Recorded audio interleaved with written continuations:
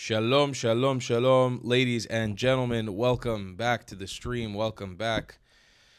It is an insane morning. My phone is blowing up literally nonstop. I'm going to have it here on the side, so sorry if I'm glancing. We are in peak excitement mode, peak ecstaticness, peak everything for this release of hostages. As of right now, it seems we have 7 hostages officially in Israeli hands. 7. And that is... Here, I'll get you guys the list right now. Let's see. Okay, officially in Israeli hands. We got Alon Ahel, Guy Gilboa Dalal, Matan Angrist, Gali Berman, Eitan Mor, Ziv Berman, and Omri Miran. All of them are officially in Israeli hands as of right now. Huge, huge, huge celebrations all over Israel. This is the last update I just got, and we actually just have a clip that surfaced right now of the mother of Matan Zangauker, who has been on the forefront, whether you like it or not, of how she's done it. She's been on the forefront. We can't judge because she's a hostage mother, and we really can't judge in that situation. But we have officially the first call between her and her son. And you could see him. חיים שלי, תודה לאל, נגמרה המלחמה, נגמרה המלחמה, אין מלחמה. אתה בא הביתה, חיים שלי, אמא, אתה בא הביתה, אין מלחמה. So she's saying the war is over, you're coming home. חיים שלי, אני אוהבת אותך, אני מחכה לך. חיים שלי.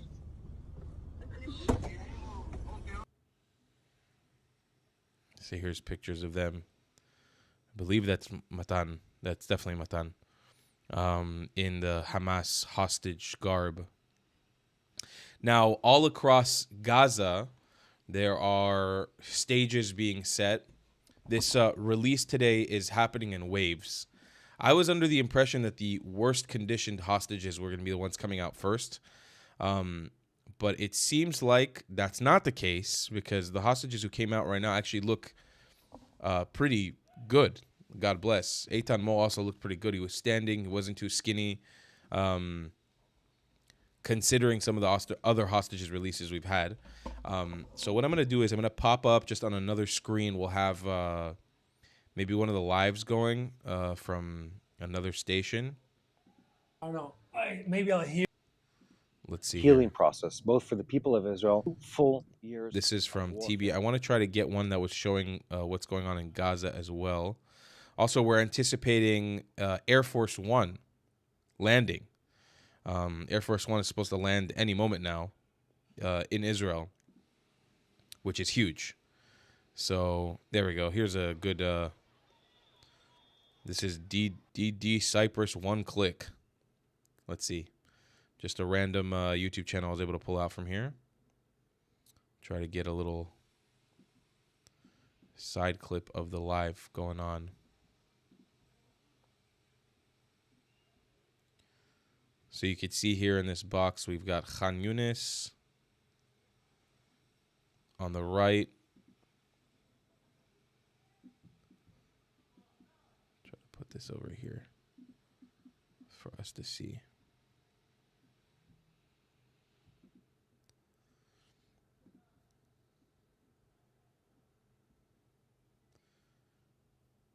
Very, very, very, very, very exciting morning, guys. Very, very exciting morning. We're getting an update from Lola here on the stream. Lola, what's up, baby? Saying Trump is officially in Israeli airspace. So I'm just I'm trying to set up. It's like there's so much going on. My phone is just like nonstop notifications. I'm trying to like focus as much as we can and give you guys updates that are trying to give you guys accurate updates. but there are Israelis and Jews celebrating all corners of the globe at the moment. All corners of the globe. I shit you not. Literally all over the planet. Whether it's, I'm getting clips from Miami, from Thailand, from all over the world at the moment, that Israelis are just out in the streets celebrating the fact that our family is officially, after 2 years, coming back home. Now, again, with all of this happening in the background, yeah? With everything that's happening in the background, there is a big uncertainty with all of this, where we're going, what's happening. This is, by the way, this is down in Re'im right now. This is on the border of where these hostages were actually kidnapped from. I'm going to try to see if I can find us a better stream. I appreciate this guy, but his face being here is kind of annoying me. They are, from what I understood, Hamas is setting up one of their retarded celebrations again for the release of these hostages. They're like, they put up some stages in some parts of Gaza. Trying to see which stream I can find here. Let's see here. Sorry, maybe I should have prepared a little bit before I went live. But it's just all happening so quickly. I didn't want to miss the opportunity to come on here with you guys. And many of you guys were messaging me, hey, let's do a live stream. So I was like, all right, let's do a live stream. We'll do the stream. I'm also trying to get a stream that they're not going to pull us down for, because these stations, sometimes they'll hit you with a copyright thing and they'll pull your stream down. Let's try this. I think if it's small enough, nobody will bother us. Oops. Nope. I want it to be smaller. Smaller. That's why, by the way, sorry if it's a little small. There's a reason why. And it's because I'm trying not to get dinged.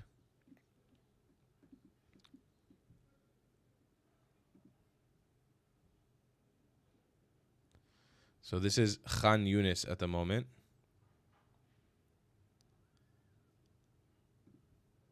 There are people shuffling all over the Gaza Strip.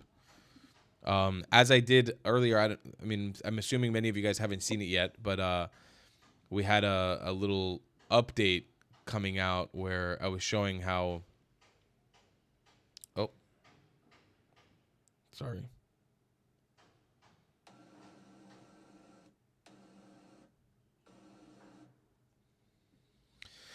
All right. I think we've got about... Sorry, I got distracted. I think we've got about 30 minutes now until Trump lands in Israel. And then we've got... we have an opportunity for Trump. Well, he's basically going to be giving a speech in the Knesset.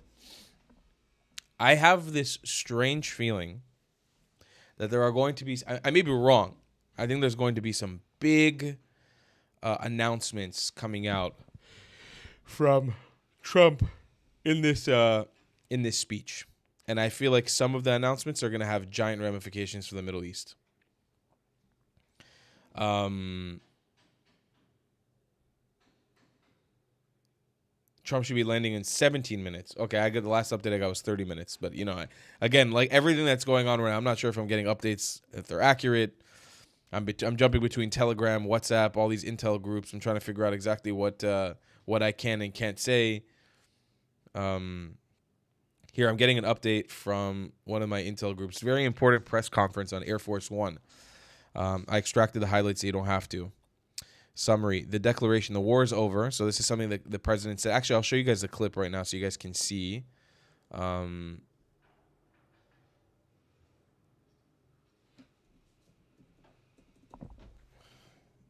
that would be great.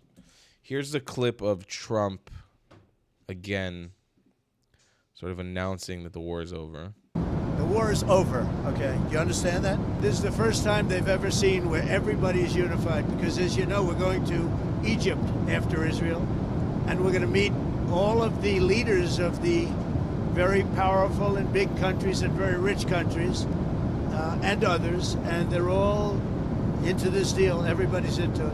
It's never happened before. So I would say this is a lot tougher.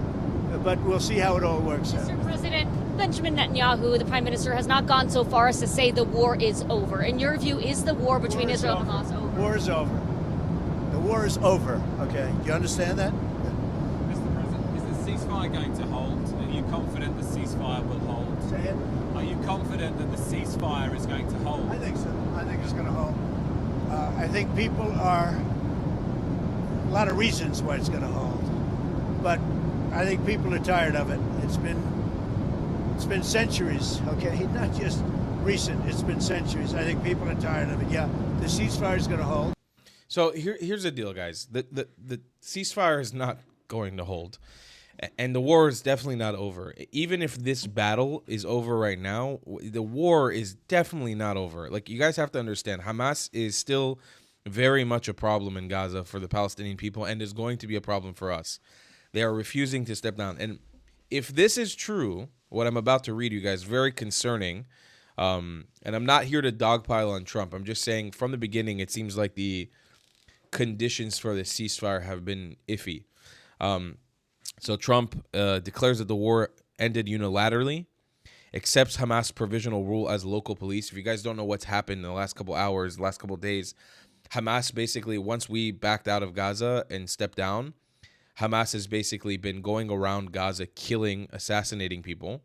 They have been assassinating...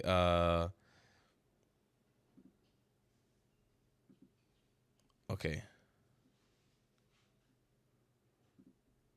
Okay, I'm gonna move screens. I'm just gonna do it like this, guys. Sorry, I'm getting updates from the team as it goes. I'm really trying not to get dinged here. Hamas has stepped in and rebranded their names as Gaza Security Police. Okay, and they've been assassinating people on the streets who they fear, or they not fear, but who they think may have collaborated with Israel. And they are starting these micro pockets of civil war all over Gaza. And that's the current situation. In addition, it says Trump envisions Gaza's economic rebirth. He replaces treaties with verbal assurances, which is shit, and credits his personal diplomacy for aligning Israel, Arab states, and former adversaries.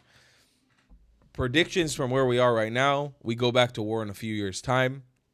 There's no way that if Hamas stays in any remote idea of power, they are not going to just grind this into the ground and make it very clear that they won the war, embolden the Gazan public to be more extremist, and we'll be in a very, very, very, very, very big issue, ladies and gentlemen. Very big issue, especially if somehow some of these treaties are done with UN, UNIFIL, UNRWA, any of these associations come in again. They have a 100% success rate of making the population extremist. So it's a very, very big problem for us. Jeremy Benson just dropped us $20 in the super chat. Thank you so much. I really appreciate it. Thank you, Jeremy, for the support to the channel. And we got CC, who dropped us 20 New Zealand dollars, a super sticker. Thank you so much to the two of you. I very much appreciate it. If you guys do, there's the chat's going way too fast for me to be able to like properly keep up. So if you do have a immediate question you want to ask, just drop it in a super chat. It'll be a lot easier for me to answer. I'm not sure if we'll take any callers from Discord for now, but I will let you guys know if we want to take more callers from Discord. Let me just come back on here as I switch through streams. I just want to make sure I'm not getting dinged by anyway. Let's see if we can find another stream here.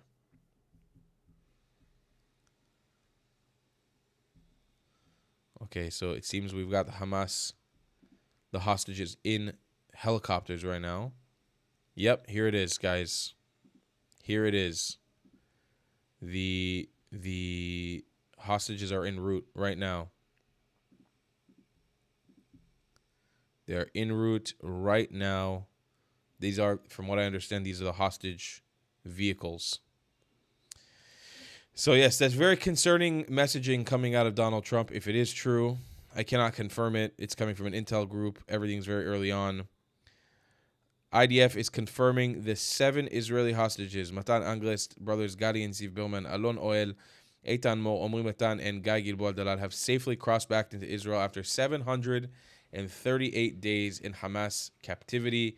The group was transferred to Israeli special forces in Gaza City by the Red Cross and escorted out of this trip under heavy security. They are now en route to an army facility near the border where they will undergo medical and psychological evaluations before reuniting. You can actually see this is the exit out of Gaza, what we're looking at right now. This is the convoy that is leading this first 7 hostages out.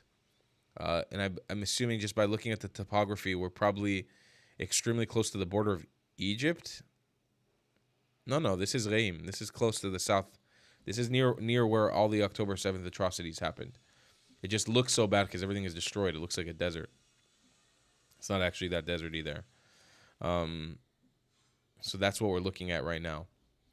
Okay, I'll take a moment. I'm seeing that some super chats are coming in, so I'll take a moment to answer your super chat questions in a second. Let me see here if I can find us another more compelling stream update.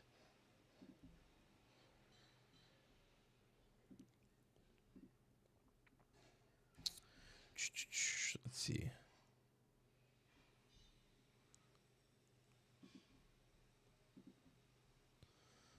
Here, let's check this out. This is Hostage Square right now.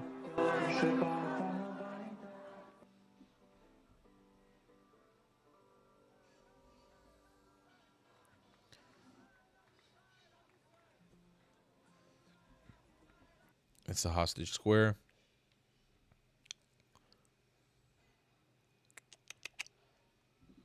This is Khan Yunis. Okay, so this is the stage. This is the stage that I was trying to find the stream and I lost it.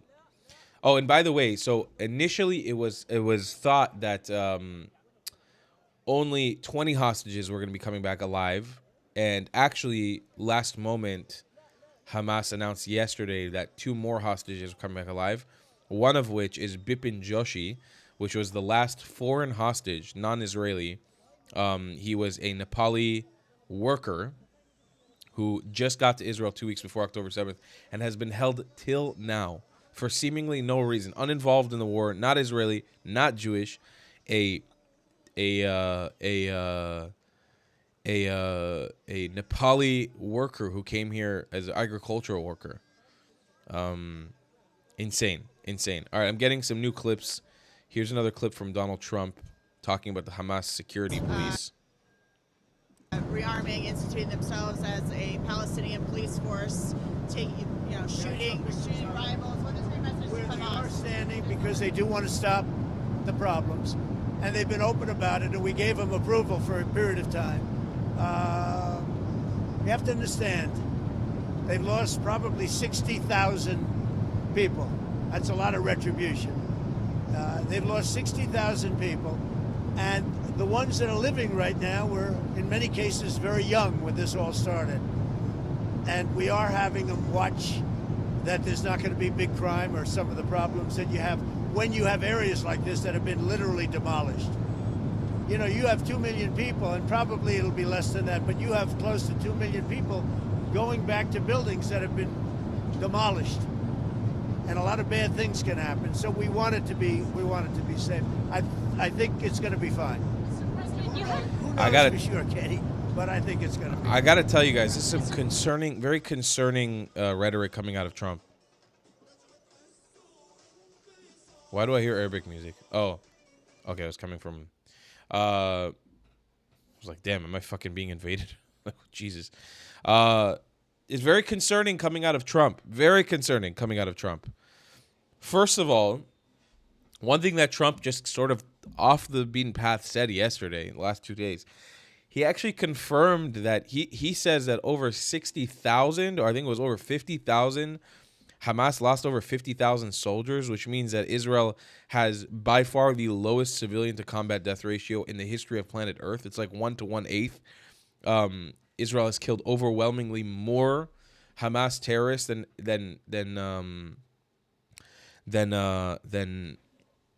they've killed civilians, according to Donald Trump. I don't know where that information is coming from, because Israel's point was always around 35,000, but Trump is now saying that we've killed around 60,000, which means that we've barely killed any fucking civilians, which is insane. But this is concerning. This is very concerning that Trump is insinuating that he gave approval for Hamas to start murdering Gazans. Very, very concerning. And that he gave approval for Hamas to continue their operations, because the idea is Hamas is supposed to be stepping down. A lot of this doesn't make any sense to me. Now, again, he has a tendency to talk a lot and then do something. He may be just keeping guessing. I don't know. There could be a lot of stuff going on right in the background. I'm just speculating. This could be well planned out, well thought out. I don't really know what to tell you guys. 100% sure. We got more clips to look at here. This is Amit Segal awaiting. Bibi Netanyahu is waiting for Trump at the airport with Ivanka and Jared Kushner, who were here the other night giving a speech. This is coming from Avi Amini.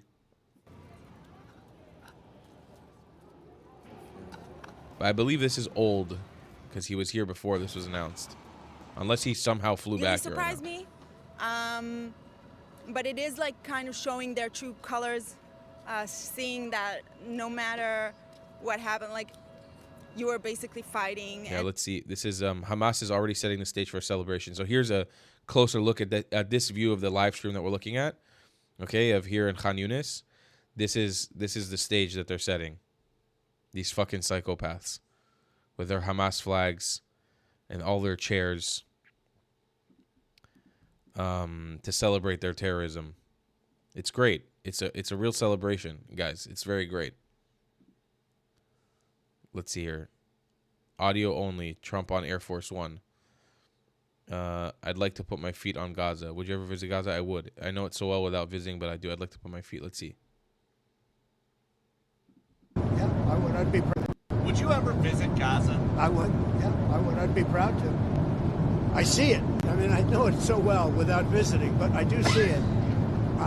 Yeah, I would actually. I'd like to do it. I'd like to put my feet on it at least.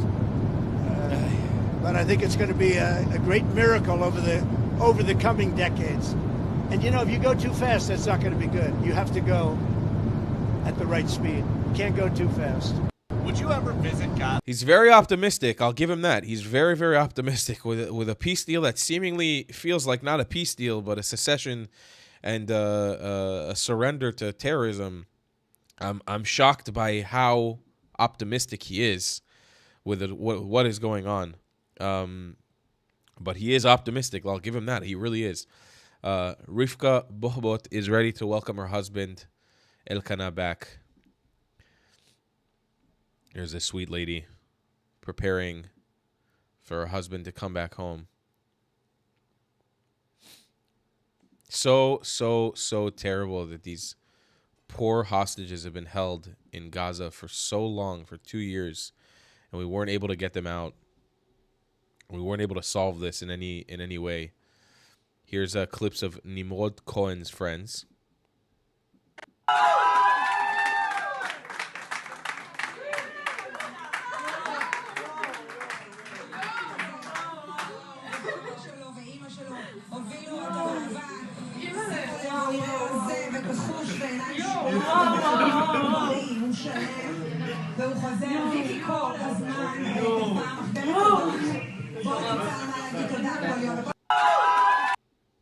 Oh, so I made a mistake earlier when I called him Matan Zanguka. This is Nimrod Cohen. My bad. I'm not familiar with everybody's face. But he's dressed in the Hamas garb. So I think in the next couple minutes we'll probably be seeing. I'm going to keep reverting back to the Hamas stream. I'm assuming in the next couple minutes we'll probably start seeing. They usually have this initial clip release of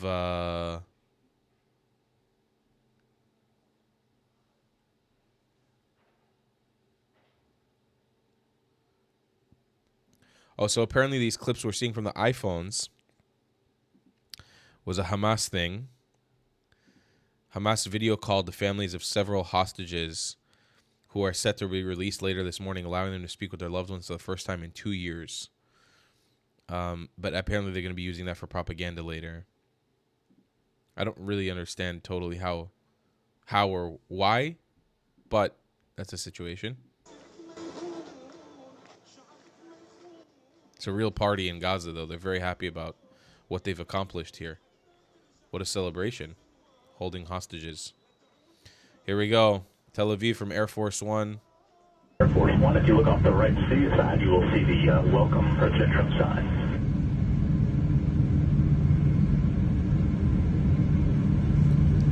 Big letters on the beach. Welcome President Trump.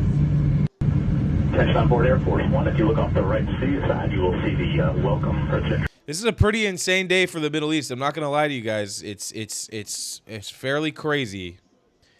And once again, my spider senses are tingling beyond belief. Some fucking weird shit is going on. This whole thing is real weird. Everything about this is just strange. It's a strange fucking deal. It's a strange fucking reality we're living in. It's all very strange. And I agree. Somebody left a comment saying they look healthy. Okay, my team took a little break from sending me updates, so I'm going to take a moment to say thank you and answer some of these super chats. If you do want to get involved in the conversation, feel free to super chat. I will try to get back to everybody because there's a lot coming in. And again, things are just flying. Updates are flying. So let's go one by one here. Daza dropped us $5. Said one of the key points of the ceasefire was that Hamas would not remain in control in Gaza. So what's the timing of them leaving Gaza? This is the part that, thank you, by the way, for the super chat. I don't have any idea what the hell is the plan with Hamas. And I guess it's not being relayed to the public at the moment, but it is very, very unclear what the timeline is for when they leave and if they leave at all. And the thing that I've been advocating for is Hamas is a part of the Gazan ideology. It's not going to go away. Not without, nothing short of a re-education camp. And they're going to be supporting Hamas in the West Bank. They're going to be supporting Hamas in Jordan. It's not going to just go away like this. So we're in a tough pickle here. I don't really know. I'll be honest with you. Tiago Arayes dropped us 15 shekel and said, Am Yisrael Chai. Thank you, brother. Appreciate you. Christopher dropped us $2. Thank you so much, Christopher. Appreciate you. Sydney Calvo dropped us a super sticker. Thank you so much, Sydney. And Christopher dropped us a super chat that says Trump is clueless as to the enemy Israel faces. I don't think he's clueless, though. That's the thing. I don't think he's clueless. I think he is aware. I think he's just a Nobel Peace Prize is important to him at the moment, and he may do everything in his power to attain that, and may even throw Israel under the bus for it a little bit. I don't know. I'm not here to make false accusations against Trump because, again, he's getting our hostages home, and I have much, much respect for that. But unclear as to what's the game plan here. Unusual AI just super chatted us back to back 59.99 euros. Oh my god, 120 euros. Thank you so much, Unusual AI. No message, just money. Thank you so much. Appreciate you so much. Thank you. That means a lot. Really, really appreciate your contribution to my work. Thank you. We also got $2 from a High Priestess Larkin, who said Amos 1/6 Bible quote. And Dick Parker dropped us $2 and said, Atheist Zionist here, Tal. I love your content. Thanks so much, Dick. Appreciate you. Thank you to everybody who dropped us super chats in this round, especially Unusual AI for that huge contribution. Thank you very much. That means a lot. I very much appreciate the financial contribution to the channel, guys. We got more clips to look at. My team is sending me over right now. Let's see. Al Jazeera broadcast exclusive footage showing resistance fighter handing over Israeli prisoners to the Red Cross in the Gaza Strip. So here we go again. Al Jazeera in cahoots with Hamas. We know this, though. This is nothing new. And we officially got our wheels down of Air Force One in Ben Gurion coming in for the landing. Ring-a-ding-ding. The king is here, ladies and gentlemen.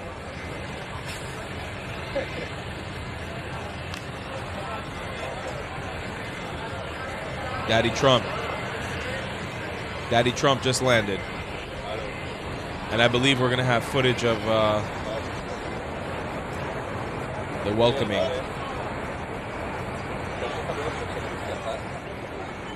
Let's see, here's another clip from Air Force One. A couple weeks ago, you were doing an interview and you talked about how you hope to end the war in Ukraine because it might help you get into heaven. How does this help? Does this help? I mean, I'm being a little cute. I don't think there's anything going to get me in heaven. Okay, I really don't. I think I'm not maybe heaven bound. I may be in heaven right now as we fly in Air Force One. I'm not sure I'm going to be able to make heaven, but I've made life a lot better for a lot of people. You had talked a couple weeks. A humble king. In some moments, he's a humble king. In others, he's not. But some moments, he is.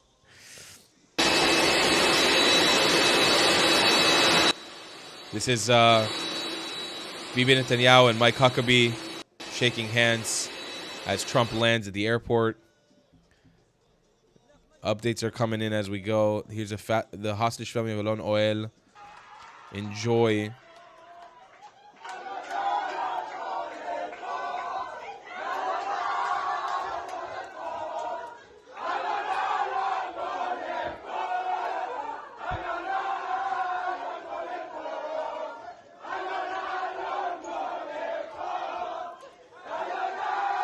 So much happiness, man. This is amazing. It really is. It really is. Matan Angris family.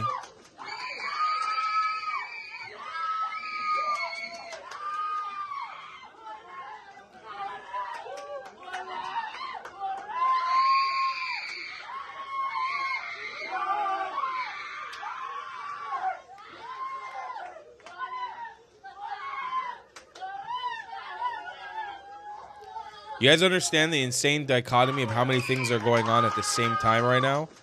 We have between Trump landing to other hostages who haven't even been released yet. It's and obviously the stage that's being set in Khan Yunis right now with Gazans crowding around it. We're really in an insane fucking place. Like, this is just crazy. This is just crazy, everything that's going on. I'm trying to see also if I may be able to get you guys some interesting guests. Sorry, it's getting a little warm in here. Take off my jacket. Trying to see if we can get a... Give me a second, guys.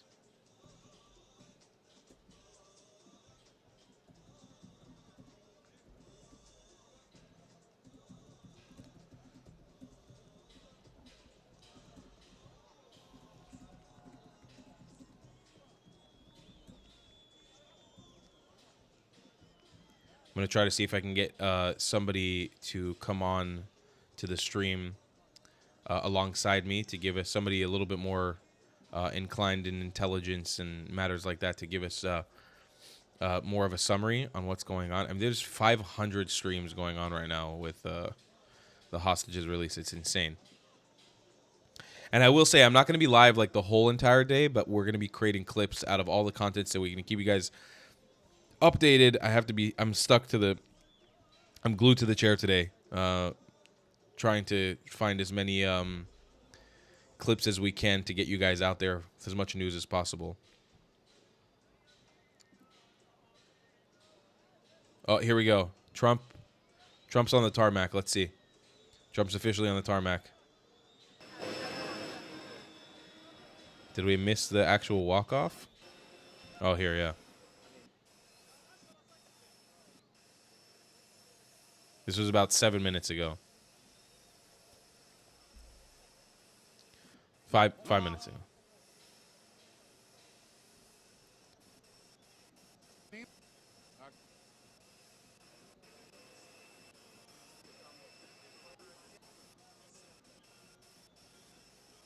No, actually, this happened right now. There he is. Ladies and gentlemen, Donald Trump is in the house. Coming off of Air Force One. This stream is where?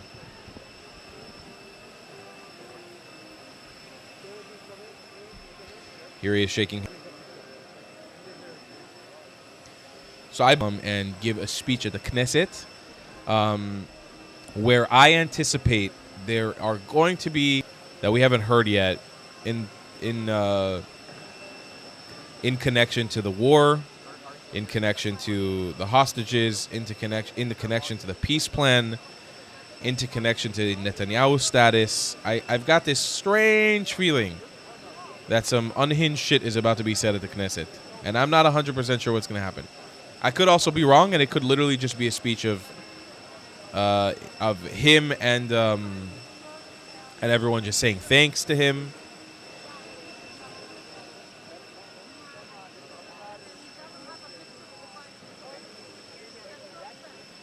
Here he is shaking hands with Mike Huckabee.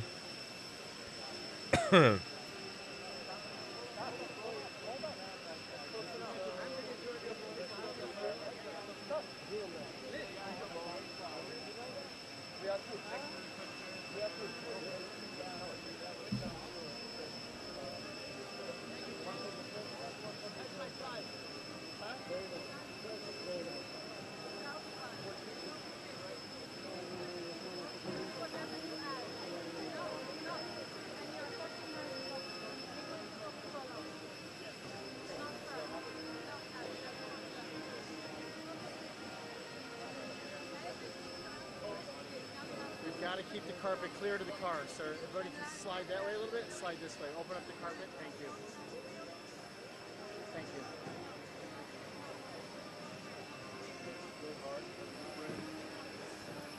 I'll take a moment here to answer some more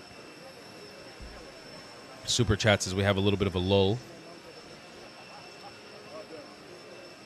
Here he is approaching Ivanka, his daughter, who has been in Israel for the last couple of days.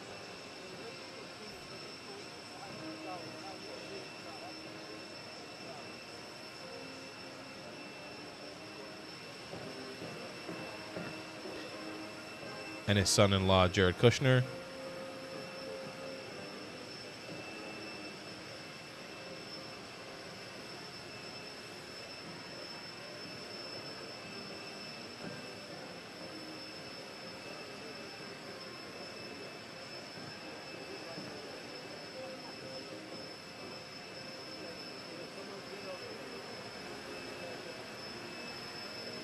I wonder actually where Melania is during all of this.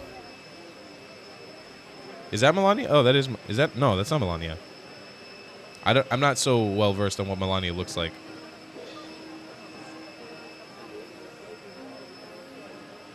Okay, let's see here. Let's pump up some of these super chats as we get ready for more that's going on. I'm telling you, I'm in like sensory overload right now. The amount of notifications that are coming in every 3 seconds, I literally, between the super chats now, my WhatsApp, my Telegram, it's just flying. Like, I can't keep up. Okay, given UNRWA's involvement October 7th in the teachings of hate, will UNRWA still be going in Gaza? Will still be in Gaza going forward? First of all, thank you for the super chat, and I think it's definitely possible.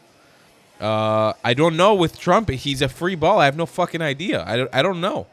I hope to God no. I hope we've learned our lesson to not let the UN anywhere near Gaza or any of the proxies of Iran next to proxies of the IRGC next to Israel. But I don't know.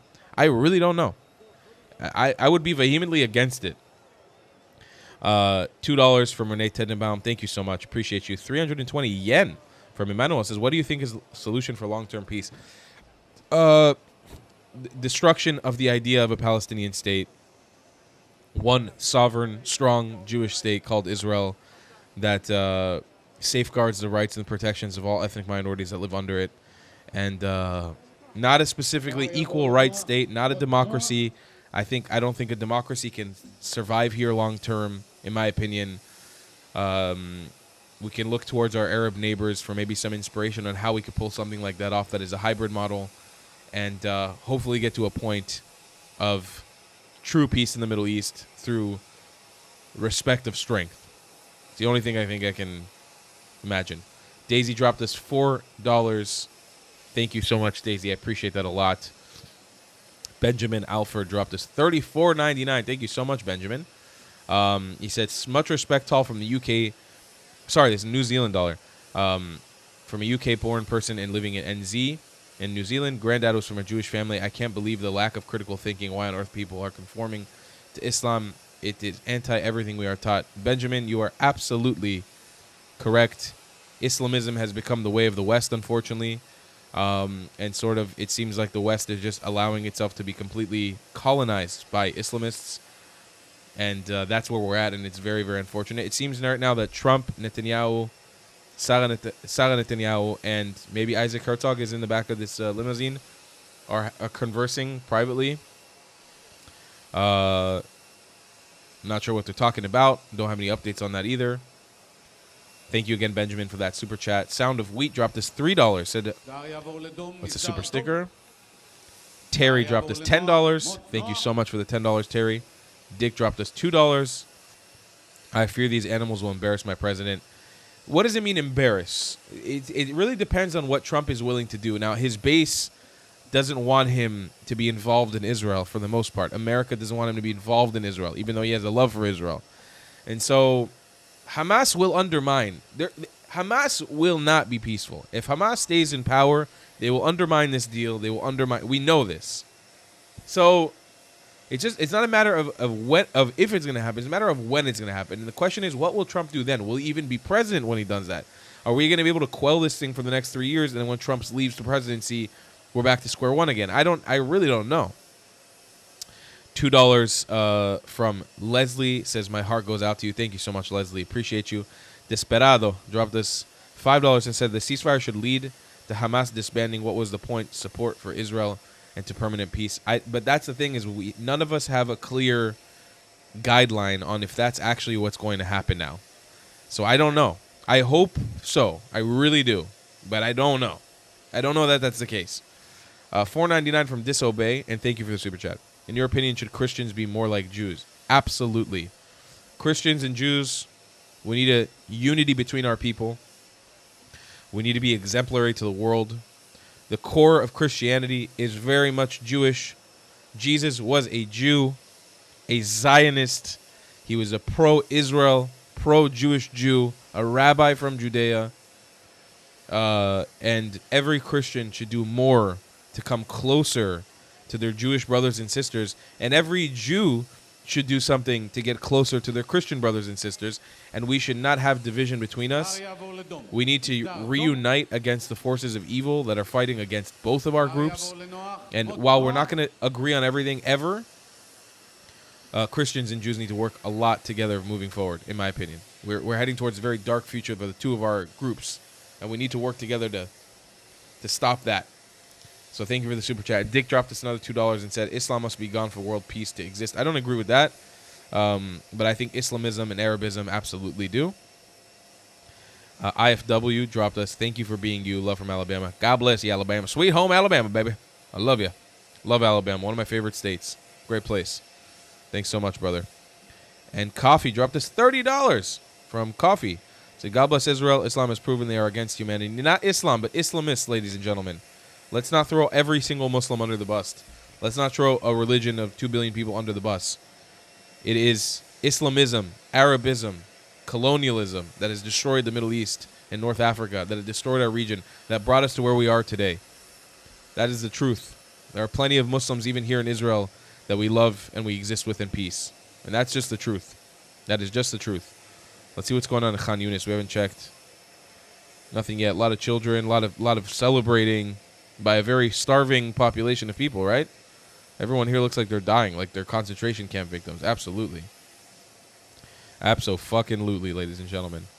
All right, we got another clip of Nimrod Cohen's mother. I'm on my way to Reim to meet my son Nimrod after more than 2 years. I'm so excited. I'm full of happiness. And it's hard to imagine how I feel this moment.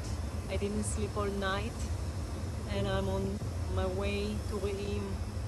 Thank you for everyone, all the people here in Israel and around the world that fight with us for this moment. I'm on my way to Reim. Beautiful, beautiful messaging.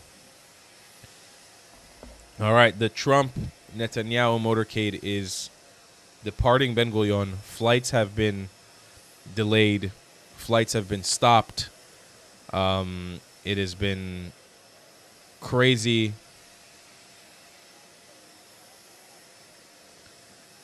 Here's a clip of one of the hostages. This is a pretty crazy picture. One of the hostages FaceTiming. Oh, here we go. Another update as of right now. Red Cross is on its way to take 13 more hostages out right now.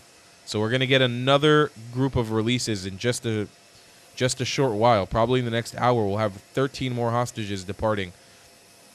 Here's the Hamas call with the hostages and the Hamas terrorists. Now remember, Eli Sharabi, the hostage who was released around a year ago,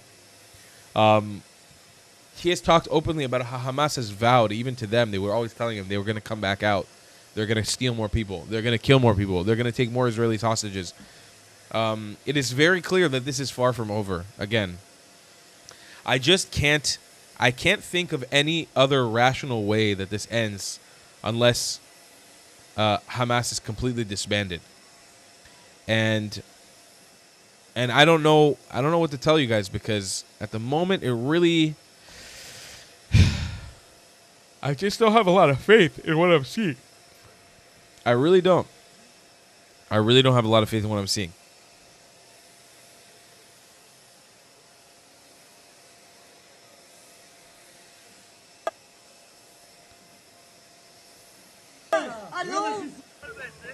Here's another clip. Elkana Bohobot, sorry, not Bukhbut.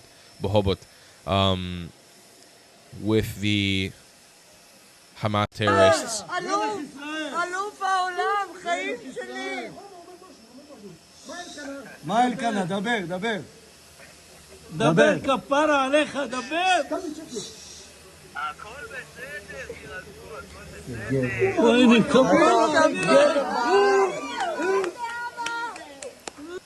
So his family's asking him, talk, say something, and he says, "Hakol beseder," which means everything's good. Obviously, not everything is good, but he does look like he's in fairly healthy and good condition, which is fantastic. Is good. We had a big fear, the last couple of days. There was this massive fear. I'm gonna turn down the volume on this because that stream just ended. We'll go back to Khan Yunis. There was this big fear the last couple of days that what Hamas was going to attempt to do what they did last time, which was force feed all these hostages that have been starving for a long time food very quickly. And obviously, as you guys know, when somebody is starving and you force feed them very quickly, you can rupture their stomach, you can cause a lot of damage to them. Look, the first 7 hostages, for everything I'm seeing right now, I haven't seen, I may be wrong, and I'm still waiting for more updates from my sources, but it seems like those first 7 hostages that came out are in fairly good condition. I haven't seen pictures of everyone. Just saying that right now. Haven't. I don't know what everybody's condition is. But, sorry, I'm just looking for updates. But it looks right now like nobody is in horrible condition from what we've seen. The question is, when will those hostages come out? The ones who are in worse condition, who have been treated very badly, who are skinny. Unfortunately, there's got to be some that are just looking for more updates, but I'm not seeing any here right now. Okay, I'll refer to reading some more super chats for now. Guys, get your super chats in if you want, especially when I have this lull in the stream and the news, and my team's not sending me anything, so I have some time to interact. I may not be able to, so if you have a burning question or something, get in now as a super chat, because the chat is... We're at almost 2,000 messages in the chat, bro. I cannot keep up. It's flying. It's flying so quick, I can't keep up with it. Okay.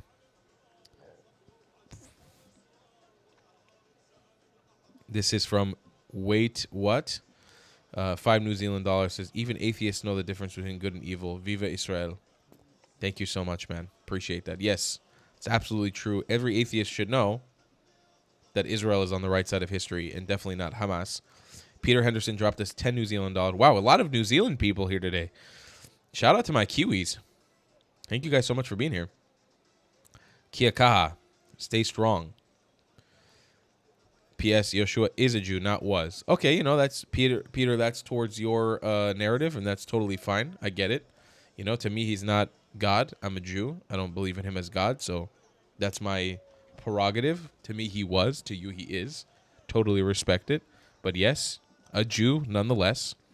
Thank you so much for the super chat, Peter. Chuck dropped us $4.99 with the U.S. flag, Israel flag. Appreciate you, Chuck. Thanks so much. And Dick Parker dropped us another $2 and says, Islam wants to conquer the world. No fucking way. Islamists want to conquer the world. And that is absolutely true. And we should reject every single second of it. Here we go. Here we go. Here we go. Here we go, ladies and gentlemen. We've got...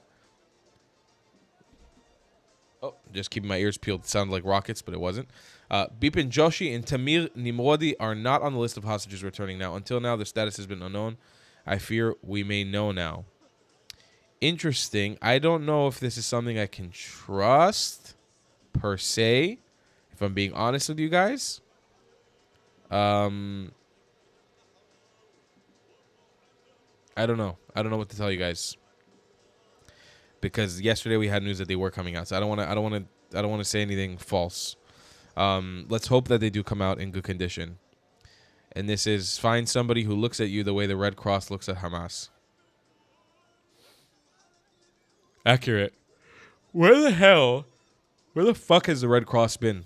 Where the fuck has the Red Cross been? Where the hell are they even stationed in Gaza? Do they just stay in Israel? What the hell is wrong with them?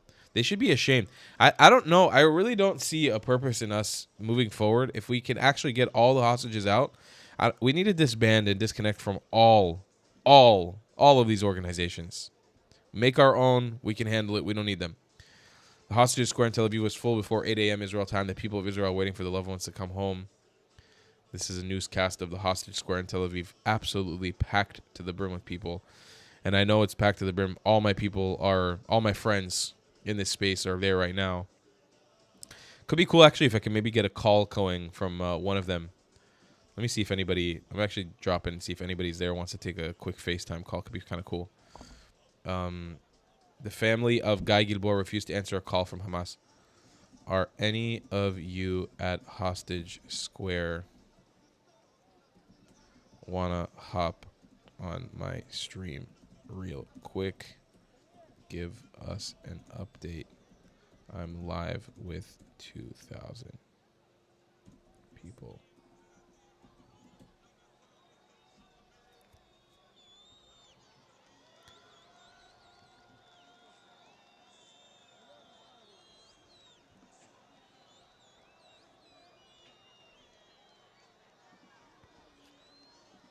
All right, here's our newest operation. You can hear the screams and yells and the celebrations of the starving Gazan people, ladies and gentlemen. I present to you the starving Gazans who were able to put on a stage. Operation Returning Home. Personnel from the IDF Manpower Directorate and IDF medical teams are accompanying Eitan Mo, Alon Ohel, Ziv Berman, Gali Berman, Guy Gilboa Dalal, Omri Miran, and Matan Angrest, who will undergo an initial medical evaluation and will reunite with their families at the initial reception point in southern Israel. IDF representatives are accompanying all family members who are waiting at the hospital and continuing to provide them with ongoing updates. The IDF is prepared to receive additional hostages who are later going to be transferred to the Red Cross later on. So, yeah, that is where we're at right now. I'm assuming that all this preparation here in Gaza is for that.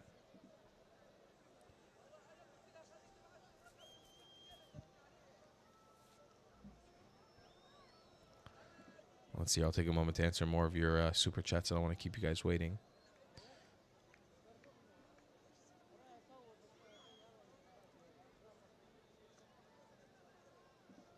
Okay, let's see here. Daza dropped $5 and said, now that the war is over, what happens to Netanyahu with the pending corruption charges? Will there be a new election as well? Yes, we're slated for... Thank you for the super chat. We are slated for a new election, I believe, in 6 months. Or maybe even... Could be 3 months, if I remember correctly. Very soon. We have elections coming up. That's with or without Bibi and his corruption charges. Now, I've got a feeling that... If I have to be honest with you, so one of the things that may have been safeguarded and I hate to say this because it seems a little gross, but I do think that maybe one of the negotiation terms with Trump potentially would be somehow to absolve the negotiation charges, and I kind of feel like that's maybe what we're going to hear at the Knesset today. I could be speaking way out of line right now, and I could be complete bullshit what I'm saying. I just have this gut feeling that one of the clauses is going to be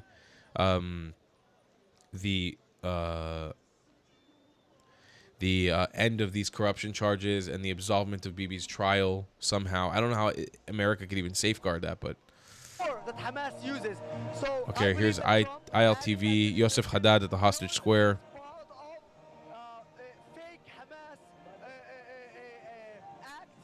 And that's why I don't believe that any of the American administration will fall for it, and I'm happy to know that.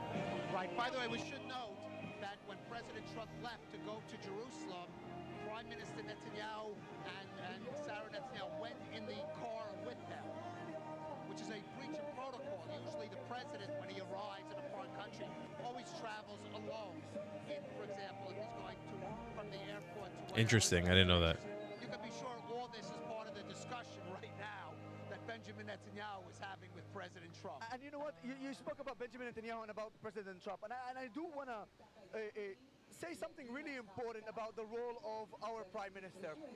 Look, I said that Netanyahu and the government, and in fact all the 120 members of Knesset are responsible for the 7th of October. And I stand by that. That's true. And just like I stand by the fact that the government is responsible for what happened on the 7th of October, the government is also responsible for what we're seeing today. And we should give that credit as well to the government and to the members of Knesset, and of course to President Trump and its administration. But I said that yesterday, and I will say it a million times. The real credit before Trump, before our government, goes to our brave soldiers. Yep. They did an absolute amazing job pressuring Hamas, destroying them, and bringing them down their knees to accept this deal.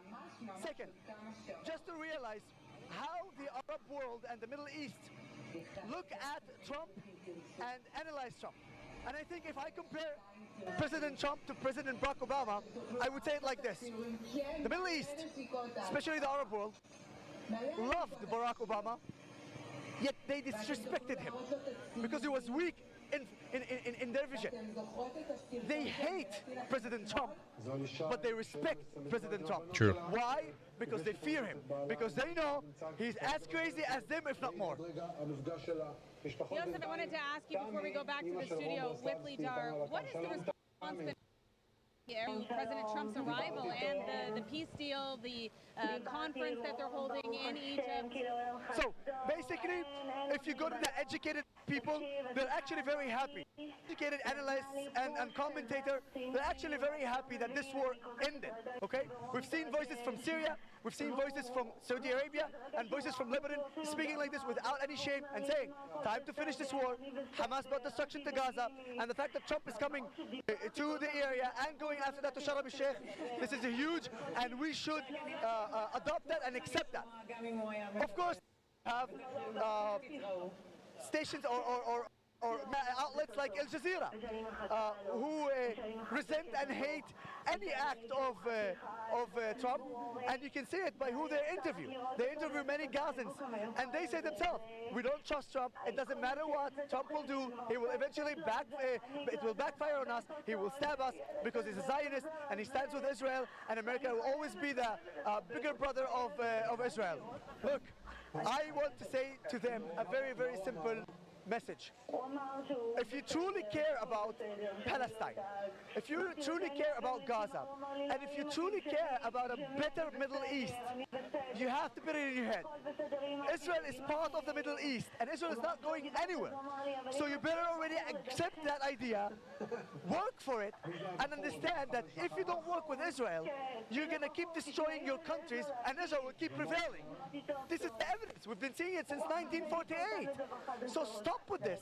Understand that you can go and move to the future. So I really hope that they will understand that. I really hope that they will do something about it. I do find some hope to extend the Abraham Accords. And if we extend the Abraham Accords, that would be amazing. I think the Arab leaders have absorbed that message. The funny thing is the supporters, many of the supporters of the Palestinians in the West have not absorbed that message. But here in the region, certainly the leaders have understood they're not going to defeat Israel on the battlefield. They may try to defeat it diplomatically, but they will not defeat it on the battlefield. And we should say, one of the things that Hamas wanted is to stop the Abraham Accords and to stop this peace agreement with Saudi Arabia. So we are saying that we're still having talks with Saudi Arabia. Of course, the Abraham Accords with UAE and Bahrain is even stronger, despite the fact that on the surface it doesn't look like. Behind the scene, I tell you, it's strong. And if you want the evidence to that, just check who flew to Israel from the 7th of October until today, 5,000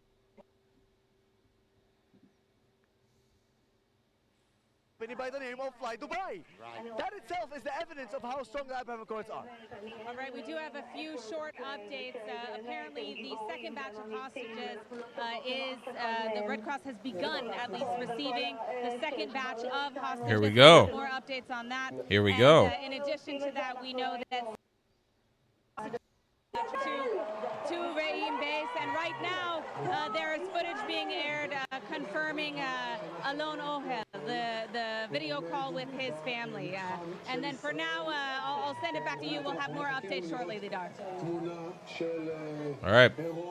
There we go. Great reporting from Emily Schrader and her partner, Yosef Haddad. Amazing, amazing stuff here. They're fantastic, the two of them. We've got more live stream footage here of Khan Yunis. I don't know. I guess we've stepped away from the stage for some reason. I'm not sure why. Why we've gone away from that stage. I'm starting to think that there's a chance. Is there a chance that I may be able to get you guys a good guest.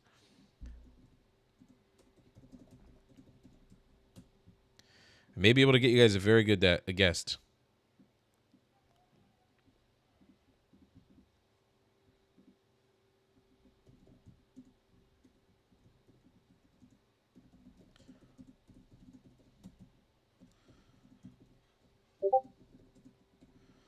Let's see here.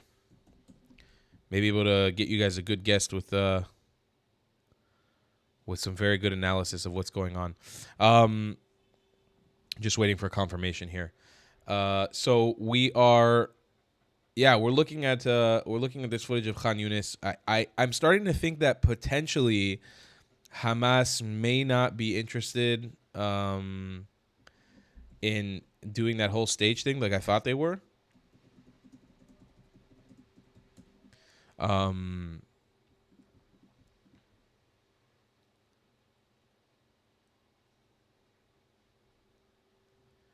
And I think, sorry, I'm just trying to read incoming messages. I'm thinking that this may be just like a Hamas presentation at the end rather than actually bring the hostages on screen. It's also theorized that may be something that was negotiated in the terms of the ceasefire. I want to explain everything, guys. Trump has said that the war is over, and people are saying that the war is over. I want everybody to really think about this. This is more of a ceasefire, and it's a questionable ceasefire at that than anything else at the moment. To say definitively that this war is over right now is a bit of a stretch, in my opinion. A little bit of a stretch. I'm not sure if we can really definitively say that the war is over. At the end of today, we're going to have a lot more clarity. That's for sure, because we're going to see what shticks Hamas is going to pull on our asses. And we're going to know exactly what... Okay, here we've got another clip from the IDF that just came out. I'm so sorry I'm not finishing my sentences. Please don't get angry with me, guys. I'm trying to focus. It's a fucking sensory overload. There's so much going on. Oh. What happened to my screen share? There we are. Let me try to pull up this clip.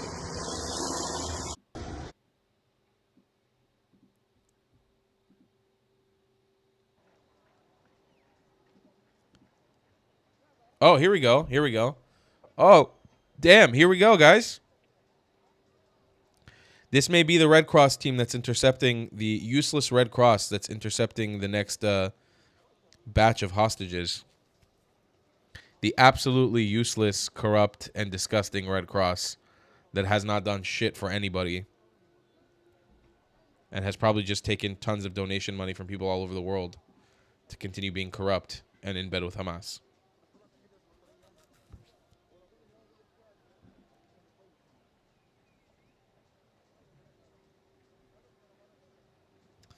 I'll read some of your super chats for now in the meantime. Megan Wickman dropped this 30 New Zealand dollar. Bro, what's up with all the Kiwis today? Holy shit, you guys are amazing. Thank you so much. I'm going to send a link to my guest real quick so we can bring him on. Let me see how I can do this efficiently while I'm in a live stream that I didn't prepare to have a guest on. I think we'll do it over Google Hangouts.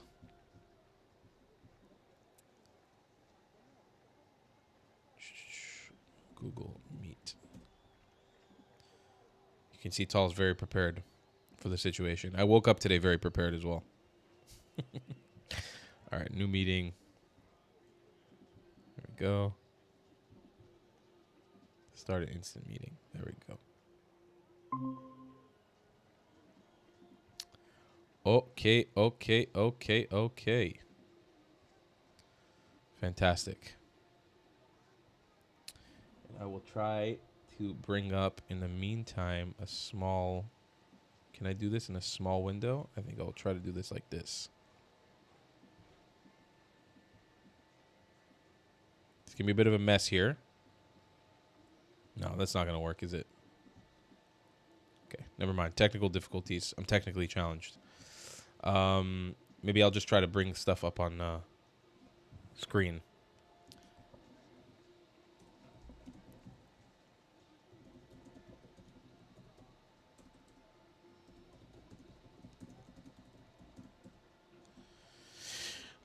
All right, ladies and gentlemen, I am excited to bring to you a guest who is an intelligence specialist from Israel. This is Admiral Amir Avivi. Shalom, Amir. Good morning. Hi, good morning. How are you doing? I'm doing fine. Very happy day today. Very exciting day today. Very, very exciting day today in the morning. Tell me a little bit about who you are for my audience so people can know who you are, where you're coming from. So I'm a brigadier general retired from the IDF. I served 30 years in the Army. I was in the Corps of Combat Engineers. I was also deputy division commander of the Gaza Strip, and I commanded the Egyptian border. After retiring, I founded a very well-known organization today in Israel called in English IDSF, Israel's Defense and Security Forum. It's a movement, a grassroots movement and think tank that deals with shaping the vision of what is needed to secure Israel for generations to come, what kind of national security we want. We are an organization that today is composed of more than 60,000 members, among them 7,000 officers, many high-ranking. We foresaw the war 2 years before, and unfortunately, although we talked about it a lot with the government and the defense establishment, they didn't listen to our threats. During the war, we really helped pushing Israel towards a decisive win, helping the government, the army, empowering the general public. And this is who we are. So Emil, I met you around a year ago, and I always remember this is the one thing that I've continued to hear from you for the last year is this idea of a decisive win in Gaza. Clearly, all of us are a little bit confused about this ceasefire deal. I'm curious, what are your takes now on this idea of a decisive win?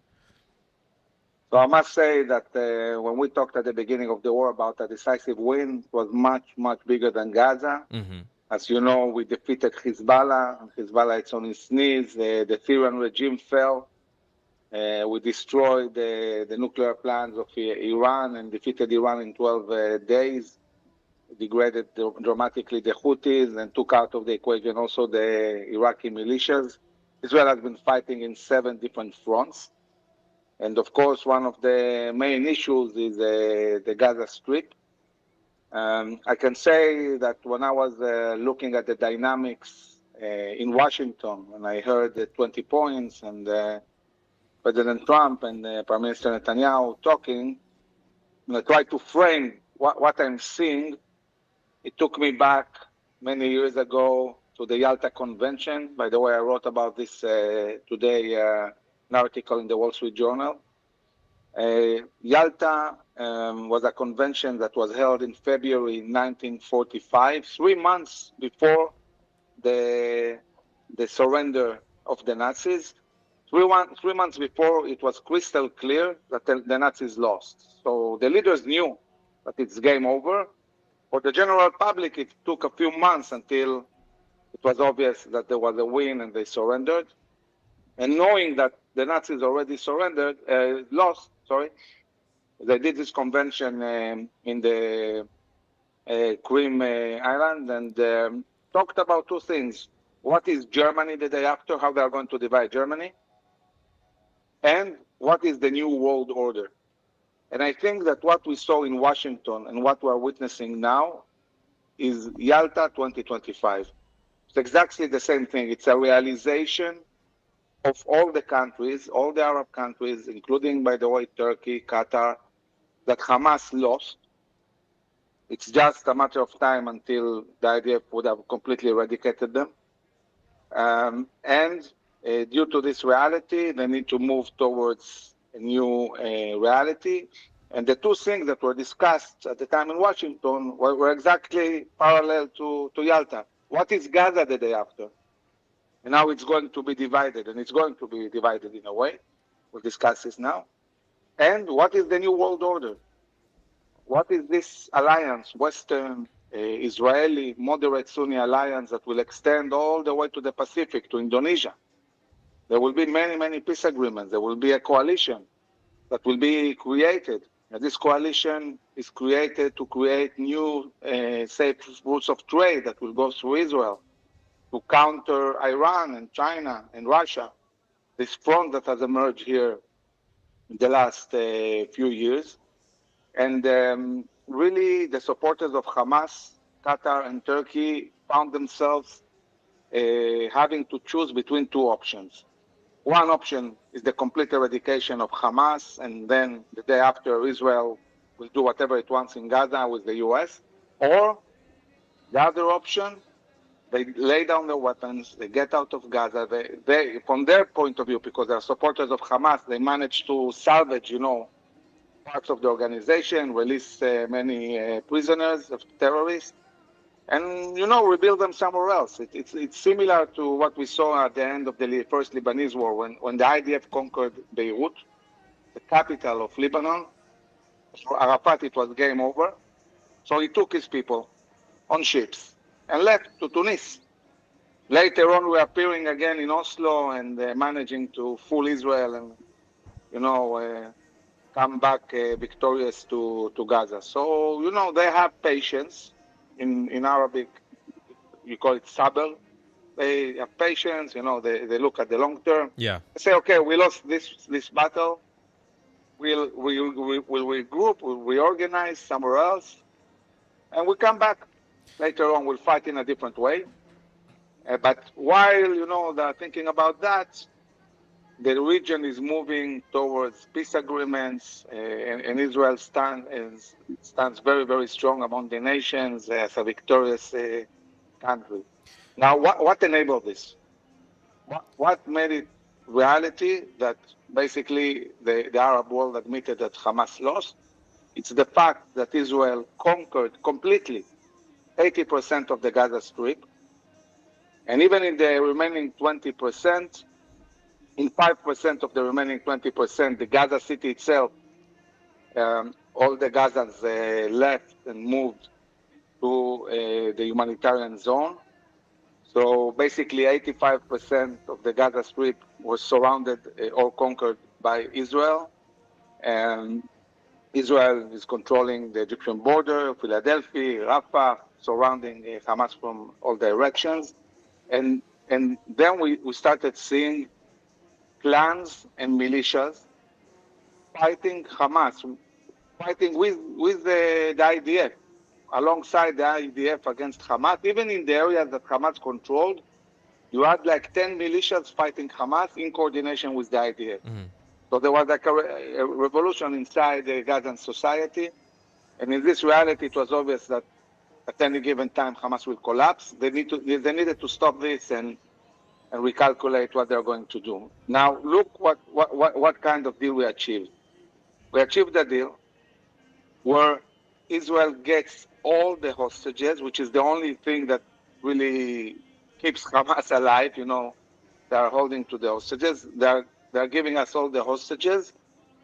And after we get all the hostages, Israel is still in 53% of the Gaza Strip, surrounding Hamas completely from all directions. Most of the Gaza Strip is still in Israeli hands.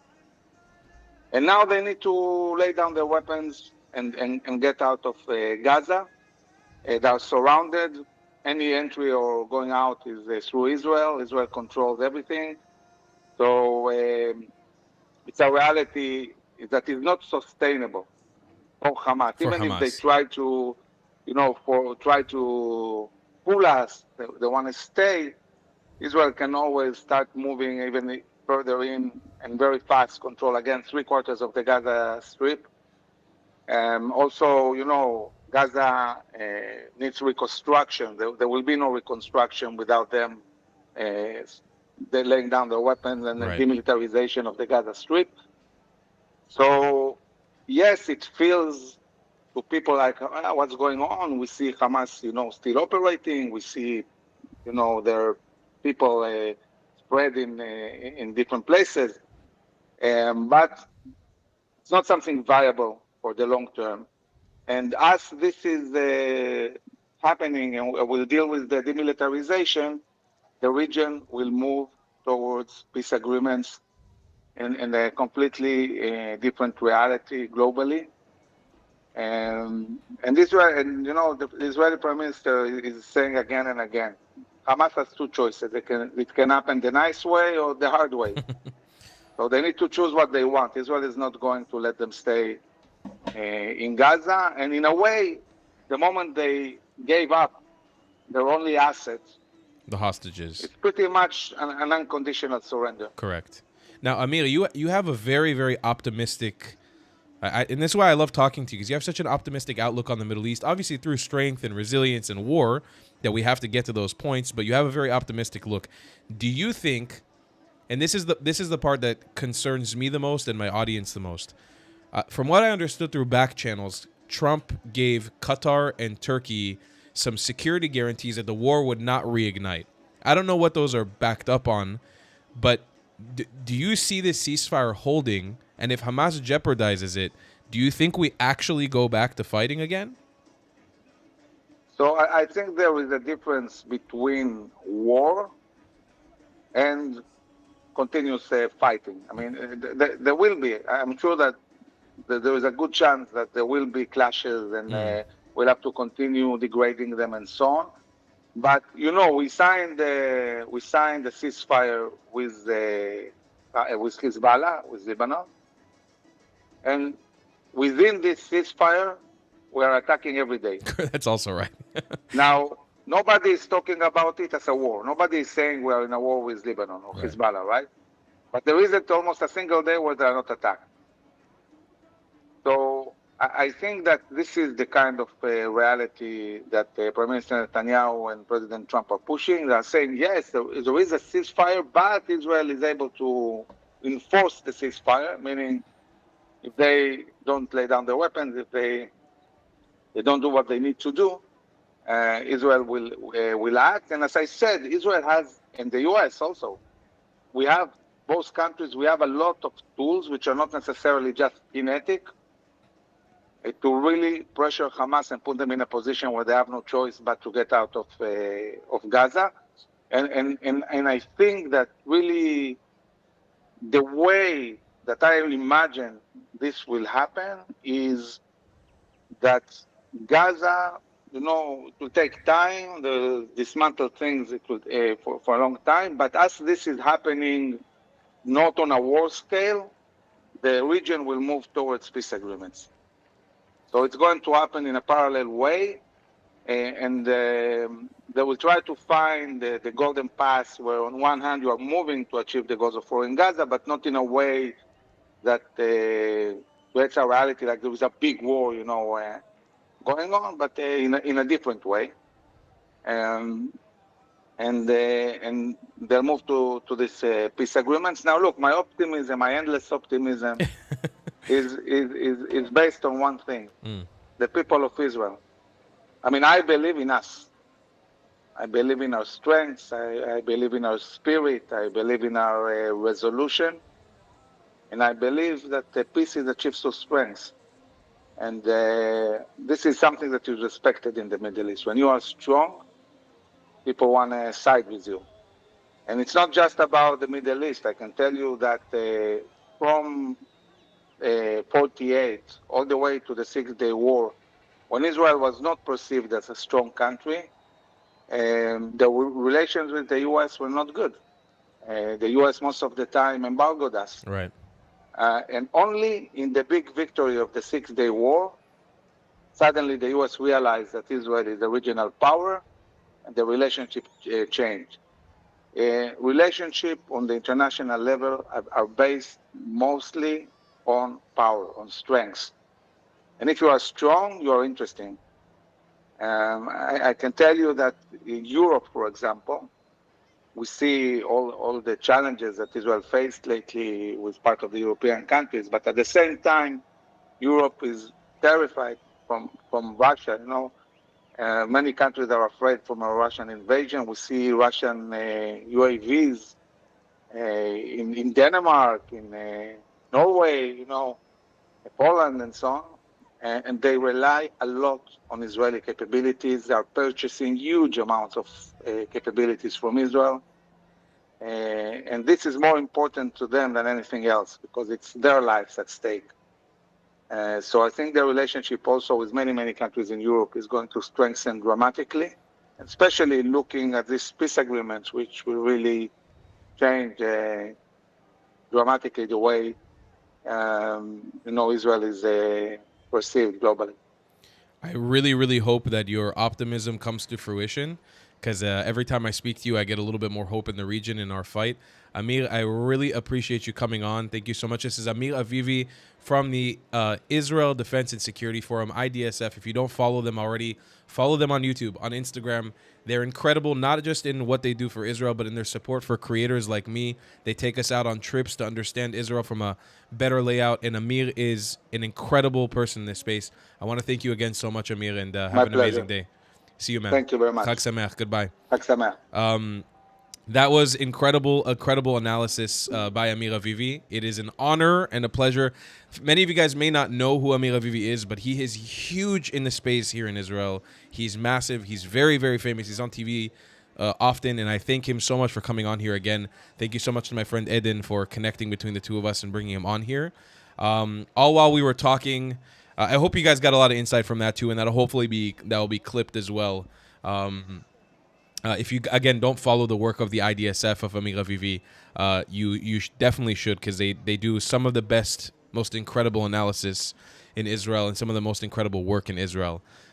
So highly, highly recommend you follow them. They've personally taken me to Hebron, to the Nova site, to intelligent spaces all across Israel, to the north, to understand the conflict better, and I'll be working with them as the future goes on even more. We're seeing more scenes here now from the Red Cross. Bigger stages are being set. I don't know what the hell is brewing in Khan Yunis right now. Haven't really been able to get a clear answer of what is going on. I'm going to actually tap into some of my sources. Anyone know what the stage in Khan Yunis is for? Are hostages gonna be paraded there? So we do have... My team has actually gone to sleep now because it's pretty late in America where they're based. So I'm on my own to get the sources. So feel free to bump me with super chats. I'm sorry, I haven't been able to keep up with all the super chats since. But feel free to bump me with super chats if there's breaking news, and I'll try to keep my eyes peeled. We're getting beautiful... Oh, my God, this is so heartwarming, guys. We're getting beautiful images right now of hostages reuniting with their families on the south of Israel. Absolutely amazing. This is Eitan Mo. Now, Eitan Mo actually one of my very, very close friends knows him personally. I don't want to give too much details away of how or who, but yes, this picture is actually very emotional because he's been a name in our household. How can I say, for the last 2 years. We've talked and hoped, and it's incredible to see him reunited with his family. And I'm sure more and more footage is going to come out. We also have Ziv and Gali Berman together again. Incredible stuff here. Incredible. So happy to see families reunited. I'm getting an update also from one of my intel groups right now.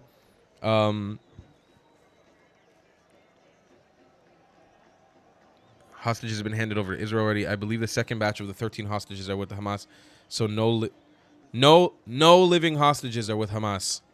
What about Bipin, Joshi?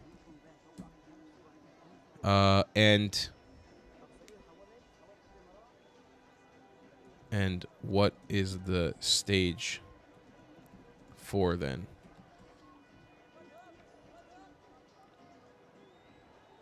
Wow, Eitan looks really good, man. This is he's skinny obviously, but he looks very good. Wow, man, this is very incredible to see. Here is Matan Angrest with the IDF and Eitan Mo again with the IDF before seeing his family. Okay, so the word on the street is that all living hostages are now in the custody of the Red Cross. The 13 others. We've got our first clip here. Oh, okay. So the stage is apparently for the prisoners, for the Palestinian terrorists. So I think that's what I was under the impression that what was negotiated in the deal was that Hamas would not be able to pull the shtick they pulled off last time. Here's the reunification of Bal Kuperstein and his family. אתה חייב לשתות קצת, נשמה, טיפה.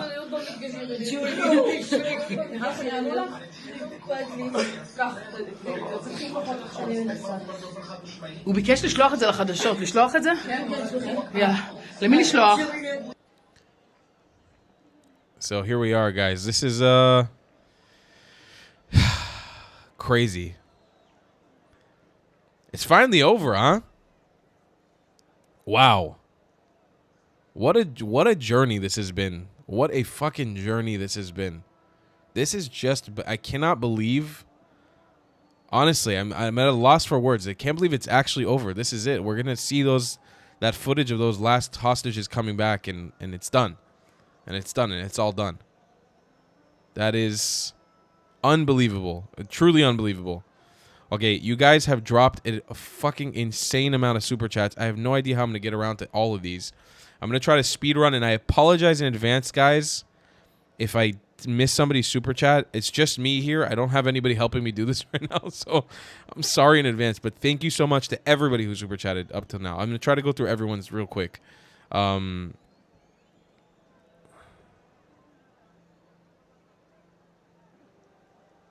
There are officially no live hostages in Hamas captivity. Unbelievable. Unbelievable. Unbelievable. That's it. It's officially over. Now, not all the bodies, and that is an important part of this as well, but the suffering of the living hostages, from everything we know, is officially over. I want 1 second, all right? I want to take a moment because it's very emotional. Everybody who's watching this, there's 2,300 people here. I want us right now, everybody, spam the chat with as many clapping emojis as you can for the IDF. I want us to go just a round of applause for the Israel Defense Force, for every single soldier from the Golani Brigade to the Givati Brigade to the Nachlawi Brigade to the Yamam to everybody who's been involved in protecting our civilians, protecting our citizens, fighting off Hamas to get to this point right now. Round of applause for the IDF, for the Israel Defense Force. If there are any soldiers watching this stream, we appreciate you. We love you. We stand with you. You are our heroes in all of this. None of this wouldn't have been possible Every single fucking soldier, the sacrifice that you guys gave to us is something that none of us will ever forget. Ever. You guys are the best of us. You're the most incredible people in our country. The sacrifice that you have given, it's all because of the soldiers. It has been an honor. It has been the biggest honor of my career to be able to have donated money, to have raised money for you guys, to give you guys gear, to support you guys, to fight on your behalf in the digital sphere. It has been the biggest honor, and it will only ever come up to 1% of what you guys did for us in the last 2 years. And I hope that every soldier that has been fighting in Gaza, it can end their miluim, return their uniform and say, all right, now we get to rest. This battle is over. The war is not over. We're going back to fight. That's never going to end. But this battle, for everybody who fought this battle, my utmost respect for every single fucking IDF soldier. You guys are the best of us. The best of us. We love you, IDF. We absolutely love you, IDF. You are the best of us. You are our heroes. Our heroes. 100% undebatable. You are the heroes of this entire fucking war. You are the heroes of this. We love you, IDF. You guys are making me so proud of you as an audience, too, to see the amount of clapping that's in the chat. Spam it, guys. Spam it. We love you, IDF. We love you, IDF. We love you, IDF. Number one people in our society. The sacrifice that these soldiers gave for this moment, the sacrifice that our soldiers gave for this moment to see all these soldiers released. And again, I saw somebody in the chat saying it's not over. And you're right, it's not over. It isn't over. But the suffering of our live hostages, the 20 that needed to come back home now, that were left alive, that suffering is done. That suffering is over. The suffering under Hamas. We've got a long road to rebuild, but that suffering is over, and we can actually start focusing on that now. We love the IDF on this channel. We stand the IDF. We stand with the IDF. We stand side by side with the IDF in complete and utter solidarity. Complete and utter solidarity. Complete and utter solidarity. Every moment of every day. We are on the traveling cloud. We are the IDF. And we love the IDF. And we stand with them. Every fucking soldier. I can't repeat it enough. We love you. I'll even say it in Hebrew in case any of my... I know sometimes there are some soldiers who watch this. באמת, באמת, באמת. From the bottom of my heart, לכל חייל ששירת בצבא בשנתיים האלה, במילואים, בסדיר, איפה שזה לא יהיה. Oh, I don't know why this live stream ended. Okay. כל מה שנתתם בשביל המדינה, כל מה שנתתם בשבילנו, לשמור עלינו, להילחם בשמנו, להילחם עבורנו. אתם הגיבורים הכי גדולים, אפילו הייתי אומר, יש מצב שאתם הגיבורים הכי גיבורים שיש בהיסטוריה של מדינת ישראל. זאת הייתה מלחמה לא נורמלית, ועם הכמות שנאה שנבנתה למען צה"ל ולמען החיילים שלנו, זה פשוט לא, זה לא מובן מאליו. לכל חייל, לכל מילואימניק שהמשיך לשרת, יש לי חברים שהיו במילואים 300 יום, 400 יום, בלי סוף, שהיו בכל קצוות הארץ, בכל border, בלבנון, בסוריה, בעזה, בדברים אחרים שאי אפשר בכלל לדבר, דברים יותר עמוקים שקרו. אתם הגיבורים הכי גדולים. אתם חלק מהסיפור המשמעותי של ההישרדות של מדינת ישראל. לא רק ההישרדות, אבל הניצחון המוחלט של מדינת ישראל בפנים של כל האויבים שלנו, שרוצים רק לראות אותנו נופלים. אין לי מילים. אין לי הגאווה שיש לי בצה"ל היום, שאני רואה את ה-20 חטופים חוזרים בחיים, זה באמת גאווה שאין לזה מילים. I have no words for the amount of pride that I have in my army, that amount of pride I have in my soldiers, in my soldiers that protect my life and my family's life. I love you guys. I stand with you. I'm here for you. My platform is your platform, and that's it. I just have the utmost love and respect for the IDF soldiers who fought here. And I know this is not an easy day for the IDF soldiers too. I know this is not an easy day. Not an easy day at all. for how much they've sacrificed, how much they've given up to see it end like this. This is not an easy day. This is not an easy day. But I love you guys and I respect you so, so much. All right. My little speech over. This is now a shot from Hostage Square. We're getting ready for more celebrations. I don't know why that Hamas stream ended. That was very weird. These are the Shirotei Batei Soar. These are the Palestinian terrorists that are being released back into Gaza.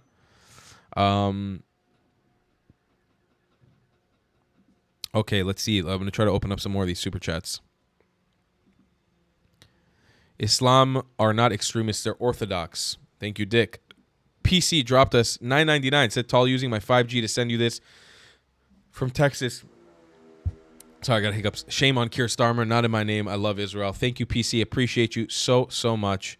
Coffee dropped us. I stand corrected, Tall Islamist. Thank you. Appreciate you for correcting yourself. And again, I'm sorry, guys. I can't be as I'm trying to go through these quickly. Thought about Israel exclusion from Peace Summit. I heard about it. Does it really matter? I don't know. Maybe it's necessary. I'm trusting. I'm having faith. After speaking to Amir Avivi, I have a little bit more faith and optimism on the situation. Maybe things are going as they should be. Maybe we will have more power to do what needs to be done in this region after this. Who knows? Chloe, thanks for keeping us all updated. Thanks for watching, Chloe. Thanks for the super chat. I appreciate you. Grumpy Cat, Granny, Chazak, stay strong, Tall. Thank you. Appreciate you so much for the $19.99. Thank you. What the hell dropped us? Go buy yourself some fish and chips. Oh, honestly, bro, I would fucking love some fish and chips today. Damn. And I unfortunately don't have a good place to get fish and chips in Israel. There's not really any good fish. There's no good chippies. Dr. Gold dropped us $1.99. Thank you so much. Kidon Iran said, leftists worldwide, especially the ones in Israel, Trump and Bibi brought them home together. No other Israeli leader in this relationship, no other world leader would have taken the chance. I agree. I agree with that. With as much Bibi fatigue as I have, today is a day where we should actually show respect to Bibi Netanyahu for getting this done. Abby dropped us $4.99. Thank you so much. Dick Parker, another $5. Gaza needs what America needs. Clean out the education system. It has been corrupted by the comms. New teachers. I agree 100%, but it needs to be hands-on. It's not going to happen if we leave them to the devices. But I agree. Rachel Gunther, Mama Rach. I don't know if she's still here because this was a while ago, but Mama Rach, we love you, Mama Rach. ¿Cómo está, Mama Rach? Hey, kiddo, Mama Rach here. So happy for you. God bless our President Trump. Thanks for the live stream. God bless Trump. God bless Trump. Mama Rach is one of the most supportive people of Trump I know in my life. Thank you so much. $2 from Timothy. Thank you, Timothy. $2 from Rhonda. Thank you. $19.99 from Grumpy Cat. Respected General Avivi. Absolute nothing but utmost respect for General Amir Avivi. SK dropped. What is needed? Something akin to denazification that took place in Japan. Absolutely agree with this. The Palestinian population right now is rife with Nazism. We need to denazify them. I agree. Naomi says, I'm deeply sad for Eviatar. Hamas keep him to torture us. They know we will concern and sad for him. What an evil. It's horrible. Thank you, Naomi. God bless USA dropped us 10. This is a great day for all of us. God bless President Trump. Charlie Kirk would have been so proud now. Too bad he isn't here to applaud this. God bless America and its allies. God bless our president. Honestly, it's terrible to imagine. Charlie Kirk probably would have been ecstatic at this situation. He probably would have been happy to assist Israel in its fight after, and it's very sad that Charlie Kirk is not here anymore. It really is. Dick Parker says, YouTube sucks, can't keep the truth. Hey, YouTube's been pretty good to me. I'm not going to lie. Baby Lemon, that's a super sticker. Thank you. This shoe tell... Wow, guys, so many super chats. My God, guys, thank you so much. I really appreciate it. There's another super sticker. God bless the USA. Absolutely. This Texan says that goes double for me. Absolutely, Dick. Let's get you to debate Gaines. I'm down. He pussied out. He's running away from me. My tweet on him got just as many likes. He just won't. He's running away. He can't handle a debate with me. He's going to get his ass whooped. Super chat. Cheers from Australia. Thank you so much. Thank you so much. And Christina dropped a super sticker. $20. Wow. Thank you. God, thank you guys so much. You've been so generous today with the super chats and super stickers. Really, really, really appreciate you guys. Okay, let me see. I'm going to try to tap in. If there's no more crucial updates, what I may do is head over to my Discord for an after show. And then I'll compile some videos for you guys throughout the day We'll wait for my team to wake up. So the other 13 are with the Red Cross. I think that's all the news I have right now. Okay, I really think that's all I got for you guys right now. I'm going to try to see if I can find any more streams from what's going on in Gaza. Let me try to see if I can find anything because I'm just seeing stuff from the hostage square. Oh, I think this is the Knesset right now. I think we're seeing footage from the Knesset.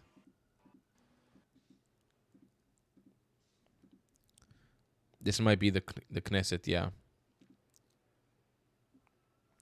I think it'd be worth hanging around here for a little bit longer. Let's see if anything interesting happens. Maybe we'll be able to catch the speech that Trump gives live. Of his personality and his personal popularity in the United States and especially in Israel I-24. and among leaders in the region to bring all. Yeah. We're waiting for the. Okay, let's lounge around here a little bit more. Let's wait. Let's wait for. We'll wait here for the for Trump and Bibi to reunify in the motorcade.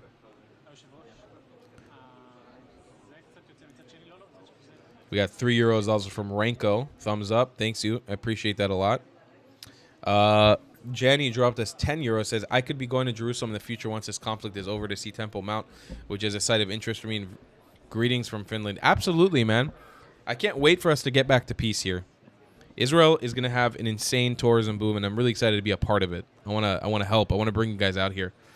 Thank you, Tal, for being an inspiration for people like myself who fight the Jew haters every day online. Thank you, CJ. Appreciate it.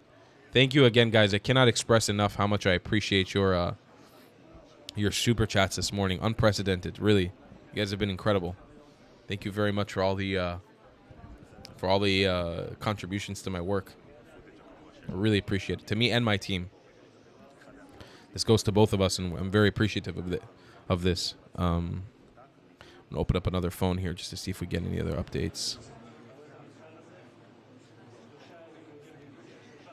So, again, we're waiting right now for Trump to walk through the doors of the Knesset, and I believe a speech is going to be happening immediately. He's really not here for a long time, too. Oh, here it is. Here it is, guys. Donald Trump. Was that Ivanka behind him? Here he is. Donald Trump is walking through the doors of the Knesset right now. Mr. President, Amir Ohana, Speaker of the Knesset, my partner Alon. Welcome to Jerusalem. Welcome to the Knesset. We've been longing for this day. Great honor. Thank you. It's our honor and pleasure. Thank you very much. You guys know each other. We know each other.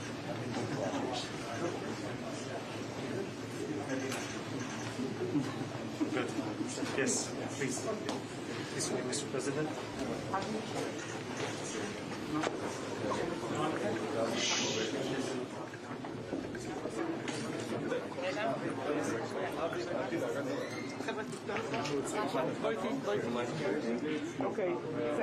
Oh.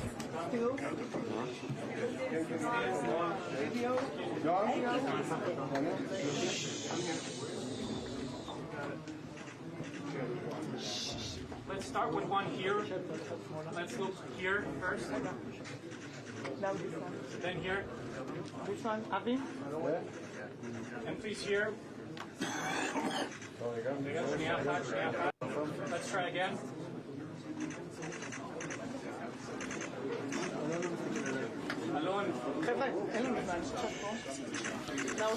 Trump's really on some other shit. He's like, I'm coming to save the world, and I'm fucking off. I gotta go. I got other shit to do. You guys think he's gonna try to end the war in Ukraine after this? I mean, he bought him some time in the Middle East for sure. I mean, we might have some quiet for a little while. It's not over.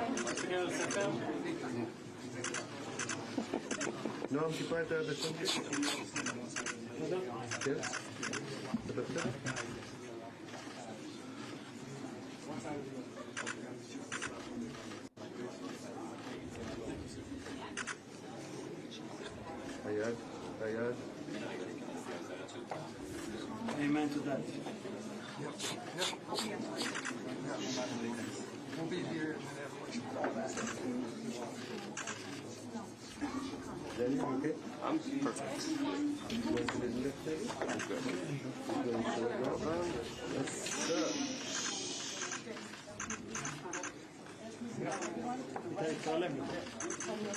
Amen to that, Mr. President. Thank you. Don't call it. Don't call it. Come on.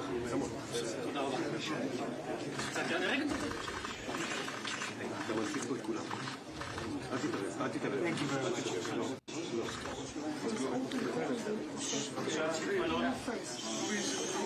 Move this way. I have a line in front of me. Thank you. Sorry. You're all good.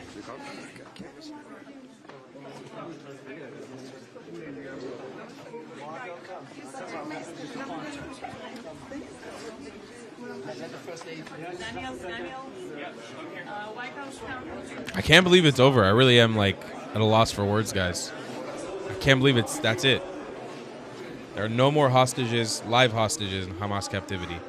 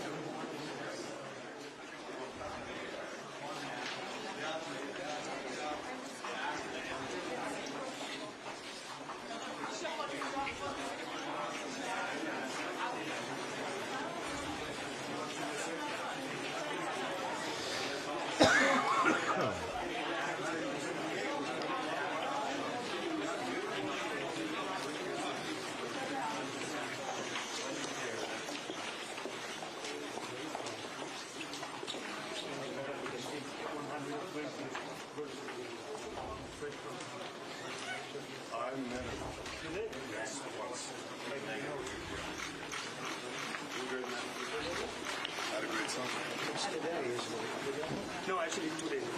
2 days ago. 11th of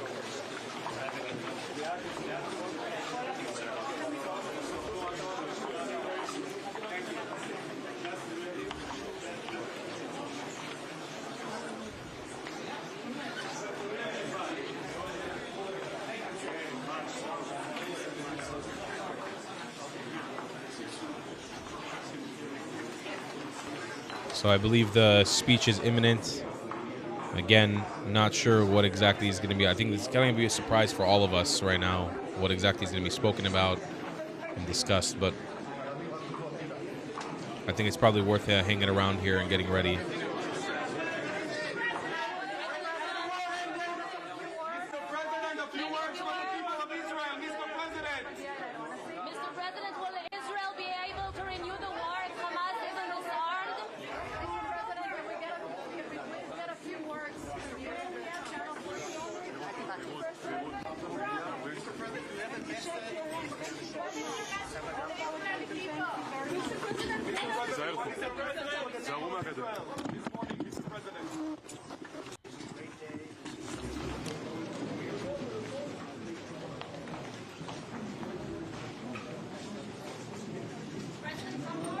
He's completely mobbed right now. We can't hear him.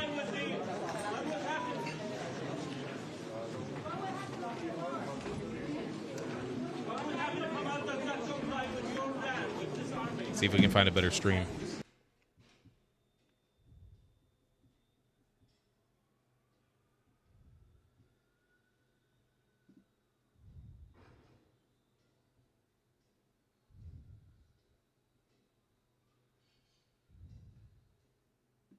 Will be transferred to other medical.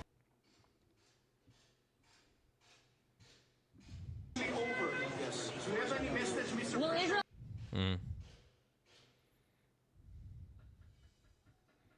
What, is there one camera being shared by all these journalists? What the fuck?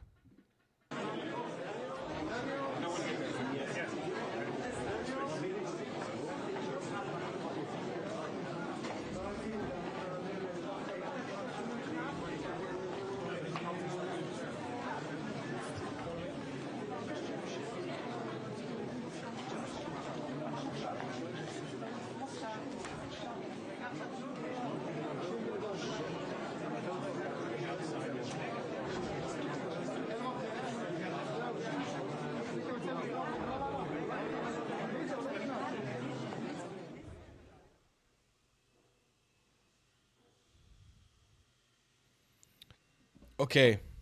Broadcast will resume in a few minutes. I think we should let's lounge around, and then I think what I can do is I could probably put up a highlights video for you guys a little bit later of the speech for those who don't have the patience to watch all of it. Because somebody was saying here it's going to be long. I don't know if it actually will be long. So we'll maybe I'll just answer some more super chats for now, and we can kind of see. I'll keep an eye out on when the speech is renewed.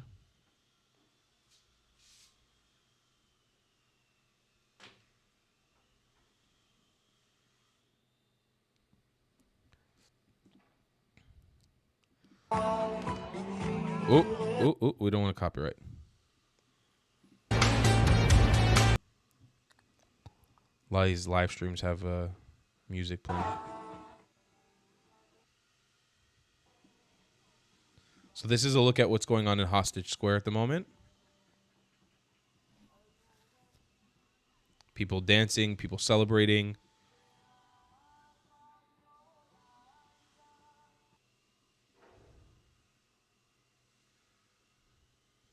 Israel says Hamas hands over hostages, Red Cross.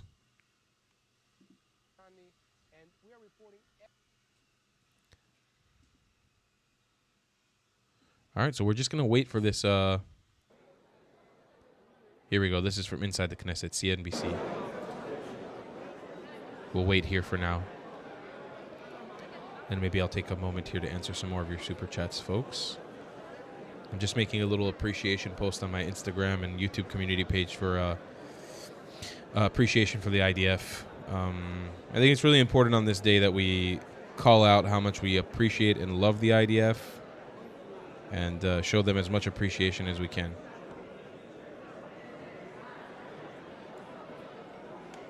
And tell them thank you for everything they did during this war.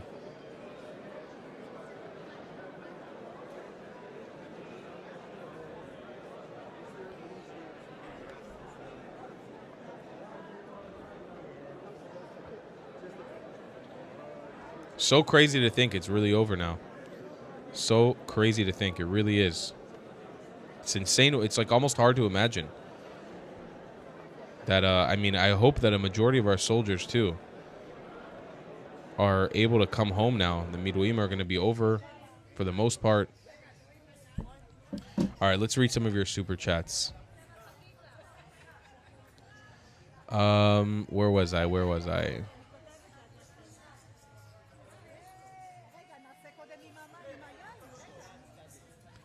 So from Dick, you're a man amongst men. Much respect. Appreciate you, Dick. Thank you so much. Thanks for all the super chats today. Let my people know. $2.99. Avi Amini belongs to Aussie. You can't have him. Yeah, but he's Israeli. Don't forget. Here's the hostage family celebrating. Joanne Moses, 20 New Zealand dollars, says hippo character. Oh, it's a super sticker. Thank you so much. Joanne, appreciate you. God bless the capital P President Trump. God bless him. Indeed, God bless him. I am Lonnie with a super sticker. Thank you. Another super chat from Gorilla Pimping. Aaron Sully dropped us $50. Wow. Thank you so much, Aaron. Appreciate you. Thank you very much. Junior dropped us $4.99. The best Muslims are those who are bad at practicers of Islam. Stop defending Islam. You're like a chicken defending KFC when you ignore what the Quran says. No, I don't agree. I disagree with you, and I refuse to go into Muslim bashing. There are plenty of horrible Muslims around the world. I would even say a majority of them act really disgustingly. But I refuse to condemn all of them because I have many Muslim friends who are fantastic people, and many Muslim communities I've traveled with around the world who are fantastic. So I refuse to be a bigot. But I will always call out Islamism, Pan-Arabism, radical Islamic colonization of the world. And that's what you need to do. You're not going to make any friends by calling all Muslims terrible. What is the background noise in your stream? It may be construction work. I live in a construction site. Fucking dying to move already. I fear him walking around in Israel. I fear him walking around in America, but no Israel. Are you talking about Avi Yamini? I'm not sure. Thank you again, guys, for all the super chats. I'm wondering if it's even worth waiting. I don't know how long. Ooh. One India News. I don't know if this is live. This could be just footage. Trying to see again if we can find a more normal stream. Seems to be the only thing coming out of the Knesset right now. It's just this. Just waiting. Just waiting. Okay, while we wait, maybe it would be worth bringing on a caller or two from Discord.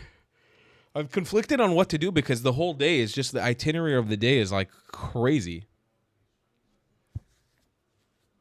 Let's see. I'm trying to get more updates from my Intel groups here.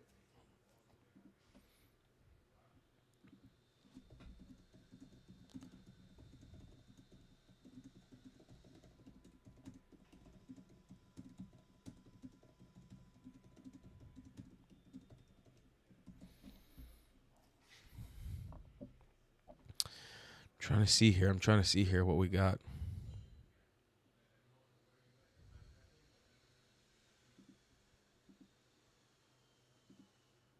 Oh my God. I just already fucked up message. Noar Gamani waits with Ditza O for return of hostage Avinatan O. If you guys don't know who Noar Gamani is, she was one of the hostages released in the first hostage release. Or actually, it wasn't even a hostage release. It was the hostage rescue operation, which rescued her and 3 others in this crazy operation that these IDF soldiers, where we ended up losing 1 IDF soldier. It was an insane operation that they managed to save him. She's waiting for her partner, who was rescued from Hamas captivity during Operation Al-Nun last year. Noah's abduction became one of the most haunting symbols of October 7th as she was taken away on a Hamas motorbike, crying out, "Please don't kill me." Now she stands beside Avinatan's mother, waiting in hope and prayer for his long-awaited return. Her boyfriend, who has been in captivity for all this time, and he's actually coming out. It's incredible.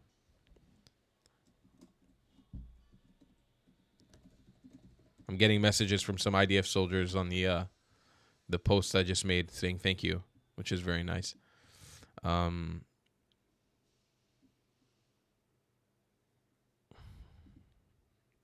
also getting pictures right now from Gaza, from our lovely Gaza neighbors, as they await the return of their terrorist family. I was asking earlier what those tables and chairs were for. Well, here it is. It's for their families to come and welcome their terrorists back.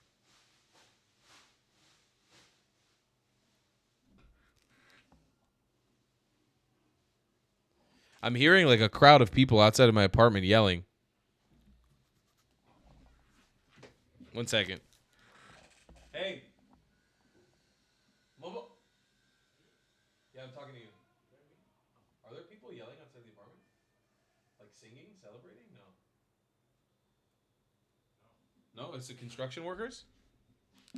I thought I heard like a crowd of people singing or something. Oh, it's just a construction, huh? Yeah? It's construction? Yeah, okay. Scratch that, folks. Scratch that. Hey, and I see an Albanian in the chat. Fala Mindiri, Viva Albania. I love Albania. Great country. So yes, I'm just gonna try to share with you guys more updates as they come. Let's see here. 2 prisoners. Oh, here we go. Look at the lovely Palestinian people being released back into the jungle. 2 prisoners. Here we are. Here you guys are. Let's put their faces up so everyone can see these little monkeys. These is Shihim Abu Salem and Mirvat Sarhan, who intend to be released in the deal, posted on Hamas Telegram.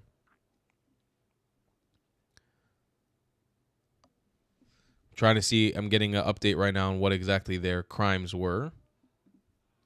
Let's see who they were.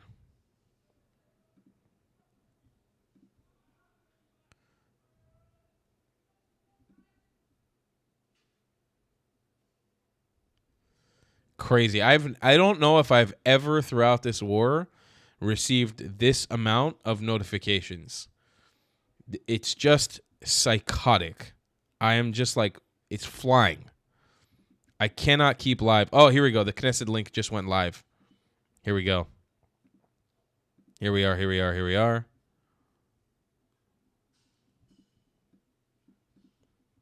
Okay. In a few minutes, we'll probably have the live stream from the Knesset. For now, we got this. As they're prepping, all the Knesset members are getting ready for a speech from Donald Trump. President Donald Trump. And yeah, I think what I'll do after, I'm going to have to stand up and stretch. I'm going to go stand up and stretch real quick. Give me just a moment, guys. I've been on stream for a long time. I'll be right back.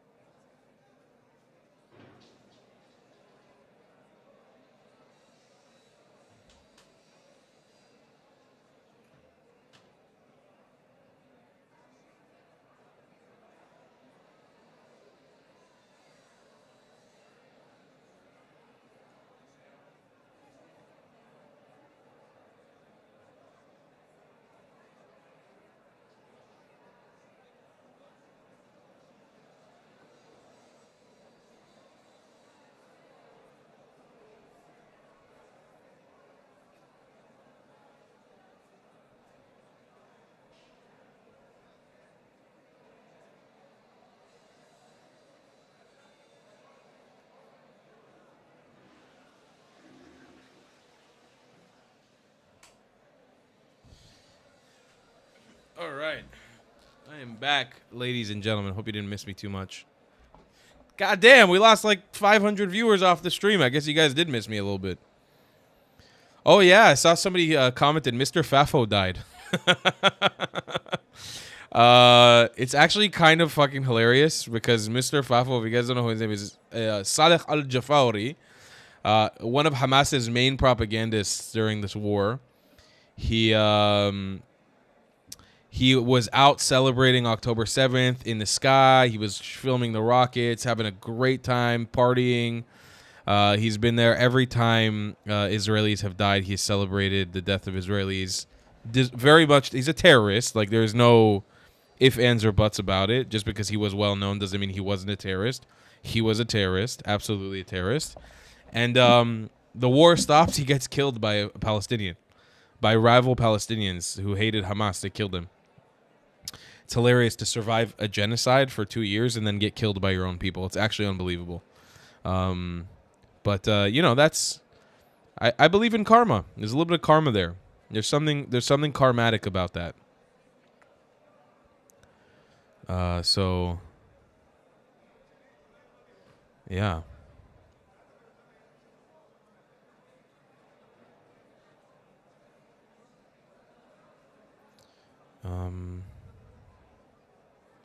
Trying to see if we have any more news updates here other than what's going on currently.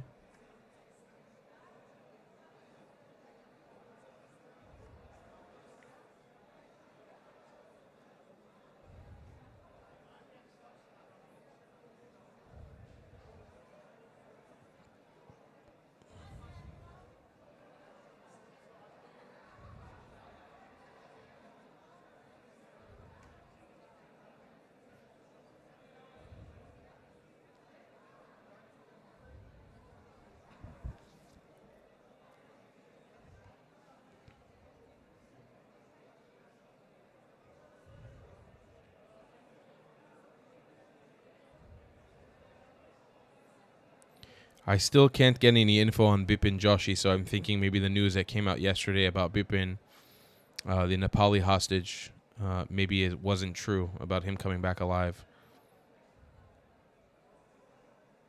I don't know why. I don't know where that disconnect happened or how it happened, but I can't, unfortunately, find any information.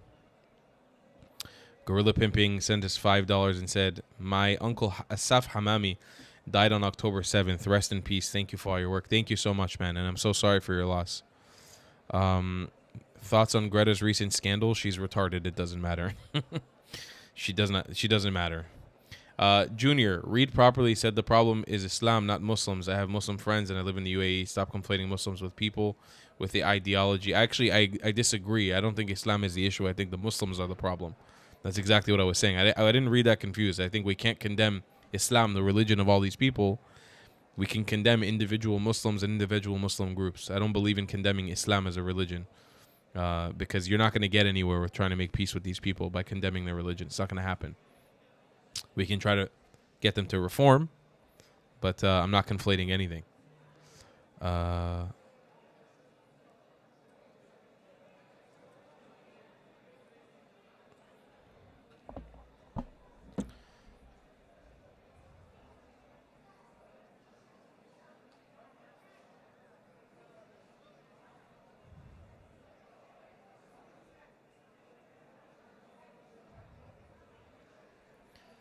Okay, I don't know. This is an update from 14 minutes ago. Trump's in the Knesset. Hamas will adhere to the plan to disarm. The war is over.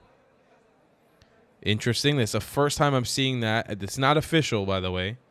Nothing official about that. That was just everything I tell you guys, unless I say it's absolutely official, like I got it from like a normal source. I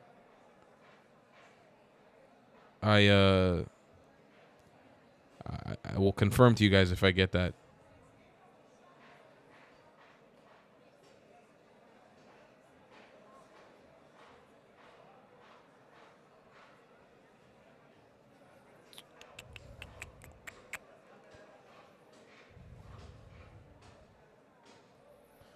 I'm scrunching through all my sources right now, trying to.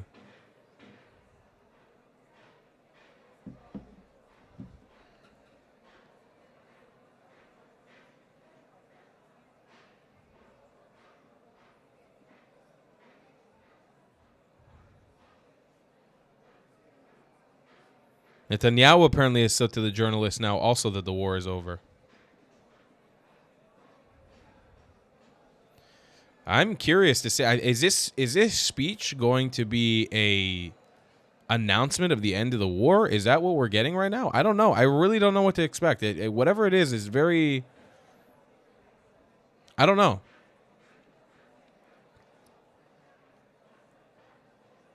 I really don't know. I don't know what to make of all of this. I'm extremely confused right now. But I've also been extremely confused for the last 2 weeks. That's basically what I've been saying. I don't know what the hell is going on. I've got no information.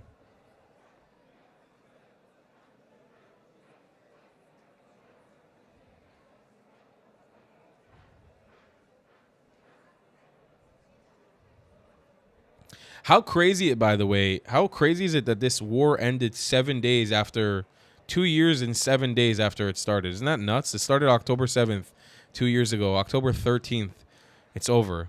6 days. Almost like 2 years and a week. Or 2 years and 6 days. Isn't that fucking crazy? The timing of that is so nuts. I find that to be really, really crazy.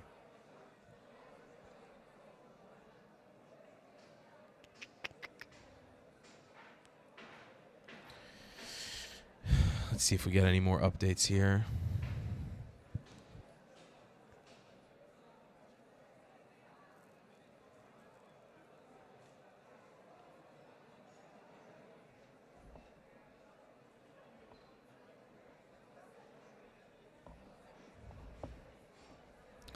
Okay, here's interesting. This is in Hebrew. ככל שאני נחשף לפרטי העסקה, אני נחרד יותר. So he says, as deeper as I go into the details of the deal, I get more fearful. טורקיה מכניסה חיילים לגבול הנגב המערבי. So apparently Turkey is going to be bringing soldiers into the western Negev border. לפי מה שהבנתי במטרה להכניס בהמשך לאזורים בתוך ישראל שביבי קבר בידיח למדינה פלישתית שתוכנית בהמה וגם מקבל מטוסי. Wow, that's insane. חמאס קיבלה חיסונות בינלאומיות מחסניות מדינות וישראל ויתרה. So we've made a lot of concessions, and apparently Turkey is going to be also receiving training on F-35s. Yeah, that's insane. Lochin also dropped what's insane. I have not seen Saluki say anything about the hostages. Bro, he sold out his whole fucking brand to Free Palestine. You think he's allowed to say something about the hostages? I love Saluki. Don't get me wrong. He's one of the greatest grifters in Israel's history. But he sits in Nablus all day. You think he can say something about the hostages? They'll fucking kill him. He has to speak. He has to speak only positively about Palestine. And Palestinians don't take hostages. Come on, he's a grifter. And we can love our grifting friends, you know, we can.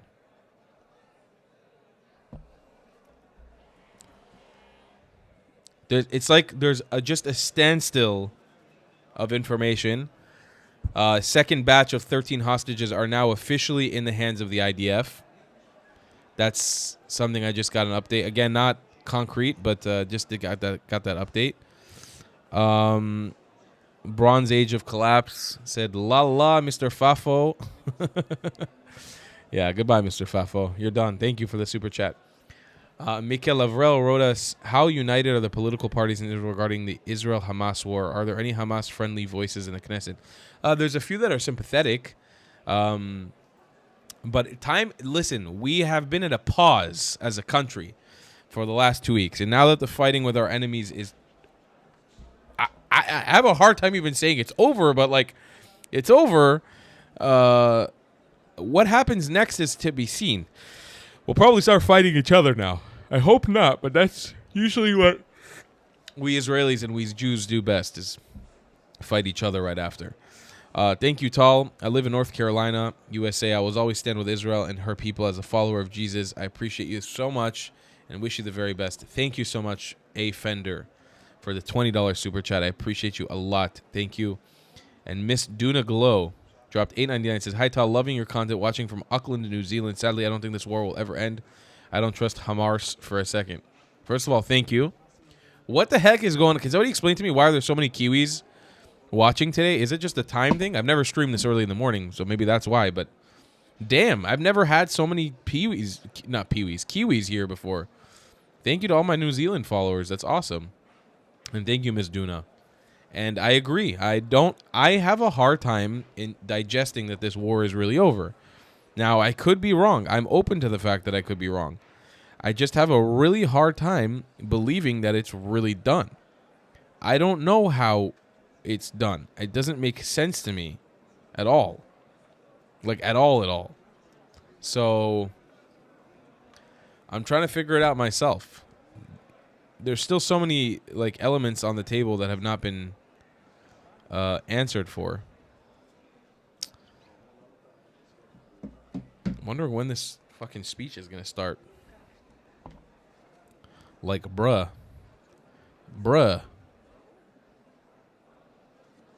I do have to say, I do feel like this, like, insanely big weight lifted off of my shoulders. Just knowing that there's no more hostages in Gaza anymore. Like, that's just such an incredible... No more live hostages in Gaza anymore. I wonder what's going on with Bipin. What? Let me type to my intel group, try to give you guys an update.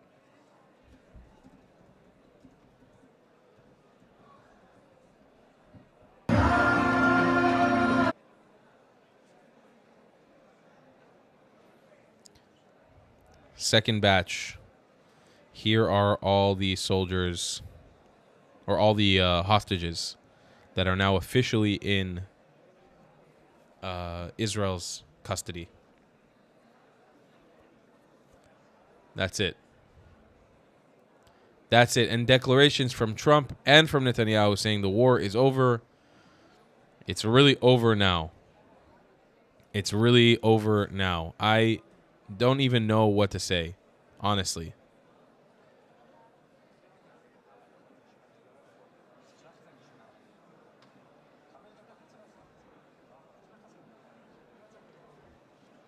Okay, I'm trying to get those. Let me see if I can get those updates on my phone for us. Is that Netanyahu there in the court? No, it's not.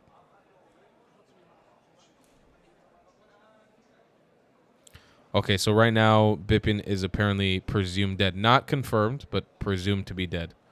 I don't have a confirmation on that, but it's very unfortunate. I was very much looking forward to him coming home as well.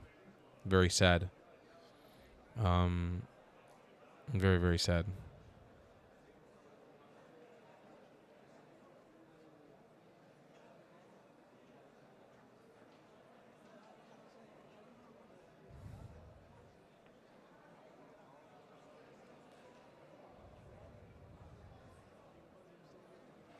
So crazy, man.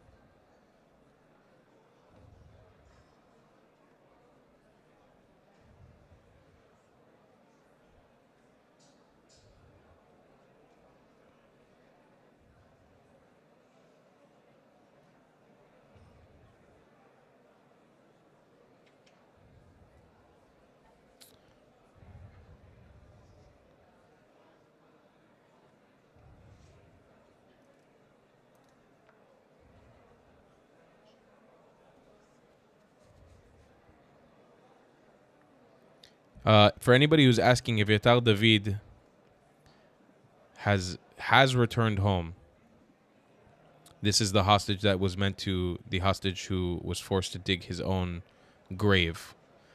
Now, I haven't seen a specific video clip of him or footage of him, but he is in custody of the IDF and alive. So I'm assuming his condition is very rough still. And that's maybe why we haven't seen any footage yet. But he's just right here. I just got the update right now. IDF reports that the Red Cross has informed it of the transfer of 13 Israeli hostages from Hamas custody in Khan Yunis, southern Gaza. The freed hostages are identified as Elkana Bochbot, Avinatan Ol, that is the boyfriend of the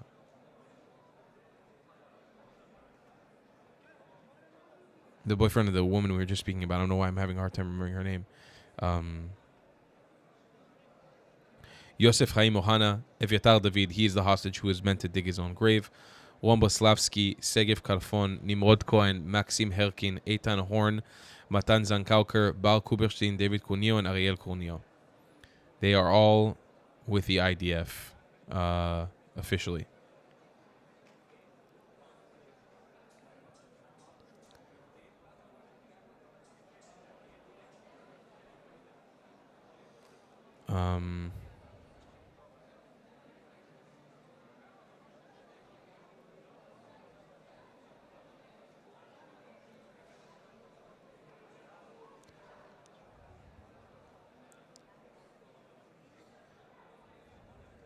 Sorry, guys. I'm doing just a lot of trying to get more updates as we go. So much. Yes, Evyatar David. That's right, Brigitte. Evyatar David was the emaciated hostage. He looked like he was a Holocaust survivor. So he's alive in captivity. He just came in with the second batch.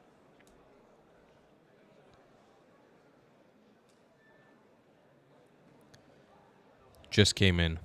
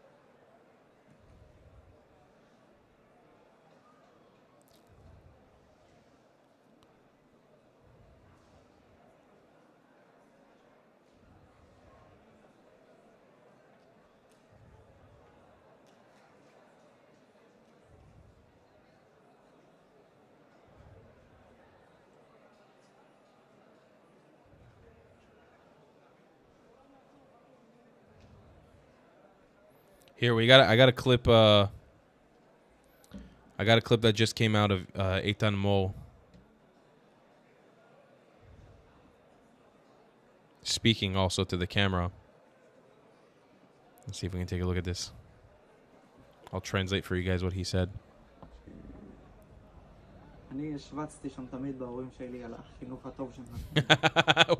what a G. Yeah, first thing he says in this clip is, I was always gloating about my parents and how great they are.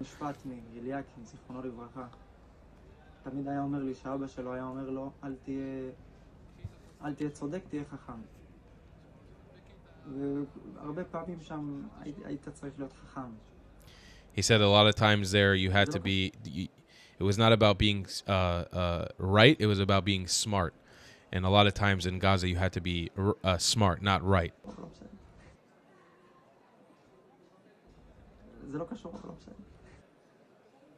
What a sweetheart, man. What a sweetheart. So good to see that he's alive. So good to see that he's alive and well.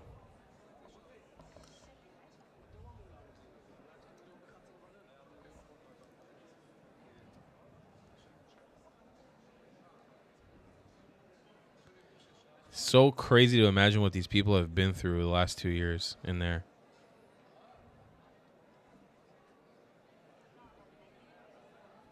They all look, I'm looking at pictures of more of them right now too. I don't want to share all of them yet until I get confirmations and explanations about what each one is. But they all look very tired. They look very white, like very pale skin, like they've been underground for a long time.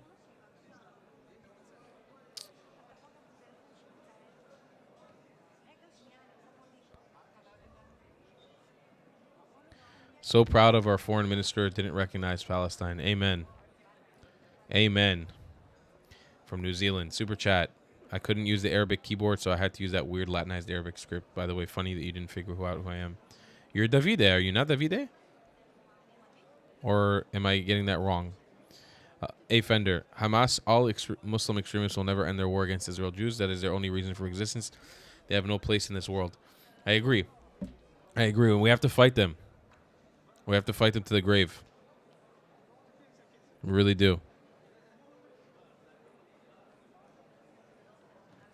That's it. All the pictures are flooding in, folks, of all the families of the hostages reuniting with each other. It's such a sweet sight. It really is. Left and right, I'm just being spammed right now with pictures and videos of the hostage families coming back home. Everyone reuniting. Beautiful, beautiful morning here.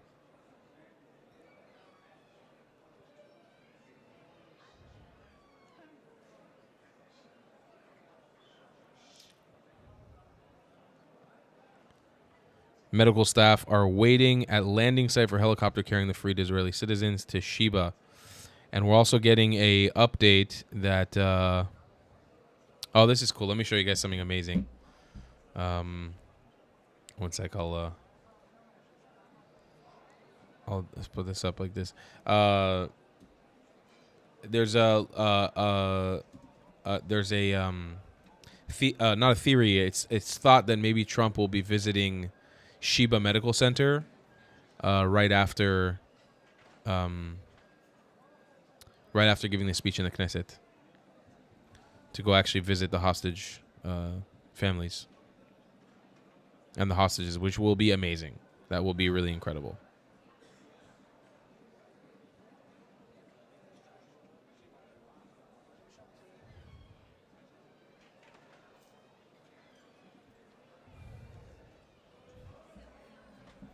Why am I not seeing this clip? Oh, here. This is the clip. This is a school, Druze school here in Israel, in the north of Israel, in Daliat al-Carmel. Love that city. Love my Druze friends out there, all gathering around, waiting for our family to come home. God bless the Druze, ladies and gentlemen. Really, God bless them. They've been in this fight with us from the very start. Never for a second back down. Number one ethnicity in this country. We love them to death. Number one, ladies and gentlemen. The Druze. We love them so much. We really do. We really do. I'm at a loss for words by how long it's taking them to get this speech started. What's the holdup? I wonder if there's like a meeting like right now happening about the terms.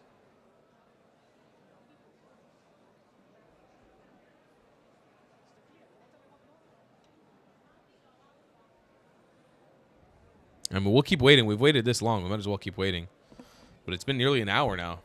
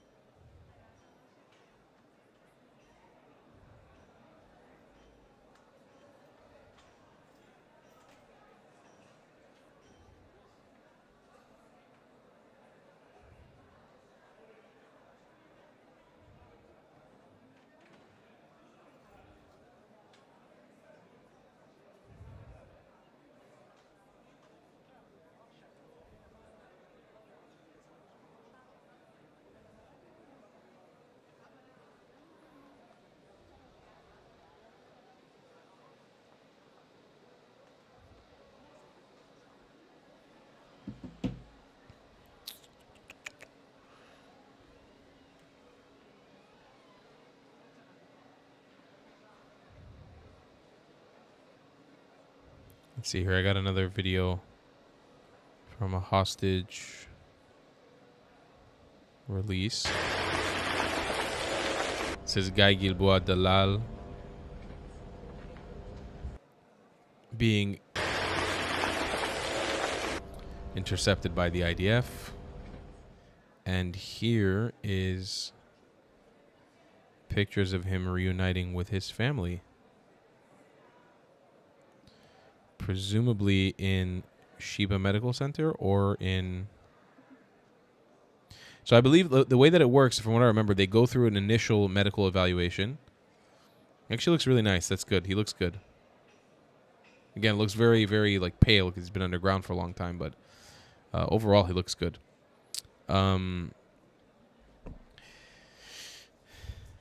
You know what's funny about Hamas, by the way? They release these hostages really quick with no delays. They must be under pressure.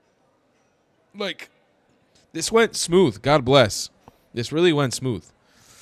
God bless.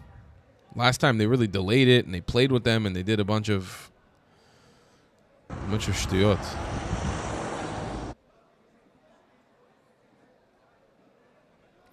Here's the motorcade of the hostages coming out now. This is the batch of 13 that just came out now.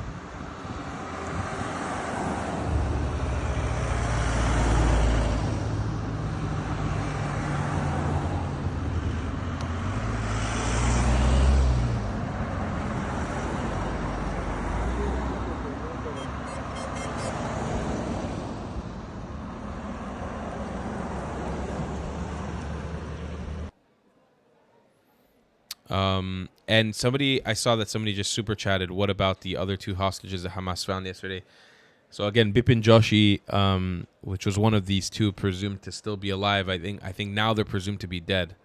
Because by all accounts I've seen, every verifiable piece of content I've seen on this situation right now, all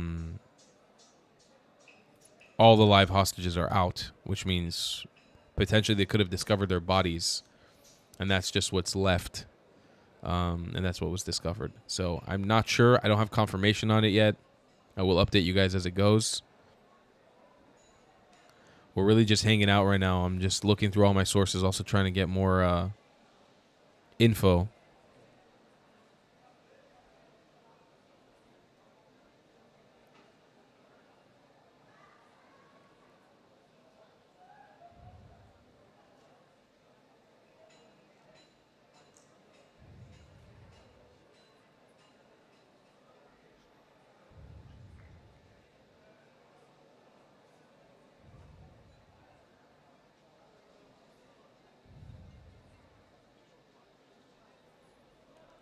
So we're just hanging out, guys. We're hanging out. We're waiting.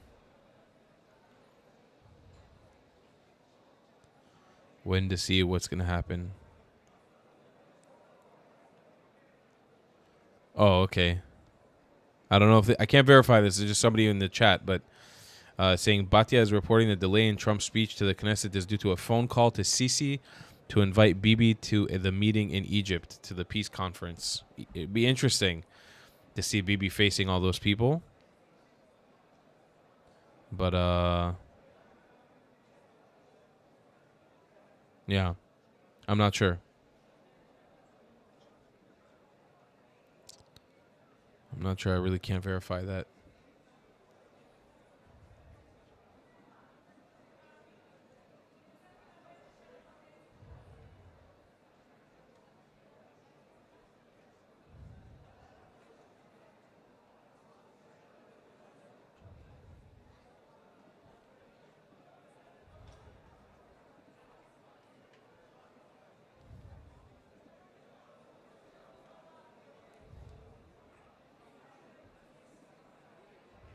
Very tense morning, huh?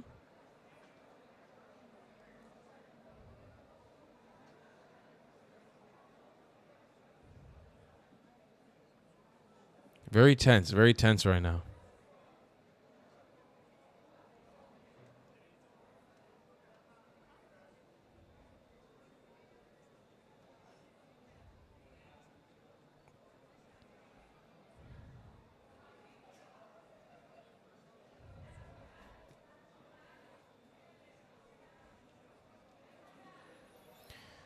10 Girl for Trump said, it's not over, it's paused. But President Trump ain't stupid. He knows Hamas can't be trusted. He always has a just in case plan. I don't know. I hope that it's just talk to try to get pressure off his base. But I don't know. I think even he's smart enough to understand that that a continuous war in Gaza is just going to lose him credit.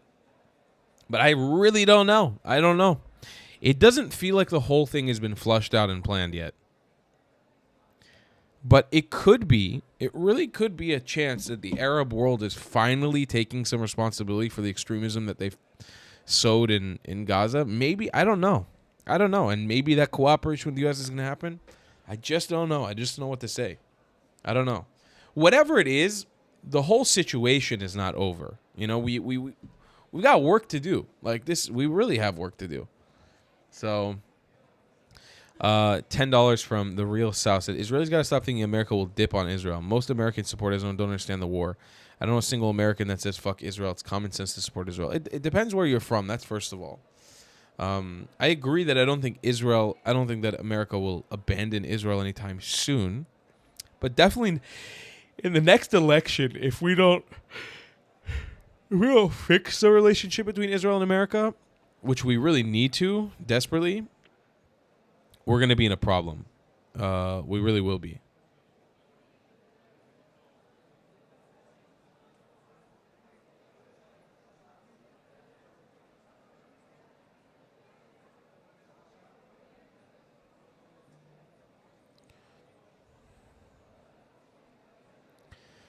We're going to be in a very, very, very, very big problem if we don't take care of these issues long term.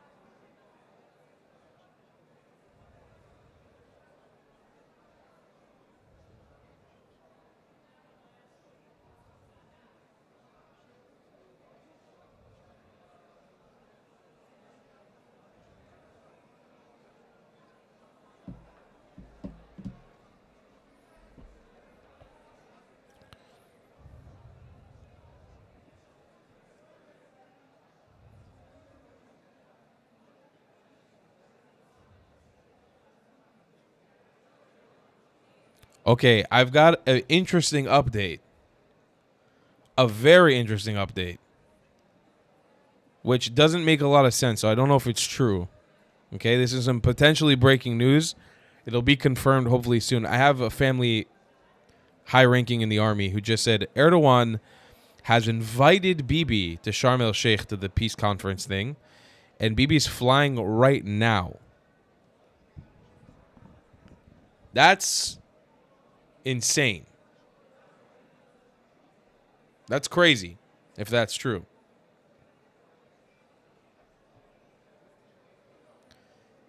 Interesting. I don't know if that's true. Is that what the whole holdup is? I mean, I don't know. I don't know what to say.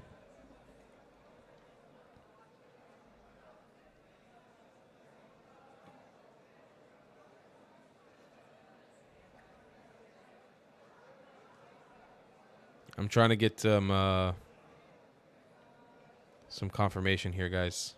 I will update if I can momentarily.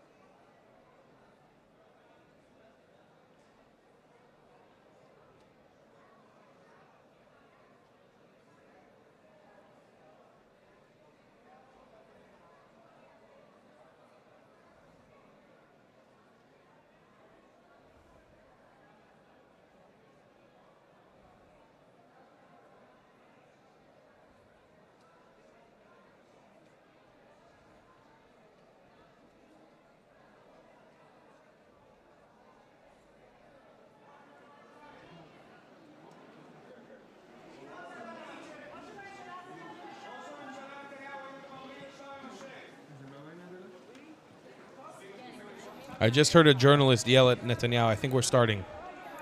I just heard apparently this is I can't believe it. My family member was right. He usually it's Iraqi bullshitter.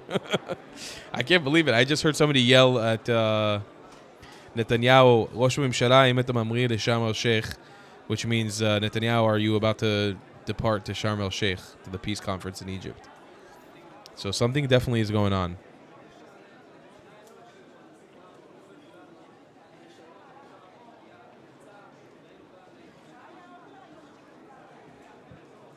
Where is Netanyahu? I don't see him in this crowd.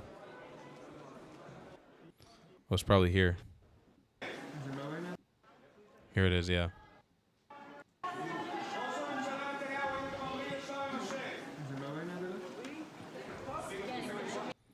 Okay. This is probably about to start to kick off right now, guys. Again, motherfucker? What the hell?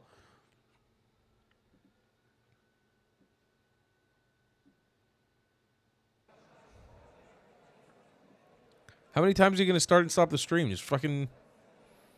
Dang.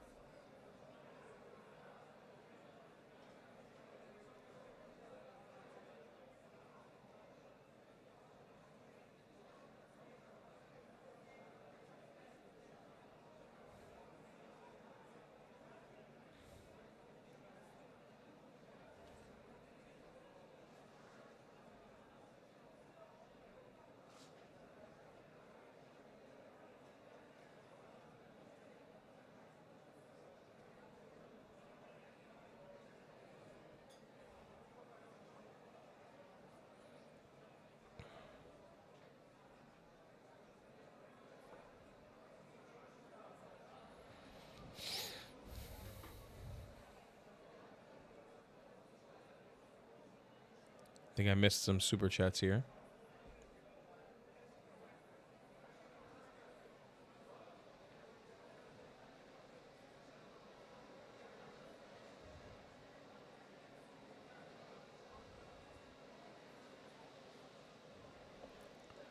Just announced, breaking news. The president of Indonesia, the largest Muslim majority country in the world, is expected to make a historic visit to Israel. The two countries do not have official diplomatic relations.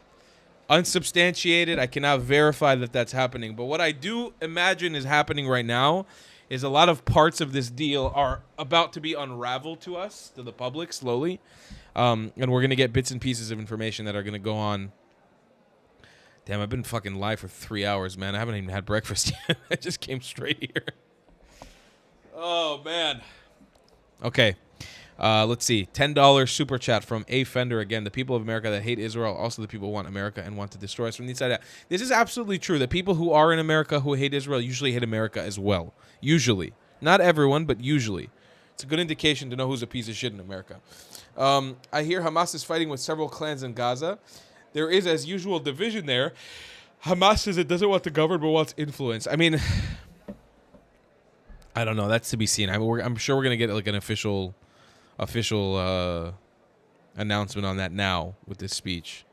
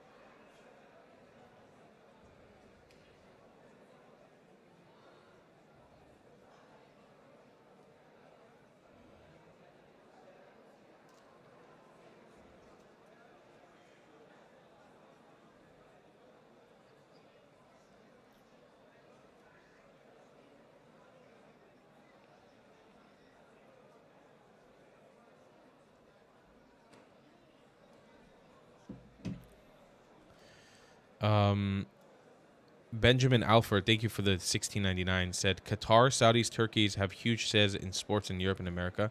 Technology could just be common sense.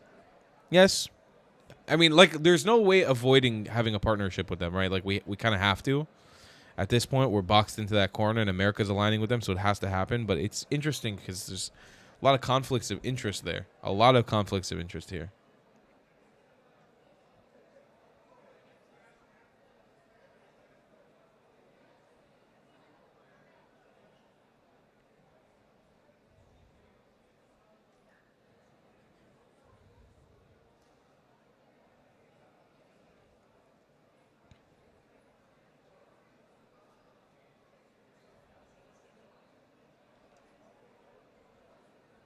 President of Indonesia is supposed to come to Israel tomorrow, apparently. Numerous reports reporting this is going on. Also, Netanyahu will be going to Egypt, the summit, now that Trump asked Sisi to invite him. Crazy. That's pretty big. A public Netanyahu thing in Egypt in front of all the Arab countries is pretty big. Pretty big. We Are One also dropped a super chat. I hear Hamas is fighting with several clans. Oh, we already... Yes, they're definitely causing and sowing chaos in there right now. That's for sure.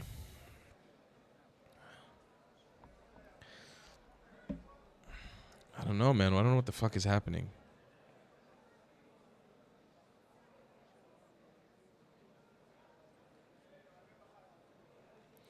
Trump signed in the Knesset. I'll post the picture.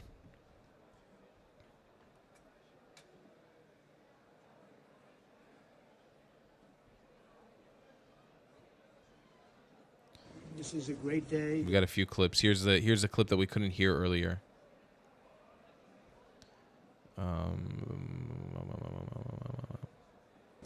This is a great day. This is a whole new beginning, and I think that there's never been an event like it. I've never seen anything like it. And What would happen if Hamas does not comply with the...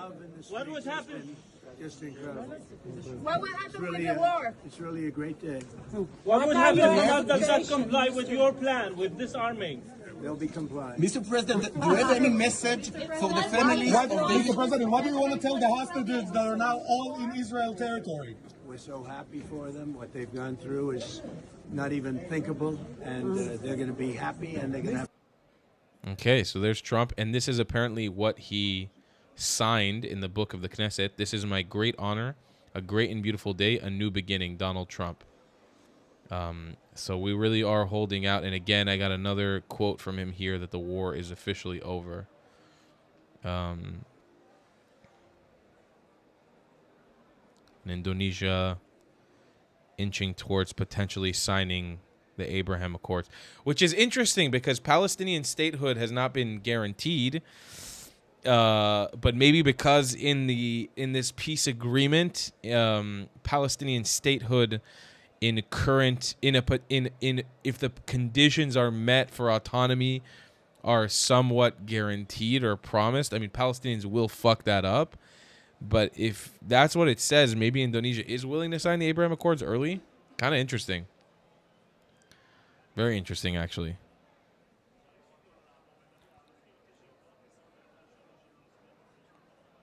Indonesians, it's funny because Indonesians, not every Indonesian, there's a lot of Indonesian Christians as well, but the Indonesian Muslims for the most part are vehemently anti-Israel, like vehemently. So it's funny. I'm curious to imagine how the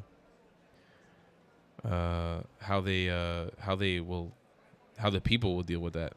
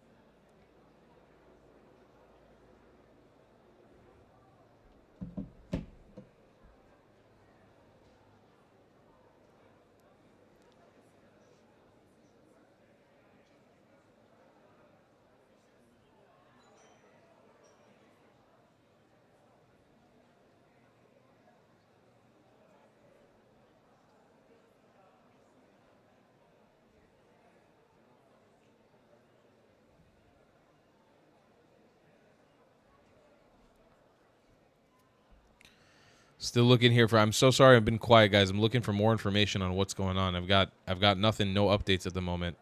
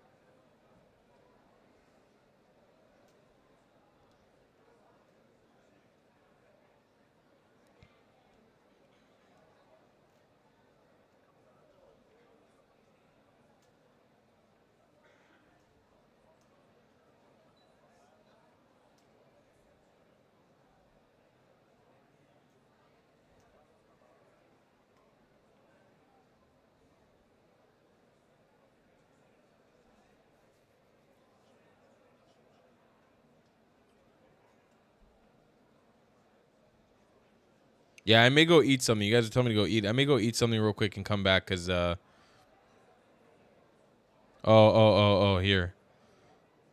Heartbreaking. Channel 12 News announced that there are no more living hostages in Hamas captivity. That means the two hostages whose fate of the grave concern are not alive, which was Bipin Joshi.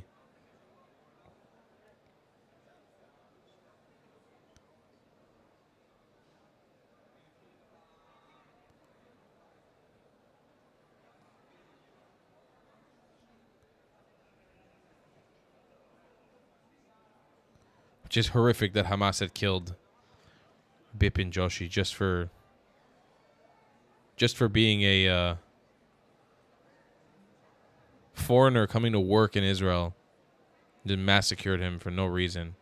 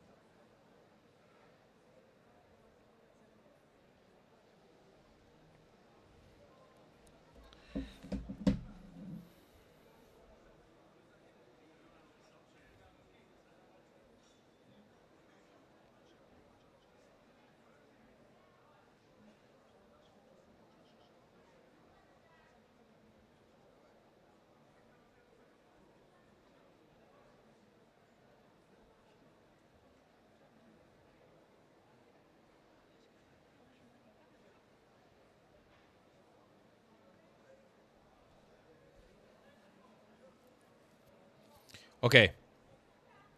I am going to quickly have something small to eat. And we're going to wait, and I'll run back here if there's no update.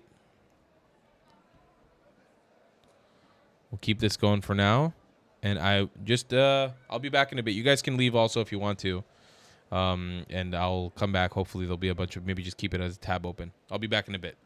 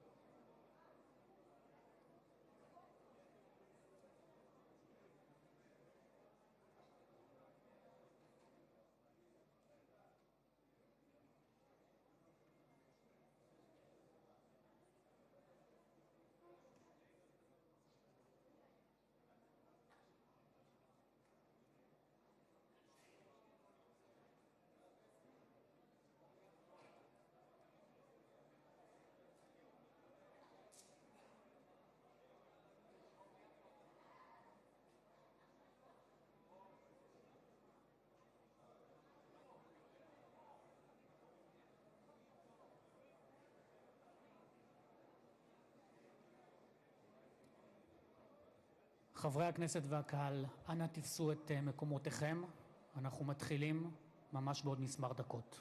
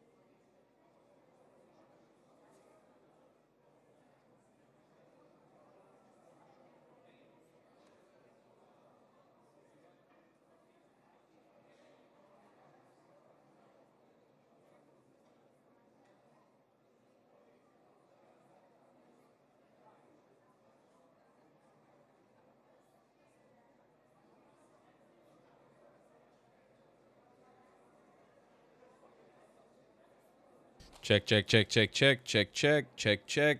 Are we back? We are back, ladies and gentlemen. No, the fridge did not eat me. I have Invisalign, so when I eat, it's kind of a process to take them off and on. And I have to brush my teeth and like pick out any small remnants of food that could be in between my teeth to not cause an infection every time I eat anything. So it's a horrible process, and my teeth are in so much pain right now because I just switched a pair the other day. So welcome back, everybody. We are just moments away from Donald Trump's speech at the Knesset, which is exciting as all hell. I believe this is the first time he's ever spoken at the Knesset.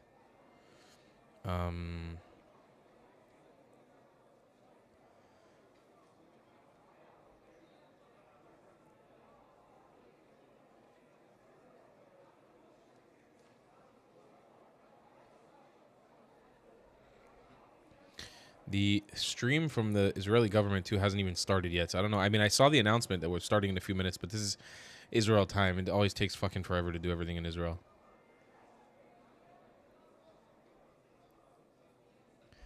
We do have one picture here that came in kind of shocking of Avinatan O, who is the hostage that was starved.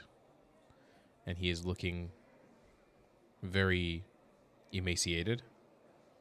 Very skinny. I'm sure that plenty of photographs and pictures will come out and videos will come out later. I'll tell you guys what the issue is with today with giving you guys proper coverage. So I will also refer to you guys to my good friend, Official Sahar TV. It's Chag. It's the final days of the Sukkot holiday here in Israel tonight and tomorrow. Tomorrow the holiday ends. So I will... In about 5 hours, I have to kind of disconnect. I don't work on holidays, so I'm disconnecting from the internet in like 5 hours, at least from content creation on YouTube. And so that means that I won't be able to give you guys updates for the next... Oh, here, we're back on this stream now. Let's go to the White House stream. Even better, I don't have to translate anymore. Mr. President, today the Jewish people are ending the holiday of Sukkot, and tomorrow it will be Simchat Torah. And 2 years ago in Simchat Torah, it was the most difficult day for the State of Israel since its establishment and for the Jewish people since the Holocaust.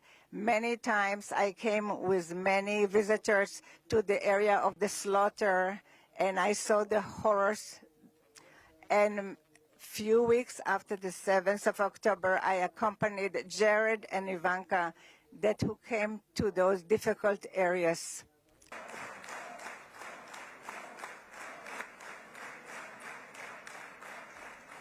No American president has ever done more for Israel. And as I said in Washington, it ain't even close. It's really not a match. Mr. President, today we welcome you here to thank you for your pivotal leadership in putting forward a proposal that got the backing of almost the entire world. A proposal that brings all our hostages home.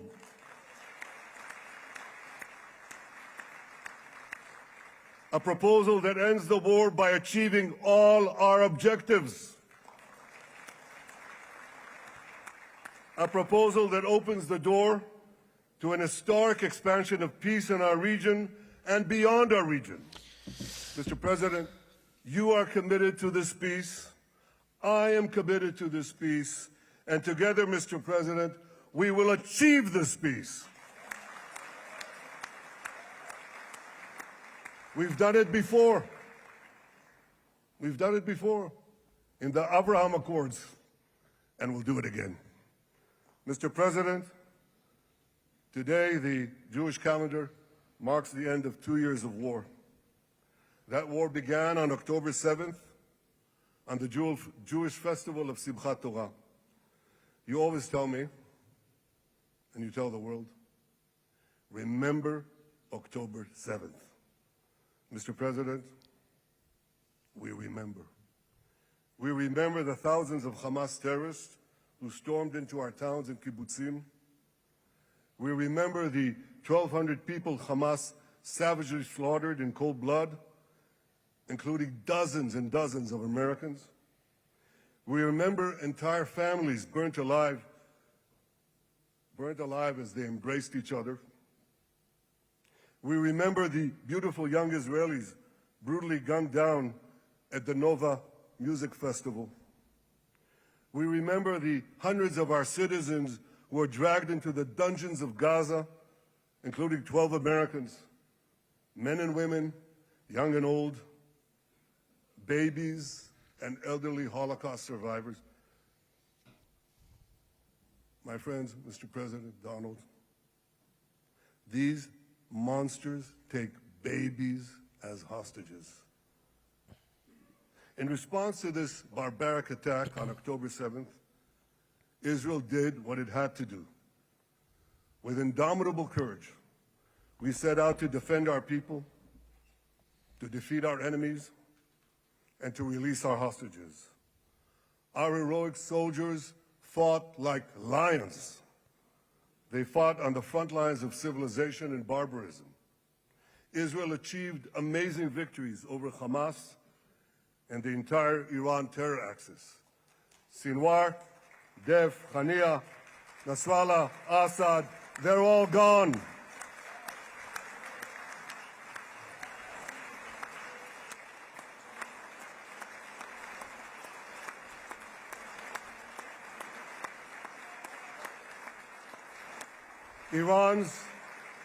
Iran's nuclear weapons and ballistic missile program, with your enormous help, Mr. President, rolled back.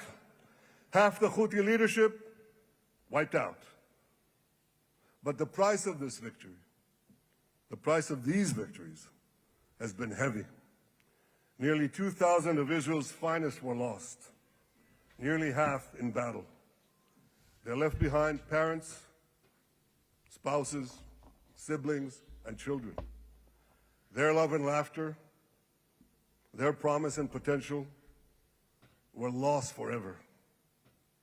To the families of our fallen fighters, many of them are here, I say, I know the depth of your pain. I know the inconsolable grief that will accompany you for the rest of your lives. The state of Israel bows its head in eternal gratitude to our fallen heroes. Because of these heroes, our nation will survive. Because of these heroes, our nations will thrive. And because of these heroes, our nation will have peace. Mr. President, thousands of our brave soldiers were also wounded, suffering terrible blows to body and soul. Brave soldiers like Ari Spitz. Ari is an American. Ari is an American Israeli who was injured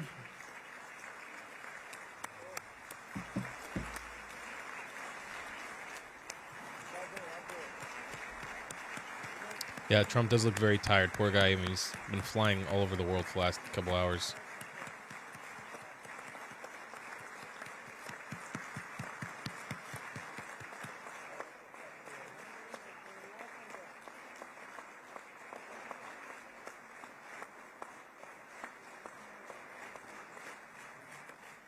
Ari is an American Israeli who was injured in Gaza while searching for Hamas terrorists and weapons. 2 of Ari's comrades were killed in this action, and 10 were injured. Ari was presumed dead, but made a miraculous recovery despite losing 3 limbs.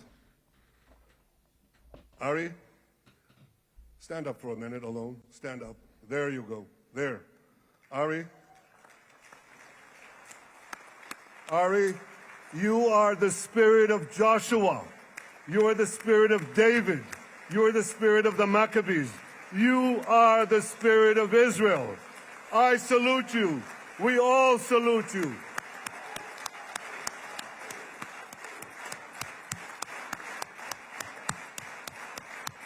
That's amazing. That's really powerful.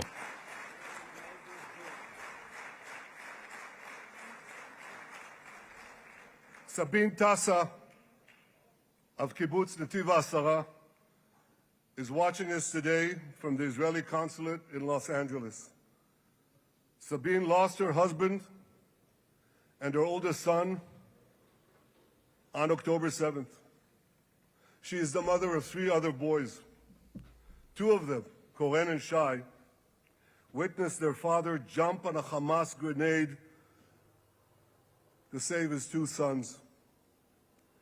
We all saw the film of those 2 boys crying out in pain, "Father is dead. Why? Why did God save me?"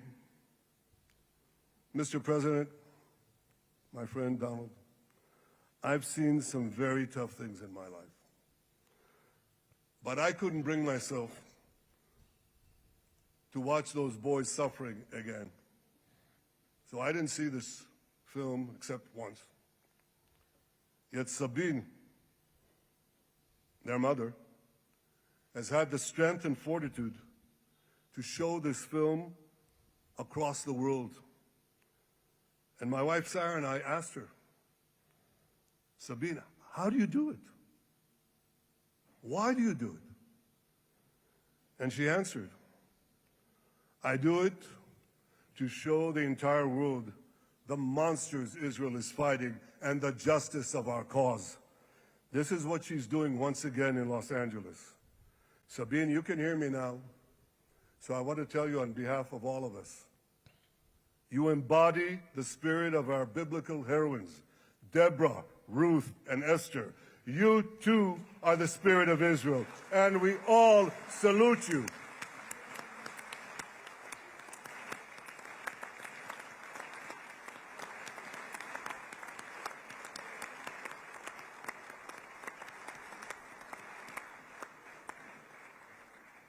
Mr. President, you asked me on our many conversations during the 12-day war with Iran, you asked me, how are the people holding up?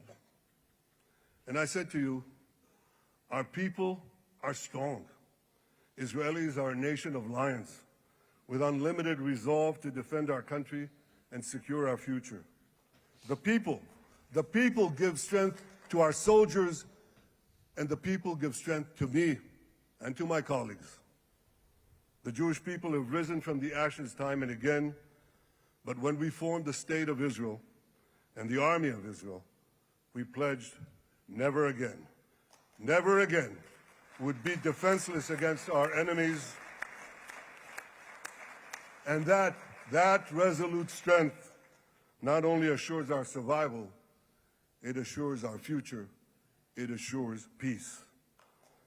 We have paid a high price for this war, but our enemies now understand just how powerful and just how determined Israel is. They understand that attacking Israel on October 7th was a catastrophic mistake. They understand that Israel is strong and that Israel is here to stay.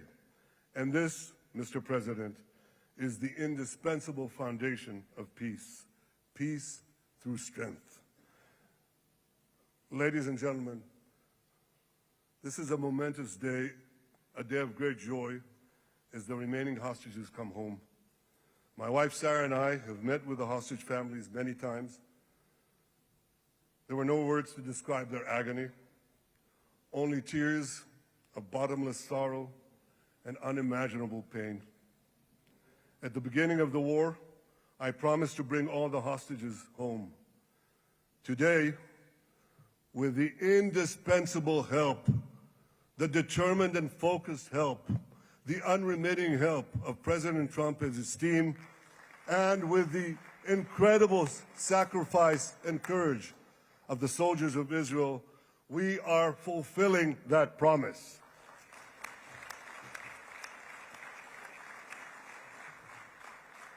It has been a long journey to get here. In the first week of the war, our brave soldiers put military pressure on Hamas, and the international community put diplomatic pressure on them. This enabled us to secure the release of over 100 hostages. In heroic rescue attempts behind enemy lines, Israel's special forces rescued 8 live hostages and brought back the remains of dozens more. But as time went on, we all know what happened. The diplomatic pressure was turned on its head. More and more governments bought into Hamas's false propaganda. More and more governments succumbed to anti-Semitic mobs in their own countries. They just turned on Israel. They called for us to surrender to Hamas demands, just leave Gaza immediately, they said, end the war without committing to disarm Hamas, without committing to demilitarize Gaza. Had Israel succumbed to those demands, not only would Sinwar, Nasrallah, Assad, and Iran's missile and nuclear program remain intact. Not only that, because in no time, the Hamas killers would be back on the border fence, ready to repeat the horrors of October 7th again and again, as they vowed to do. But just at that point of maximum pressure on Israel, a man named Donald J. Trump was elected President of the United States.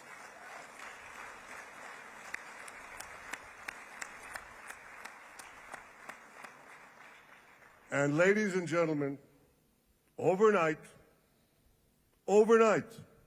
everything changed. Everything.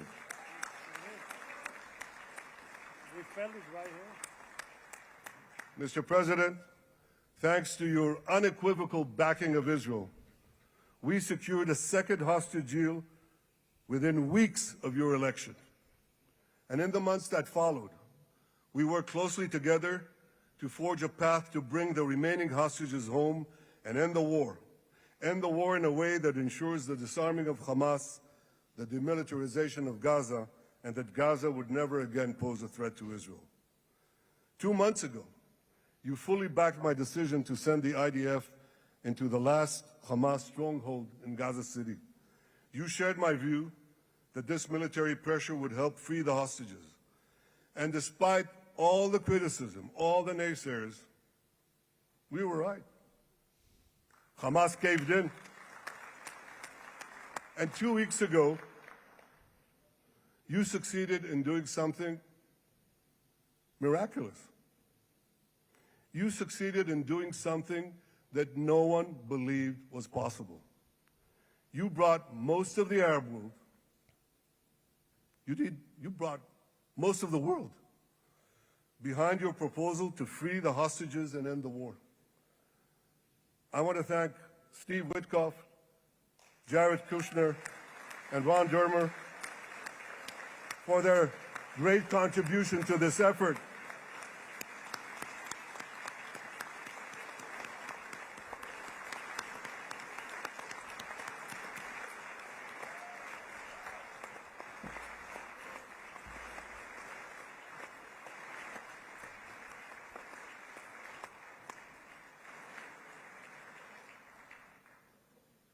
And I want to thank our negotiating team. I believe that the close cooperation between the two of us, between our two nations, combining Israel's military pressure and President Trump's unmatched global leadership. I have to tell you, I've seen a lot of American presidents. I've seen them all in the time that I've been here, and I've been here quite a lot of time. I've never seen anyone move the world so quickly, so decisively, so resolutely as our friend President Donald J. Trump.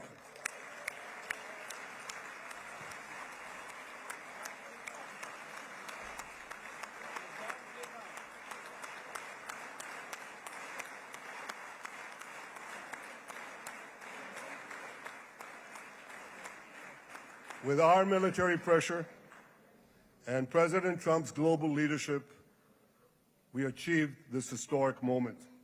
It's a moment of indescribable joy as our nation embraces our sons who are coming home.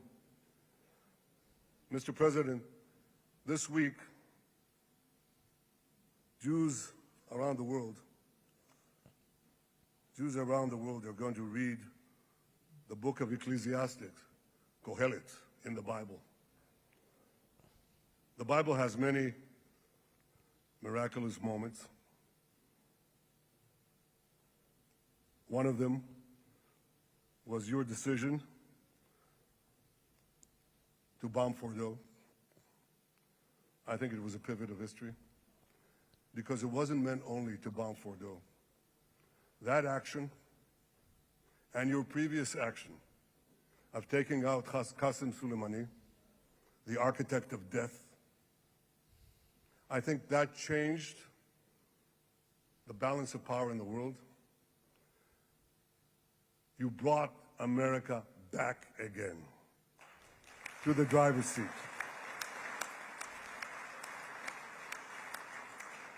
Now, I said that we're going to read this week the book of Ecclesiastes. It's not a book of action. It's a book of meditations, of thought, of perspective on life and on death. And in this book, we read the immortal words of King Solomon. To everything there is a season, and a time for every matter under heaven. Et milchama ve'et shalom. A time for peace and a time for war. The last 2 years have been a time of war. The coming years will hopefully be a time for peace.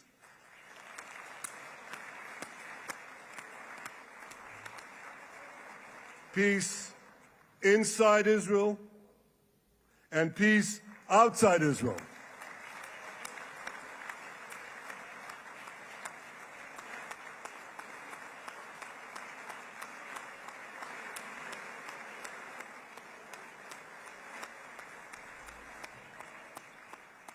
I look forward to continuing marching with you on the path we paved together with the Abraham Accords. Under your leadership, we can forge new peace treaties with Arab countries in the region and Muslim countries beyond the region. Mm-hmm. Abraham's children will work together to build a better future, a future that will unite civilization against barbarism, light against darkness, and hope against despair. And my friends, I believe that with President Trump's leadership, this will happen a lot faster than people think.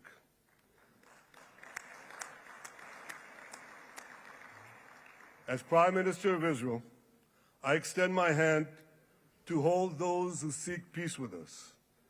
No one wants peace more than the people of Israel. Israel will always remain vigilant in defending itself, and Israel will always remain full of hope. Hope is our national anthem. Hope is our creed. Hope is our strength.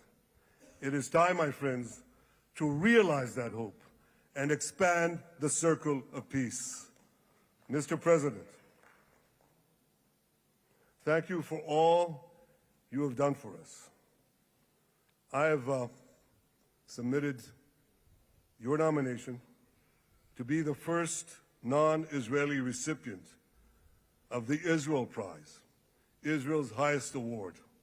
As to that other prize, just a question of time, you'll get it. But I want you to get the Israel Prize, our highest award, to our greatest friend. Appropriate, I agree with it. Let's do it. I'm into it. I love it.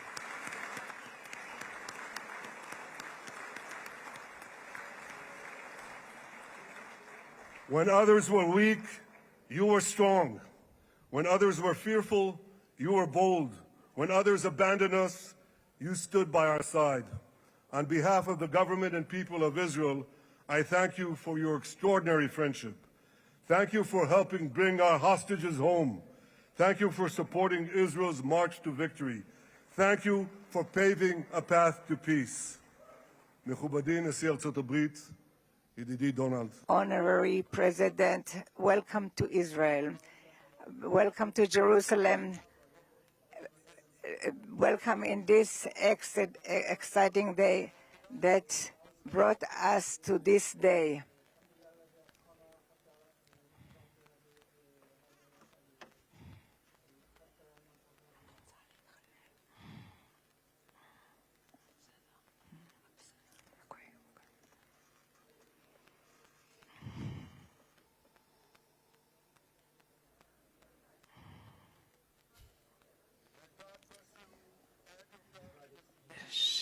May God bless America, may God bless Israel, and may God bless the covenant between our two promised lands.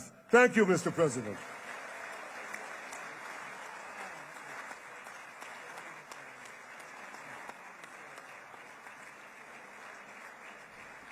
I wonder if we're going to get any details on what the end of this war is, you know?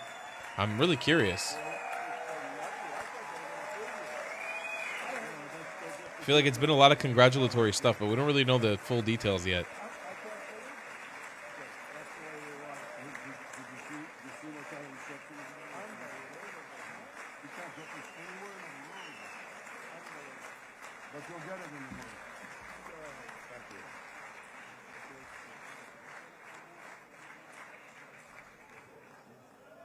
President. Where?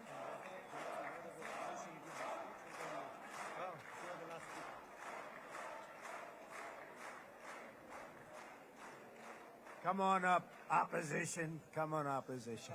Yeah. Okay.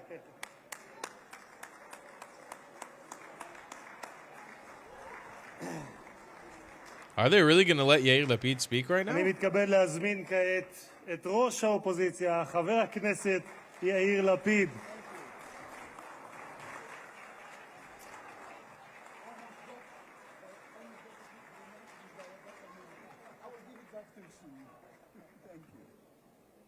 Oh, come on.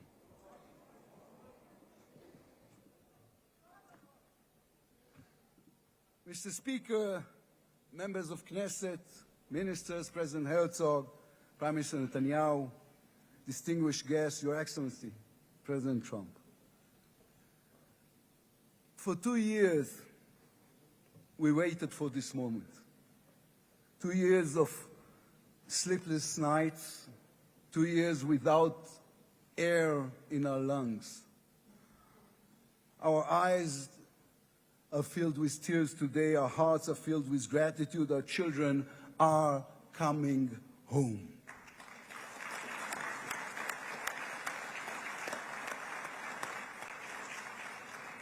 In the Babylonian Talmud, a sacred book of the Jewish people, it is written, whoever destroys one life, it is as though he destroyed an entire world, and whoever saves one life, it is though as he has saved an entire world. Mr. President, you have saved the lives of our hostages.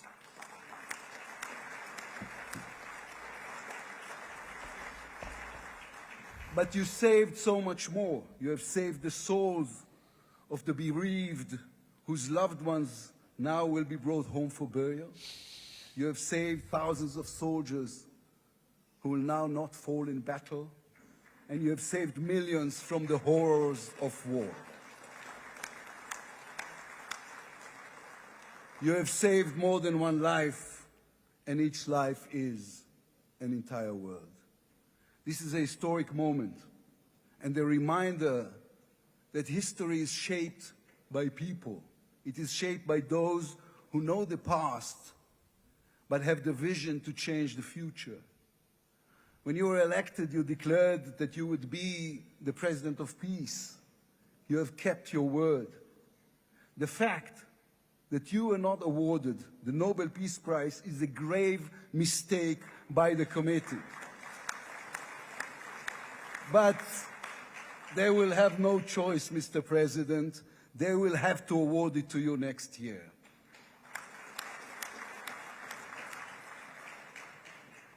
Peace will not come by waiting.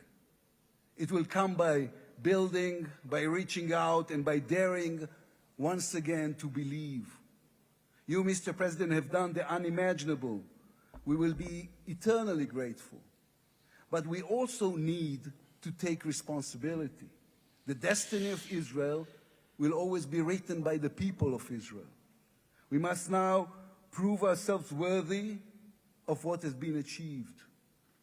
From its founding, Israel has said to the world that our strength, our power, rest upon our values. Israel is the strongest country in the Middle East because we are the only democracy in the Middle East.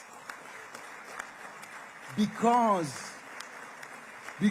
we believe in the principles laid in our Declaration of Independence, which says Israel will ensure complete equality of social and political rights to all its inhabitants, irrespective of religion, race, or sex.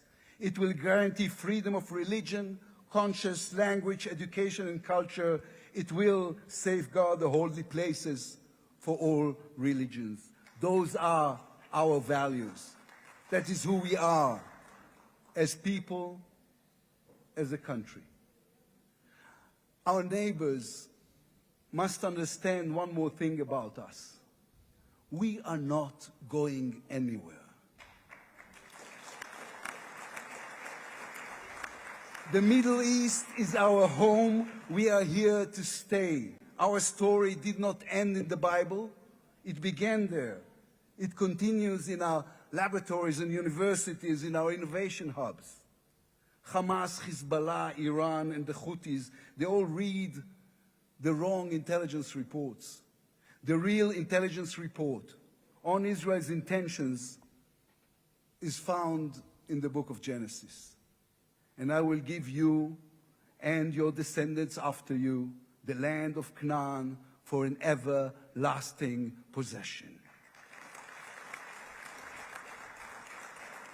We call upon the nations of the Islamic world and all our neighbors, Saudi Arabia, Syria, others. We are here to stay. We can do great things together. Come and talk to us. Mr. President, you are the one who can make it happen as you did with the historic Abraham Accords. Then too, no one believed it was possible. Then too, you imposed your vision on everyone. While others spoke of difficulties, you created opportunity. You can be the one to bring the next wave of peace. The people of Israel support this. They want this. We are ready. And you can later today in Egypt with your unbelievably talented team, my friends, Steve Witkoff, Jared Kushner, Marco Rubio, Pete Hegseth, forge a regional alliance that will change not only the Middle East, but the entire world. After 2 years of war, the peoples of this region should look around and ask themselves, whose situation is better? Those who chose the path of peace or those who chose the path of war? Those who invested in their people, in the education of their children, in science and education and technology, or those who invested in hate and in violence? From here I say to all those who demonstrated against Israel these past 2 years, on the streets of London and Rome, in Paris and in Columbia University. I do not represent the government. As you know, I am the leader of the opposition. And I tell you, then, you were deceived. You were deceived. Propaganda experts, funded by terror money, manipulated you. Now that the war has stopped, you have time and a chance to go and learn the facts. The truth is, there was no genocide, no intentional starvation.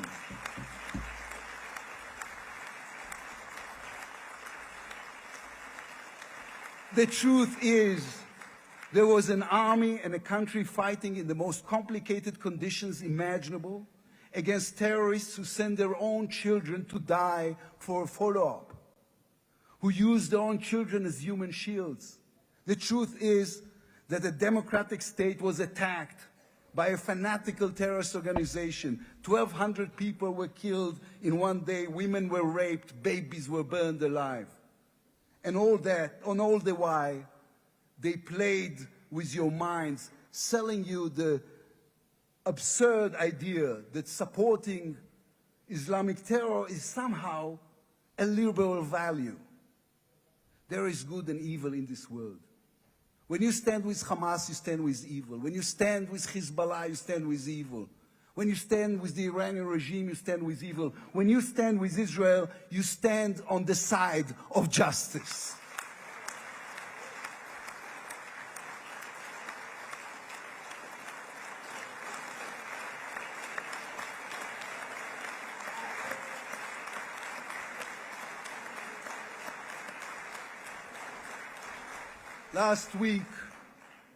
Last week I attended the 7th October Memorial Ceremony. An inspirational woman called Galit Dan spoke on stage. Galit had a daughter, Noya, a 13-year-old girl who was autistic like my daughter. And Noya was full of light. She loved Harry Potter. On that dark day, Noya was sleeping at her grandmother's, Carmela's house in Kibbutz Nir Oz. Carmela was 80 years old. Their bodies, grandmother and granddaughter, were found embraced. They were murdered together. On stage at the ceremony, Galit said a sentence that moved us all.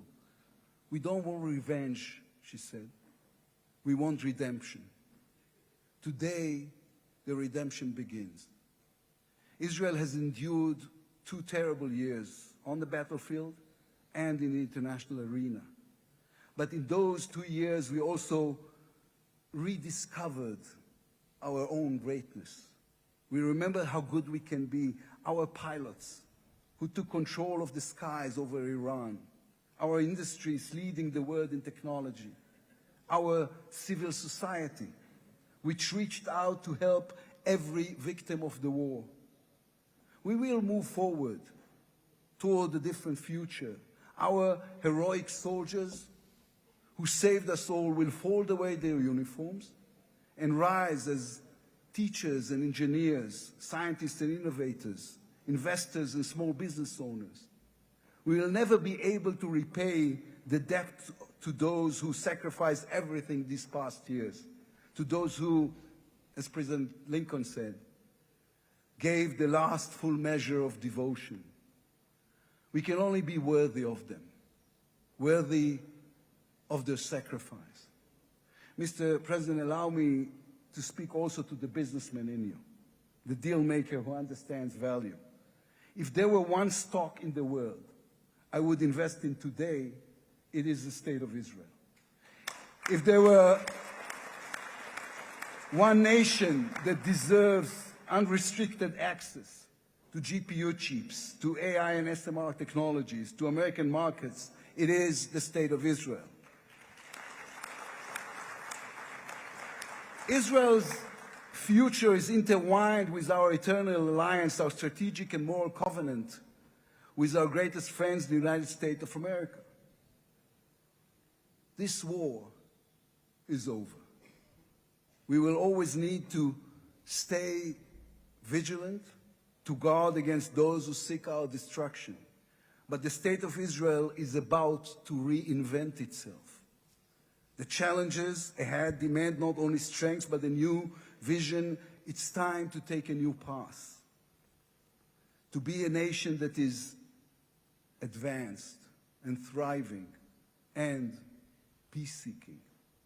We have waited for this moment, for the end of the war, for the return of the hostages, for the chance to rechannel our grief and loss into the energy needed to rebuild our nation. Thanks to you, Mr. President. Thanks to our soldiers, our lions. thanks to the millions of great Israeli patriots who filled the streets and the square and never, not for one moment, gave up on the hostages. Thanks to all of them, the strength within us can now rise, succeed, and build for our future and for our children.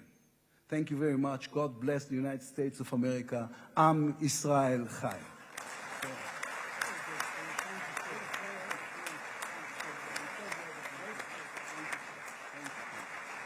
Very, very nice speech by Yair Lapid.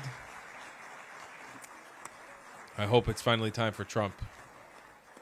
אני מודה לראש האופוזיציה. I would like to thank the head of the opposition, members of the Knesset,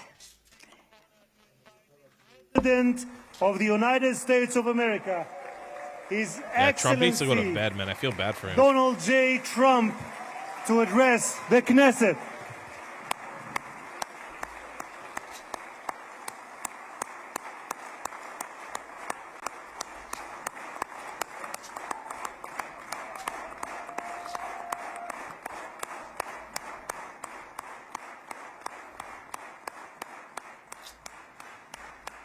Thank you very much. Thank you.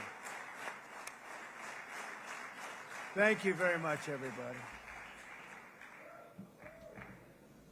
It's a great honor. Nice place. Very nice place. Mr. President, Mr. Prime Minister, Mr. Speaker, esteemed members of the Knesset and cherished citizens of Israel, we gather on a day of profound joy, of soaring hope, of renewed faith, and above all, a day to give our deepest thanks to the Almighty God of Abraham, Isaac, and Jacob.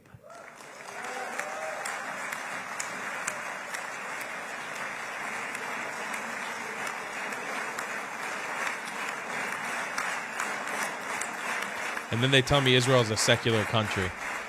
Come on. We're not secular. We're Hooga Booga. And we're proud. After 2 harrowing years in darkness and captivity, 20 courageous hostages are returning to the glorious embrace of their families, and it is glorious. 28 more precious loved ones are coming home at last to rest in this sacred soil for all of time. And after so many years of unceasing war and endless danger, today the skies are calm, the guns are silent, the sirens are still, and the sun rises on a holy land that is finally at peace, a land and a region that will live, God willing, in peace for all eternity.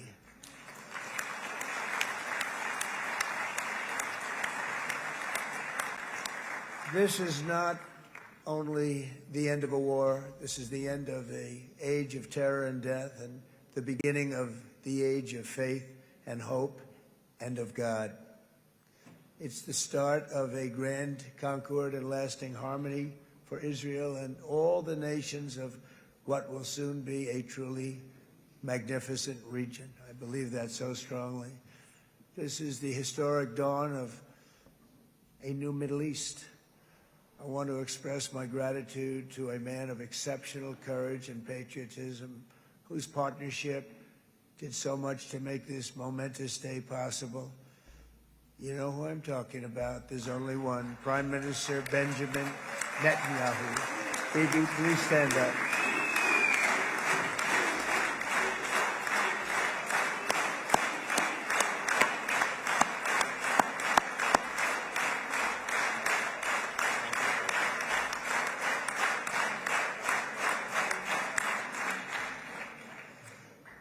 And he is not easy, I want to tell you.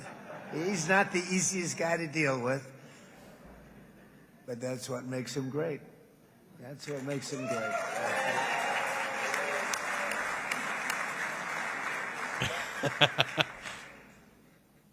Thank you very much, baby. Great job.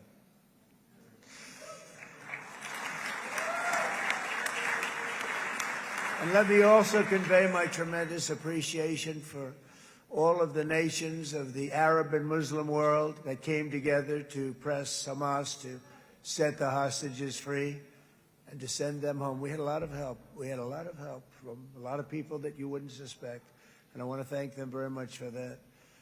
It's an incredible triumph for Israel and the world to have all of these nations working together as partners in peace.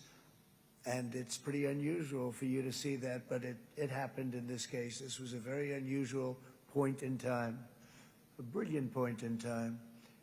Generations from now, this will be remembered as the moment that everything began to change, and change very much for the better.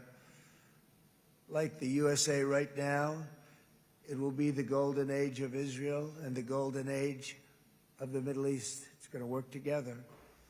I'd like to thank several great American patriots for their invaluable help in getting something done that almost everyone thought was absolutely impossible. We were wasting our time. So many people said, "You're just wasting your time." But we weren't, because we had talented people working with us, and we had people that love your country, and frankly, people that love the region. They love the Middle East.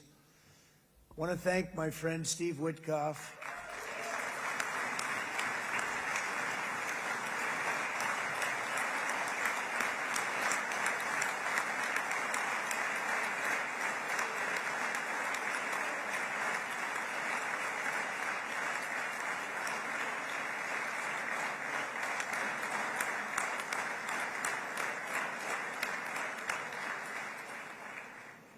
You know, Steve was chosen by me.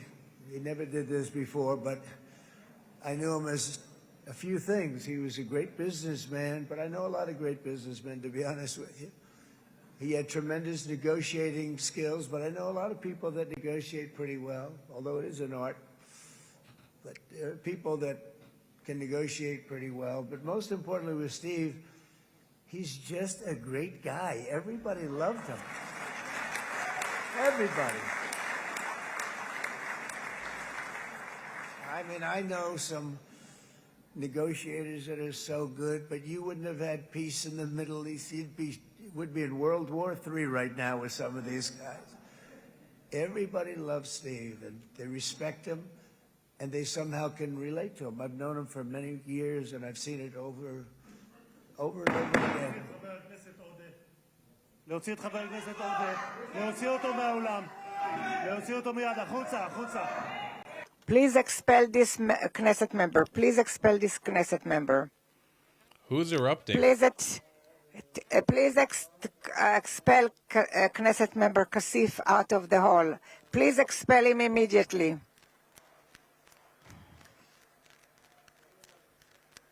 Kasif sounds Arab, maybe. Which is understandable.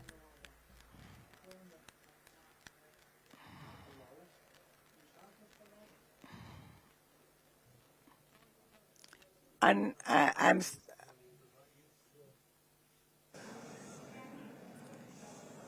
That was very efficient.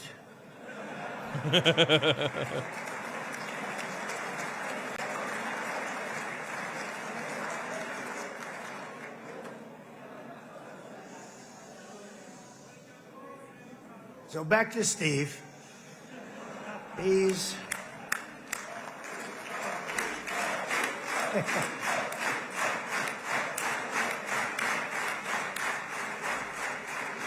But I tell one story because he was so involved, and then we called in Jared. We need that brain on occasion. We got to get Jared in here. We got to get a certain group of people. But Steve started this all by himself. I call him Henry Kissinger, who doesn't leak.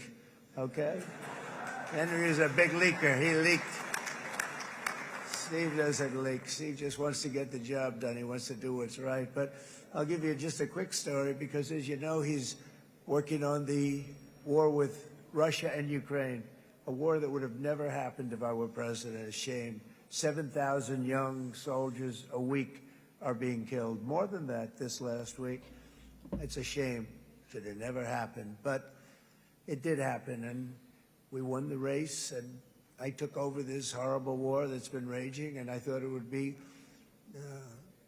easily settled. It I wasn't thought an it was Arab, a by hell the of a way. lot It's easier Ofer than Kasif, a Jew. doing what we just did very successfully. Far left Jew. With Israel and a lot of other people. Just to clear it, not an Arab. But this came first, and we'll get that one. But I set up a meeting for him to meet with President Putin, thinking it would be a 15 or a 20-minute meeting. Steve had no idea about Russia, had no idea about Putin too much, didn't know too much about politics, wasn't that interested. He was really good at real estate, but he had that quality that I was looking for, and I didn't see it around in too many ways. And I set up the meeting with Putin, and I called. I said, is Steve finished yet? That was about a half an hour into the meeting. No, sir, he's not. He's still inside. This is in Moscow. I said, well, how's he doing? I don't know, sir. He's still inside. I called up an hour later. Let me speak to Steve. Sir, he's still with Putin. He's with President Putin. I said, wow, that's a long meeting, 1 hour. I called up an hour later. He was still with Putin. 3 hours later, he was still with Putin. 4 hours later, he started to get the word that he was going to be coming out soon. And in 5 hours, he came out. I said, what the hell were you talking about for 5 hours? And he says, just a lot of interesting things. We're talking about a lot of interesting things, including what he went in there for, but you can't talk about it for 5. You can talk about it for a certain period of time, and you know what you're getting. But that's a talent. That's a talent, where you can do that. Most people I'd send in, number one, they wouldn't be accepted. Number two, if they were, the meeting would last 5 minutes, and that's what happens with Steve. Everybody loves him. They love him on this side. They love him on the other side. And he really is. He's a great negotiator because he's a great guy. So thank you very much, Steve, very much.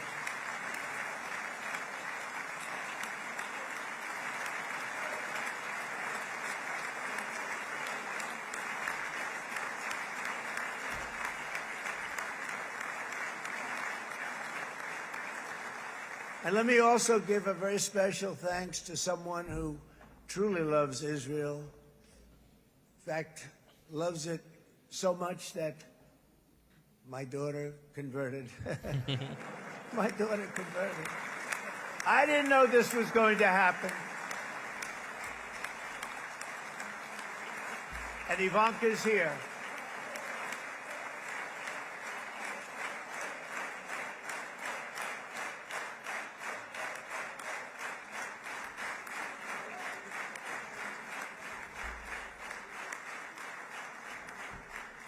And Bibi, you do know this was not in the cards for me. You understand that. And she is so happy, and they are so happy. At least I think they're happy. If they're not, we have a big story, right? No, they have a great marriage, and they get along great. They're best friends. They have a very special relationship. But Jared has been so helpful. He really did something very special.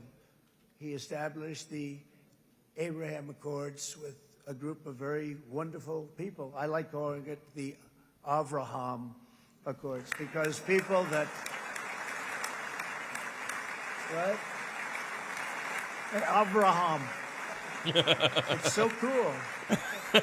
It's so much sort of nicer, you know, the Abraham Dude, versus the Trump is something Avraham. else.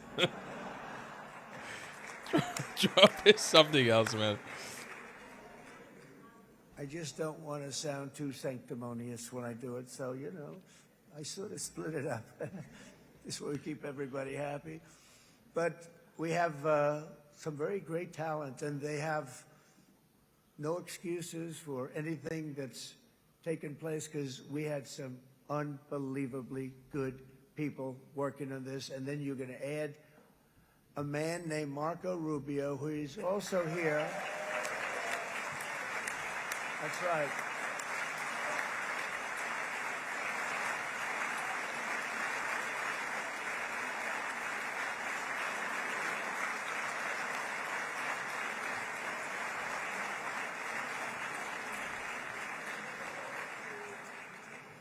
And I have a prediction that Marco will go down, I mean this, as the greatest Secretary of State I agree with in the that. history of the United States. I agree with that, absolutely.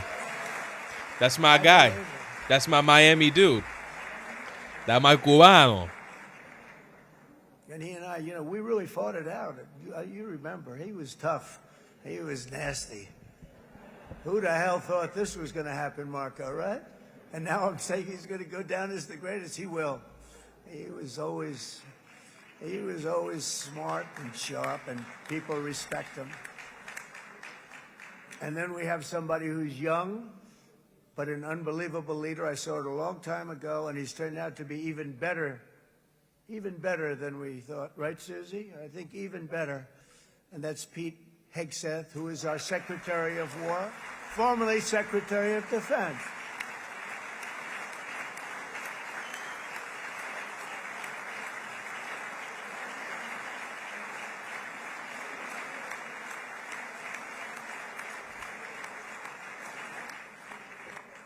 And as you know, we decisively won World War I.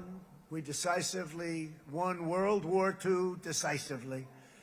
And everything in between and everything before it, we won everything. And then they had the brilliant idea of changing the name from war, it was war, to defense. And with that went a certain thinking. And we fought in a very politically correct way after that. We always had the strongest military, and now we have a stronger military than we've ever had before. Because of my first term, I've totally rebuilt the military, every aspect of it. But we have, if you think, we settled 8 wars in 8 months. I'm now including this one, by the way, if that's okay. They may say, well, that was quick. Because yesterday I was saying 7, but now I can say 8. The hostages are back. The hostages are back.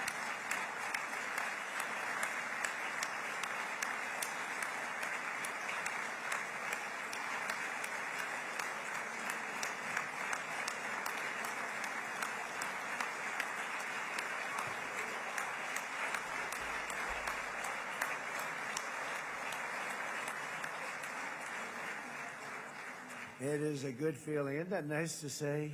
I just said the hostage. First time I said the hostages are back. It feels so good to say it. It does feel good to say it. Feels great. But when you settle 8 wars in 8 months, that means you don't like war. Everyone thought I was going to be brutal. In fact, I remember Hillary Clinton during a debate, she said, look at him. He's going to go into war with everybody. And actually, she said, he's got a personality that's all about war. No, and my personality actually is all about stopping wars, and it seems to work. It seems to work. But it also means this name change and our attitude that we're not going to go into a war, but if we do, we're going to win that war like nobody has ever won a war before. We will not be politically correct. But we're not going to be there. And I think, as you mentioned, Bibi, before, peace through strength. Mm-hmm. And that's what it's all about.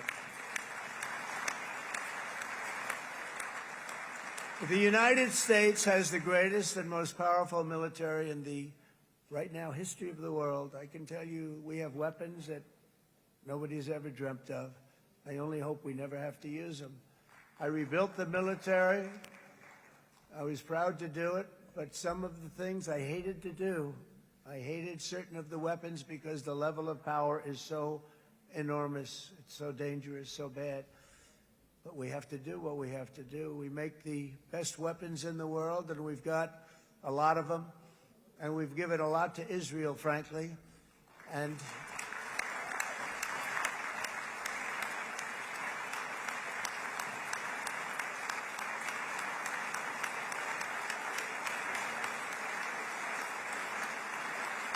Candace and Tucker are going to shit bricks from this speech.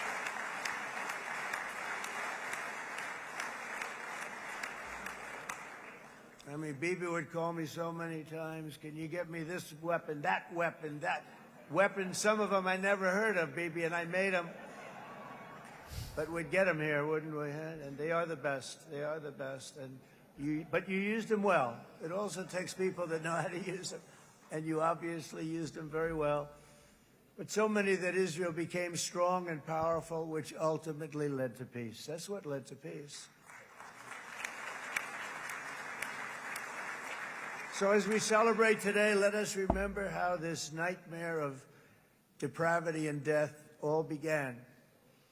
2 years ago, on the eve of the Simchat Torah holiday, thousands of innocent Israeli civilians were attacked by terrorists, and one of the most evil and heinous desecrations of innocent life the world has ever seen, the worst slaughter of Jews since the Holocaust.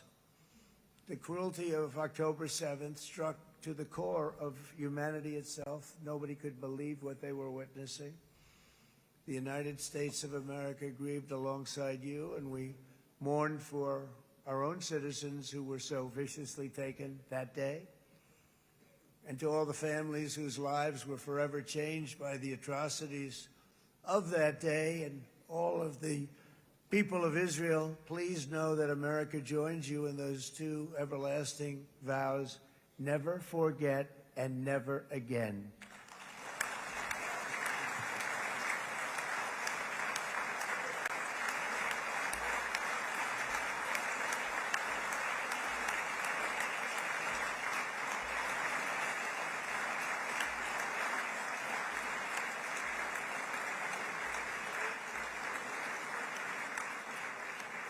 From October 7th until this week, Israel has been a nation at war, enduring burdens that only a proud and faithful people could withstand. It was a very tough period of time.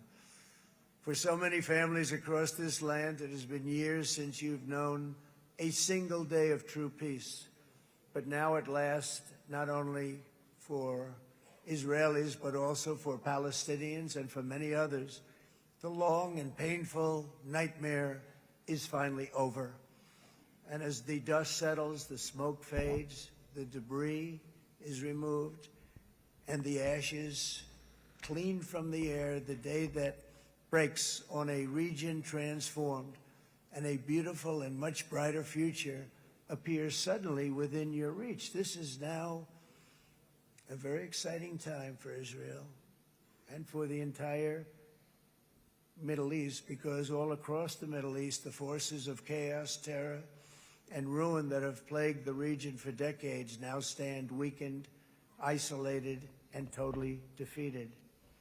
A new coalition of proud and responsible nations is emerging, and because of us, the enemies of all civilization are in retreat. Thanks to the bravery and incredible skill of the Israeli Defense Forces and Operation Rising Lion,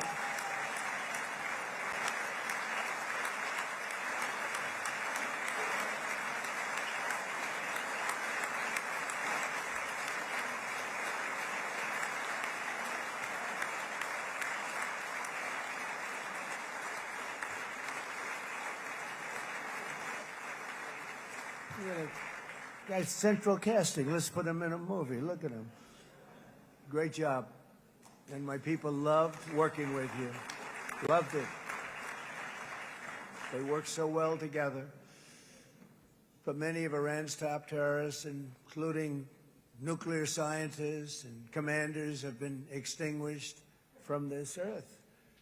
And with Operation Midnight Hammer, boy, that's a great name for that, what we did last June. The United States military flew 7 of those beautiful B-2 bombers. They look so beautiful all of a sudden. They were always, I thought they were pretty planes. I had no idea they could do what they did. In fact, we just ordered 28 more of them. A little updated version. We ordered a whole pile of them. And almost 100 other planes went with them, including fighter jets. And we had 52 tankers, big, beautiful, brand new tankers that were loading them up 4 or 5 times. They traveled 37 hours back and forth. Think of that. But we had tankers all over the sky for all the other planes. We had the F-22s, the F-35s, F-16s. We had a hell of a lot of planes.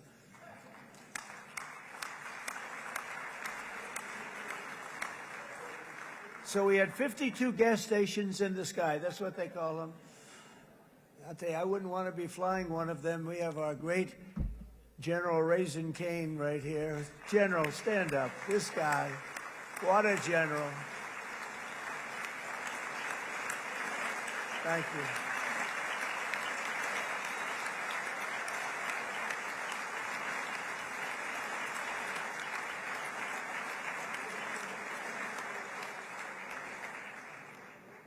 I asked General Kane, I said, you know, we're having problems with ISIS, and I was in Washington, and I asked, how long would it take to defeat ISIS? And my Washington generals told me, 3, 4, maybe 5 years, sir. I said, I don't get it. We got the best equipment in the world. Why? So I flew to Iraq, and I met with a man named Kane. He said, what's your first name? He said, they call me Raisin, sir. I said, wait a minute, your name is Raisin Kane? I've been looking for you for a long time. You gotta be kidding. So they told me 3, 4, 5 years to defeat ISIS. And I sit down with him and I say, why is it? I flew there in the dark of night. I landed, I'll never forget it. It's quite a trip. I'm glad I made it because I met him. I said, could I ask you, General? I come down. He's standing with another general and a sergeant. Everybody was like central casting. They could go into a movie right now. Between him and you guys over here, we could get rich making movies, okay? And they got along so great. That's the beautiful thing, that your military and our military, Bibi, got along so great. But what I was told by the television generals in Washington, we have the best equipment in the world. Why is it taking so long? And they said, 4 years. I said, so let me ask you, Raisin, how long would it take you to defeat ISIS? Sir, we can do it in 3 weeks, but you'll probably have some time left over. I said, you got to be kidding. What the hell are you talking about? They said 4 years. I said, well, sir, look, it's not my place to say, but you're asking me the question. What you have to do is you hit him from the west, you hit him from the north, you hit him from the south, you hit him above, you hit him below. I said, so why didn't they do it? And he didn't want to speak badly of his superiors, which is hard to believe they were his superiors. It should have been the other way around a long time ago, because he's the one that did Operation Hammer. It was flawless. It was flawless. It was absolutely flawless. And I said, so you really think you can do it in 4 weeks? Yes, sir, 100%. You have to do it differently than they were doing it. They were using one base, and it was hundreds of miles away. And he says, we have all these portable bases all over the Middle East. And they didn't want to use them because they didn't want to offend the country where the portable... They wouldn't have even known what the hell the planes were going up, right? They wouldn't have known. But he said, no, they didn't want to defend anybody, offend anybody. And but we can do it in 4 weeks. I said, you sure about that? I'm going to call you back. I'll call you back on Monday. I'm going back to Washington. But you think 4 weeks? Yes, sir, I think we can do it in 4 weeks. We'll have time left over. So I call him on Monday. I said, you think you can do it? 4 weeks. I said, go ahead and do it. He did it. I'll tell you, he did it in 4 weeks, less than 4 weeks. So, General, stand up, please. Again, this is a real general. This is not a television general. He doesn't want to go on television.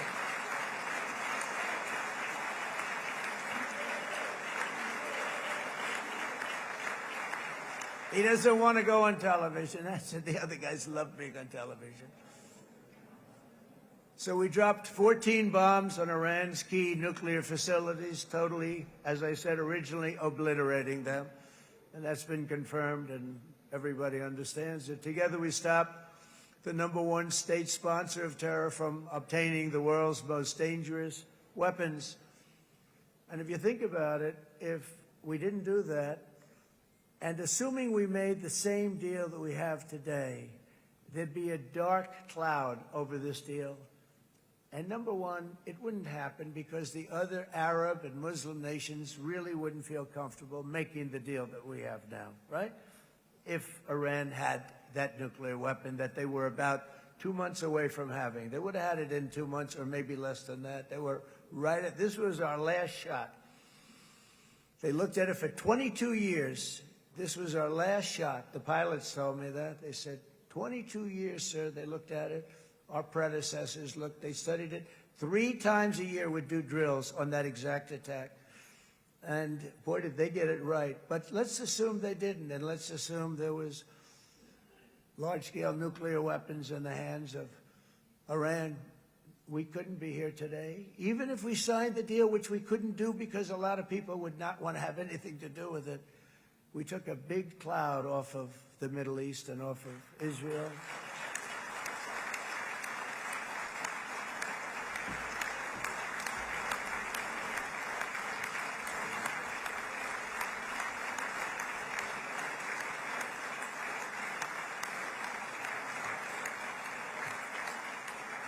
They really want me to hit a 6-hour stream today, baby. It was my honor to help.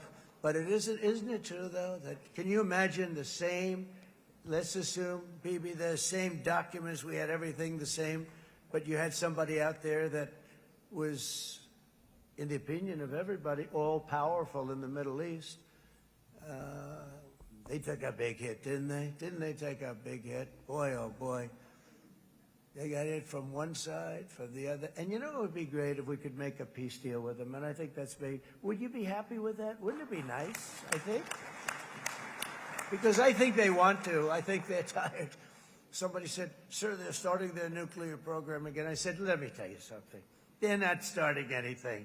They want to survive. The last thing they want to do is start digging holes again in mountains that just got blown up and start... They're not doing it. They want to survive, okay? But I think we have a chance. Steve, you, and I think Jared, come on, I'll call you back for another one. We always bring Jared. My personal record is 13-hour stream during Jared, Trump's election. Steve, you and Jared and the General and Pete and Marco, you'll get that deal done easy. I think that'll be easy. But first we have to get Russia done. We got to get that one done. If you don't mind, Steve, let's focus on Russia first, all right? Trump's really going for world peace. In Lebanon, the dagger of Hezbollah, long aimed at Israel's throat, has been totally shattered. My administration is actively supporting the new president of Lebanon in his mission to permanently disarm Hezbollah's terror brigades. He's doing very well. And build a thriving state at peace with its neighbors, and you're very much in favor of that. I don't think any Lebanese would agree with that. They had a huge Hezbollah rally yesterday in Beirut. And with this week's ceasefire, we've achieved the most challenging breakthrough of them all. The most challenging breakthrough maybe ever. I mean, I've never seen anything like it. I've been involved in a lot of success. I have never seen anything like what's going on today all over the world. People are dancing in the streets, not just in Israel. That is true. They're dancing in the streets of countries that would have never danced in the street about what's happening today. They're dancing in those streets. So this long and difficult war has now ended. You know, some people say 3,000 years, some people say 500 years, whatever it is. It's the granddaddy of them all. And in an unprecedented achievement, virtually the entire region has endorsed the plan that Gaza will be immediately demilitarized, that Hamas will be disarmed, and Israel's security will no longer be threatened in any way, shape, or form.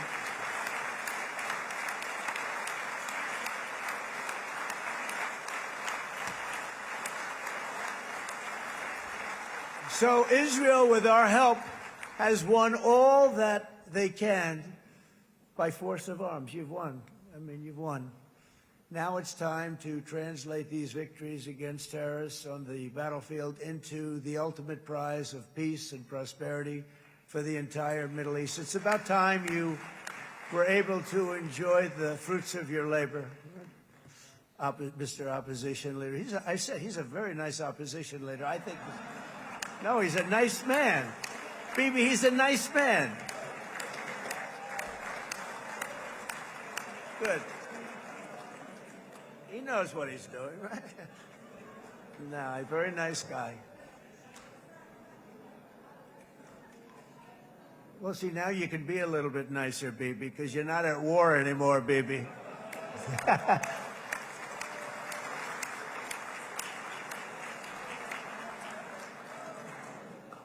But only by embracing the opportunities of this moment can we achieve our goal of ensuring that the horrors of recent years will never happen again. You don't want to have to go through this again. 8 years ago, I came to this region on a very special first trip abroad as the President of the United States. I came here very early at your request.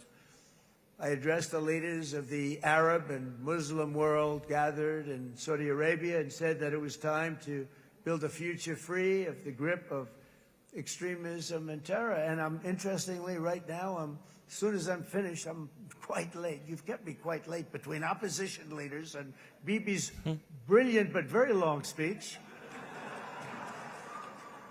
I thought I was going to run up here, make a speech, and then head to Egypt. It didn't work out, though. And you made a pretty long one, too, sir. Okay, so it's not just us. We're all feeling it, huh?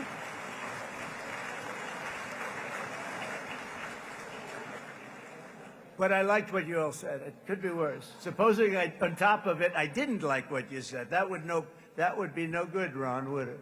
Ron, you did a great job, by the way, Ron.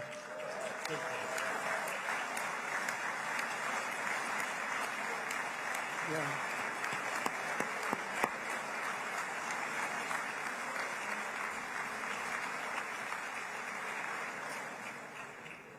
So I'm going to be meeting, actually, in a little while, I'm going to be meeting with the most powerful, the richest nations, really, in the world, although now, with the tariffs, the United States is by far the richest nation in the world, as you probably have been reading.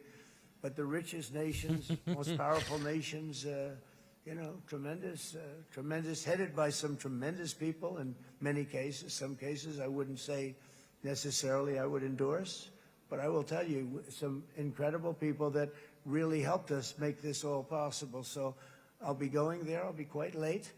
They might not be there by the time I get there, but we're going to give it a shot. But the journey we started back then led to the crushing defeat of the ISIS caliphate, to the monumental Abraham Accords, and ultimately to the historic ceasefire this week, in which many of those same nations really played a very pivotal role, I have to tell you. Steve will tell you that. Jared will tell you that. Together we've shown that peace is not just a hope that we can dream about. It's a reality we can build upon day by day, person by person, and nation by nation. And because of that, the Middle East is finally ready to embrace its extraordinary potential. You have extraordinary potential in this region. It should now be clear to everyone throughout the region that decades of fomenting terrorism and extremism, jihadism and anti-Semitism have not worked. They haven't worked. They've been a disaster. They've just killed. They've killed. They've backfired completely and totally. They've just totally backfired. Everything that you thought, take it worst case, it's turned out to be worse than that. They have not worked. From Gaza to Iran, those bitter hatreds have delivered nothing but misery, suffering, failure, and death. They've served not to weaken Israel, but to annihilate the very forces that did the most to foment this hatred. And it's really, I mean, everybody that's tried it has become irrelevant. Meanwhile, we've seen those nations that set aside their differences, reached across ancient divides, and pursued engagement are now among the most successful in the region. They're getting along with Israel, and they're doing great. And I can tell you the 4 nations that joined the Abraham Accords early on, and you'd all be doing me a favor, and I'm going to be saying this in a little while to some other friends, would love you all to, is this right, Jared? Join up in the Abraham Accords. We have to join up and get together. You can have that whole thing filled out. We had a very weak administration, worst president in the history of our country by far. And Barack Obama was not far behind, by the way.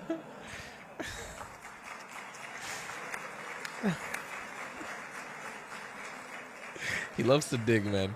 And they did nothing with this incredible document, the Abraham Accords, but now you can fill them up. Now you have peace, you have people that really like Israel. I'll tell you what, and they like Israel a lot more today than they did even 5 weeks ago. Like you've made a lot of, you've come back. You've come back strong because it was getting to be a little nasty out there in the world, and ultimately the world wins. You can't beat the world. Or I would say to Bibi, it's now time, and he understood it better than anybody, because ultimately, you know, the world's a very big place. And I've said a lot. I said, this piece of land is very small. It's unbelievable what you've done with that tiny, you look at a map even of just, not the world, the Middle East, and you have this little dot. And think of what you've done. It's incredible. It's incredible.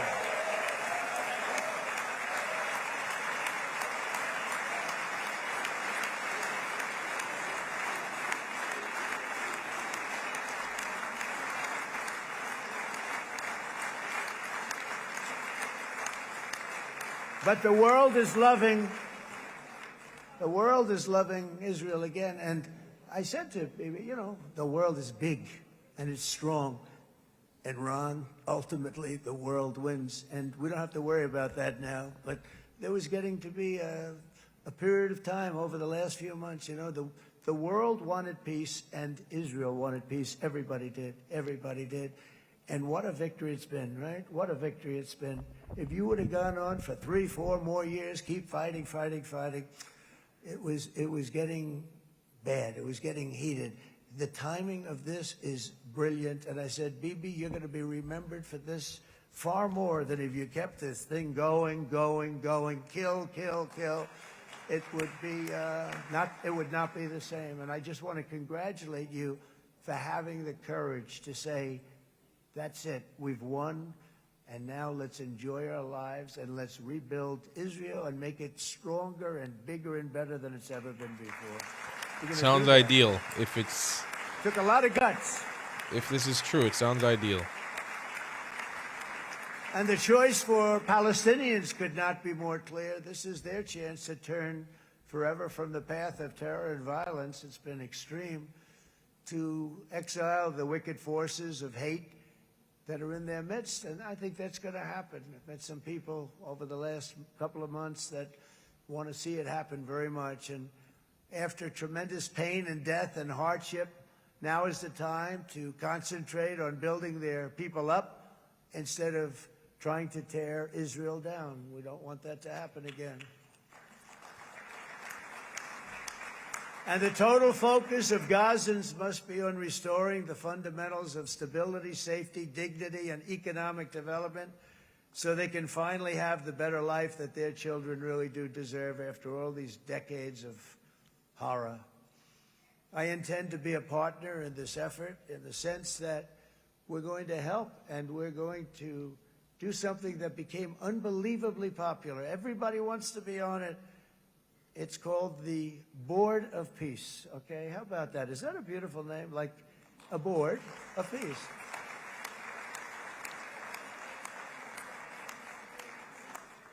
The only bad thing from my standpoint, every single nation involved has asked me to be the chair, and I'll tell you, I'm very busy. I didn't count on that, but you know what? If we do it, we'll do it right, and we have unbelievable power and wealth. Because you're going to need wealth. You're going to need wealth to rebuild things.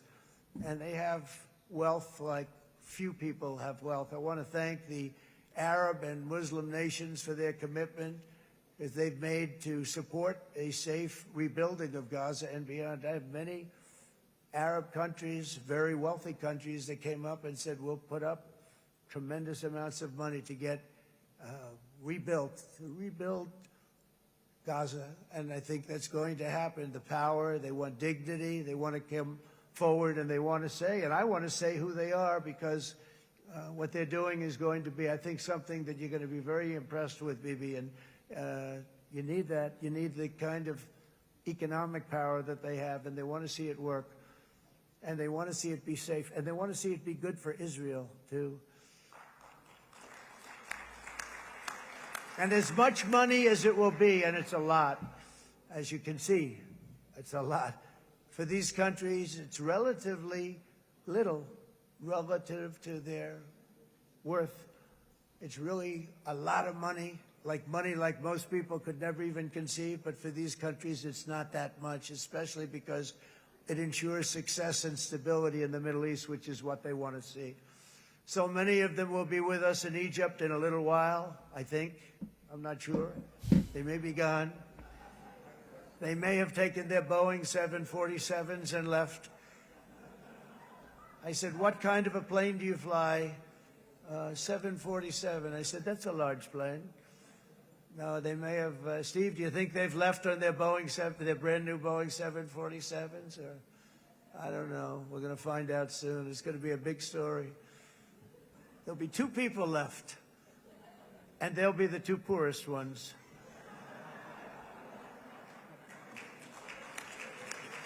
But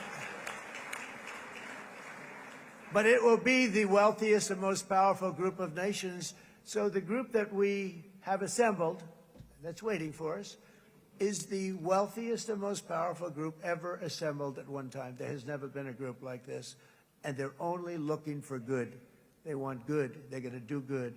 And as those commitments are made, I'm going to let the world know who's doing it, because they really deserve to get the credit. And some of them probably won't want the credit, but they deserve it. It's more obvious than ever that the productive and responsible nations of this region should not be enemies or adversaries. You should be partners and eventually even friends, and that's what's going to happen. I know it. Together you can stand against the forces of chaos. Yeah, you go ahead.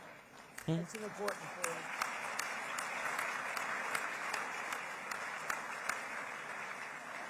Because you can stand against the forces of chaos that threatened all of your interests, and it's always a big threat, and unleash incredible prosperity and opportunity for all the people of these lands, and that's what's going to happen. You're going to unleash numbers and success, the likes of which Israel has never been able to think of, because you're so firm, and you should be, and you've done the right thing in defending yourself. You're not going to have to worry so much about it. You've won, and now you can build, and you can do things that you never even thought possible. When you put that genius into doing something else, it's going to be something it's going to be a miracle. The miracle in the desert, it's going to be amazing. And it already is in a true sense. But it'll be wonderful when you can spend time thinking about other than war and defense and offense also. To that end, it's my firm hope and dream, frankly, that together the Abraham Accords will turn out to be everything that we thought they would.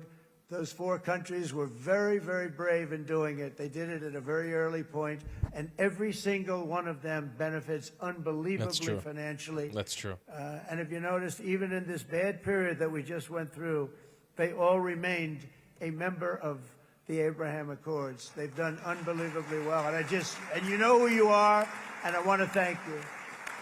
That's Bahrain, Morocco, UAE. And they've stayed because of loyalty, but they've also stayed because it was really good business. They've made a lot of money being members. And South Sudan. You're going to all, or Sudan. I hope that every one of the countries that we're seeking, Jared, I hope they join quickly. No games, no nothing. Just join, get it. It's going to be a great peacemaker. It's really going to bring it together beyond anybody's wildest dream. So instead of building fortresses to keep enemies at bay, the nations of this region should be building infrastructure to weave your commerce closer together, because you've got to compete with the big world out there in commerce now. It's a different kind of competition. Instead of making weapons and missiles, the wealth of this region should flow to schools and medicine, industry, and frankly, the new hot thing, artificial intelligence. It's a lot of intelligence you're going to have to be throwing off to pay back these sums of money that they're doing. But that's really the hot one. And I might say that the United States, a year ago, was a dead country. I say it to people. I heard it first from the King of Saudi Arabia. I then heard it from UAE. I heard it from Qatar. I heard it from many other countries. A year ago, the United States of America was a dead country. Now it's the hottest country anywhere in the world. It is the hottest. There's no question about it.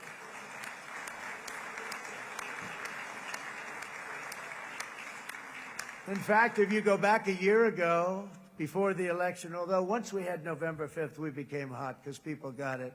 I would say November 5th was a time that we became really hot. But once you go back a couple of years, if I were in charge and the country was doing what they nobody was going to ask me to speak. Nobody asked Joe Biden to come up and speak, I guarantee you that. And if they did, he would have turned them down, I promise you. He didn't speak. He didn't speak, and he didn't speak well.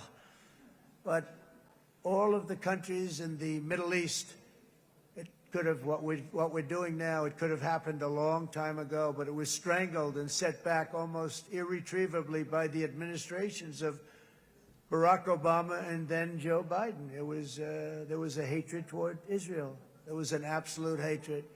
The setbacks really started when President Obama signed the Iran nuclear deal. This was a disaster for Israel, and it was a disaster for everyone. And I remember that Bibi Netanyahu came to the United States and worked so hard to try and get Obama not to do that deal.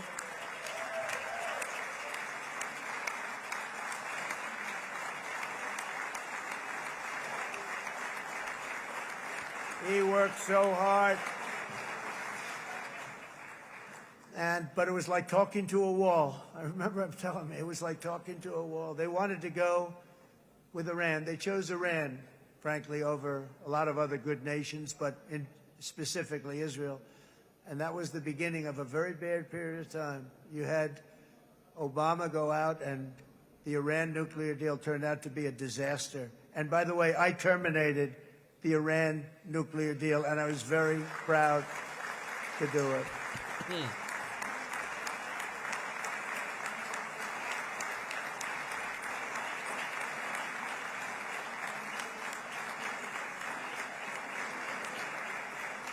Yet even to Iran, whose regime has inflicted so much death on the Middle East, the hand of friendship and cooperation is open. I'm telling you, they want to make a deal. That's all I do in my life. I make deals. I'm good at it. I've always been good at it. And I know when they want. Even if they said, we don't want to make a deal, I can tell you they want to make a deal. All right? They do. They want to make a deal, and we're going to see if we can do something, because this is crazy what's happening, and we're not going to have this anymore. Neither the United States nor Israel bear the people of Iran any hostility. We merely want to live in peace. We don't want any looming threats over our heads, and we don't want to even think in terms of nuclear destruction. It's not going to happen, never will happen. There's nothing that would do more good for this part of the world than for Iran's leaders to renounce terror, stop threatening their neighbors, quit funding their militant proxies, and finally recognize Israel's right to existence. They have to do that. They have to do that. And to Iran, and as you know, this is not said out of weakness. There's no weakness. But I'm going to say this, that we are ready when you are, and it will be the best decision that Iran has ever made. And it's going to happen. It's going to happen. Hopefully. And they're good people. I know a lot of Iranians in the United States. They're good people, smart, hardworking people. They don't want to see what's happened to their country. The story of fierce Israeli resolve and triumph since October 7th should be proof to the entire world that those who seek to destroy this nation are doomed to bitter failure. Absolutely. The state of Israel is strong, and it will live Absolutely. and thrive forever. Amen, baby. Yeah, right. Finally, some substance. We got something now. A little bit of answers, a little bit of clarification. It's still, the path's not 100%, yeah? But I did get updates while this speech was going on, by the way, that Hamas will always remain a vital ally of the United States of America. Hamas leaders are apparently Israeli running from Gaza share right of now. values field They're being one of the kicked world's out. most powerful militaries. You really do. You have an amazing, what a job you've done. And have one of the most innovative economies on earth. Those are just a few of the reasons why I'm proud to be the best friend that Israel has ever had. And they all say it in the White House. It is true. They all say it. It is true. I guess it's true because everybody says it, baby. You said it today. Thank you. But as president, I terminated the disastrous Iran nuclear deal, and ultimately I terminated Iran's nuclear program with things called B-2 bombers. It was swift, and it was accurate, and it was a military beauty. I authorized the spending of billions of dollars, which went to Israel's defense, as you know. And after years of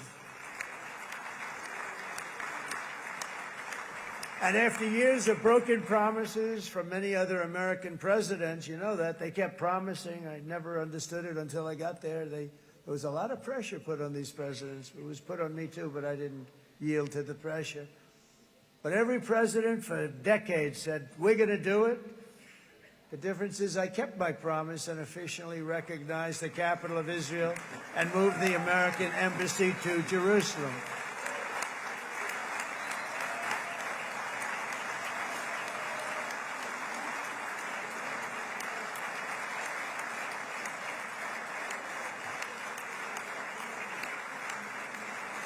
Isn't that right, Miriam? Look at Miriam. She's back there. Stand up, Miriam.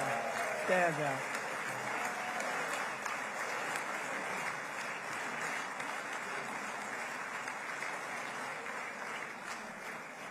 Miriam and Sheldon would come into the office. They'd call me.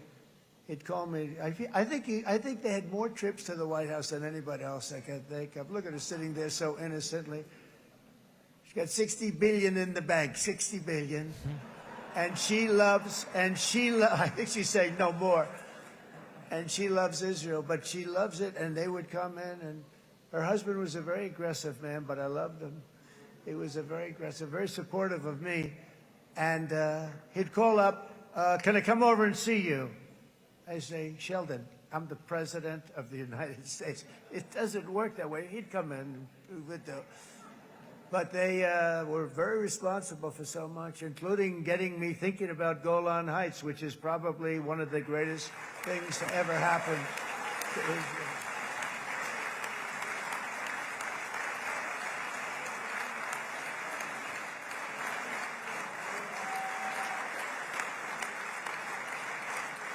Miriam, stand up, please. She really is. I mean, she loves this country.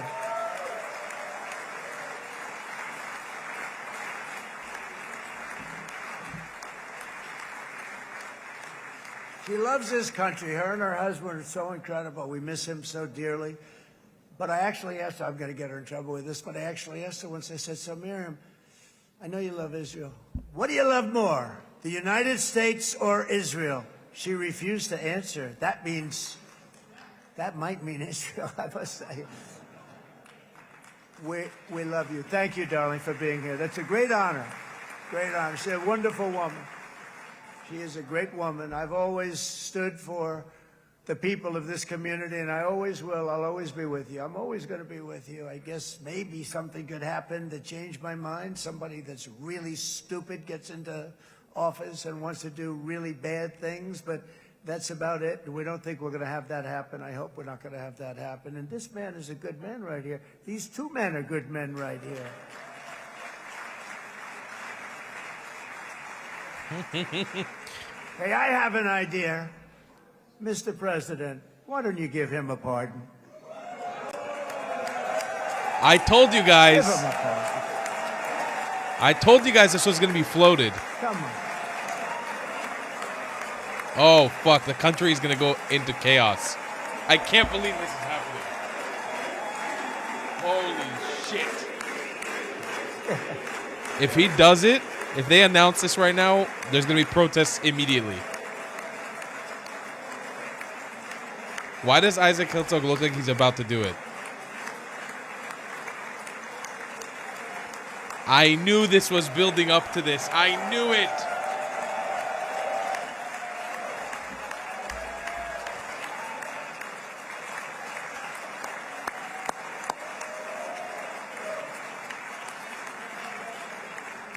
By the way, that was not in the speeches, you probably know. Oh, bullshit. But I happen to like this gentleman right over here, and it just seems to make so much sense. You know, whether we like it or not, this has been one of the greatest wartime presidents. This has been one of the greatest wartime presidents. And cigars and champagne. Who the hell cares about that?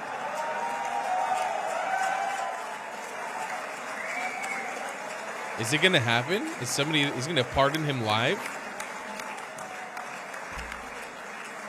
A pardon for Bibi Netanyahu for his corruption scandals, if anybody doesn't know. All right, enough controversy for the day, right? Actually, I don't think it's very controversial. So, I see so popular. You are a very popular man. You know why? Because you know how to win. Okay, for anybody wondering, Bibi Netanyahu was caught up in a corruption scandal before the war. People float this conspiracy that he kept the war going up until now so he could avoid the corruption scandal. Now that the war is over, he's supposed to go back to court to be trialed for it. Over the past 2 years, I've met many of the families of the Israelis taken hostage and those that were taken hostage. Unbelievable. I've looked into their eyes. I've seen the worst nightmares of their suffering. But I've also seen something else, the beautiful love of the people, the love of people, frankly, that hold things together, the love that gives you the courage to carry on through thousands of years of persecution and repression and to emerge with the heart of David. It's the heart of David. It's that love that's defeated the enemies of civilization, built this incredible country and this unbelievable economy, and forged one of the great democracies of the world. That is why it's a true honor to stand here today and address this assembly in your ancient and eternal now capital, Jerusalem. I'm proud to have helped in that regard. This city and this nation stand as living proof that a much brighter future for this entire region is truly within our grasp. For thousands of years, Jerusalem has been a home to Christians, Jews, Muslims, and people of all ethnicities and creeds. This is the holy center of the world's three great Abrahamic faiths. I like that too. Adorned, it's the first time I've seen that word in a while.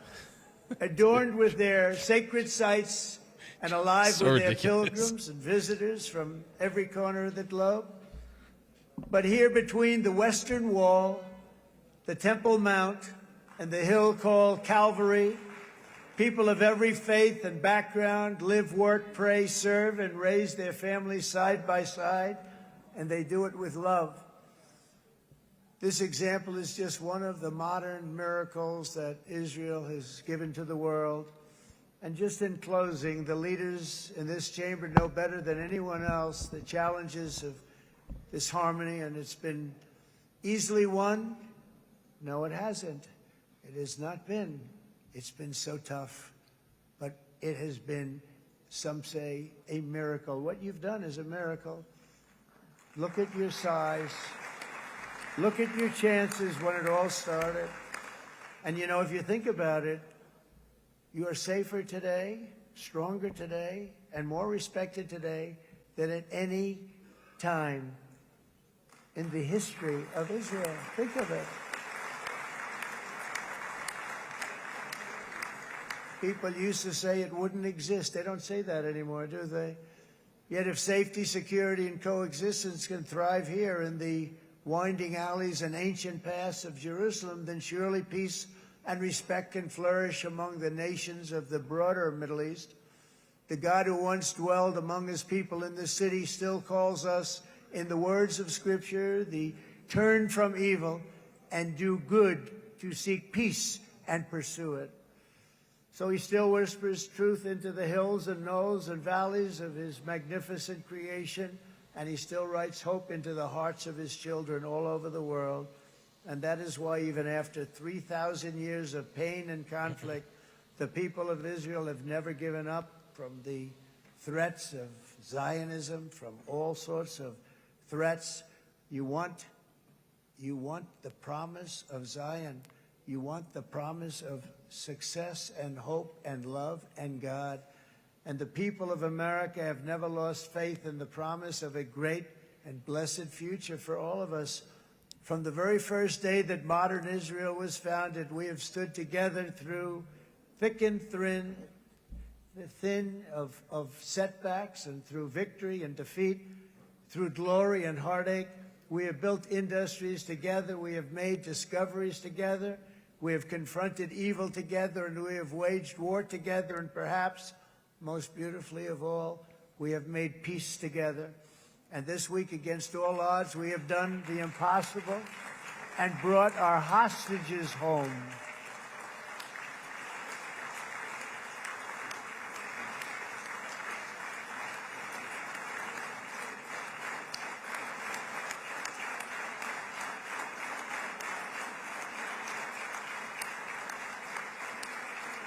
So now we're going to forge a future that is worthy of our heritage. We're going to build a legacy that all the people of this region can be proud of. New bonds of friendship, cooperation, and commerce will join Tel Aviv to Dubai, Haifa to Beirut, Jerusalem to Damascus, and from Israel to Egypt, from Saudi Arabia to Qatar, from India to Pakistan, from Indonesia to Iraq, from Syria to Bahrain, Turkey to Jordan, the United Arab Emirates to Oman, and Armenia to Azerbaijan, another war that I just settled. We are going to have hope, harmony, opportunity, and happiness here in the spiritual and geographic center of the entire world. That's what you are. Israel, America, and all of the nations of the Middle East will soon be safer, stronger, greater, and more prosperous than ever before.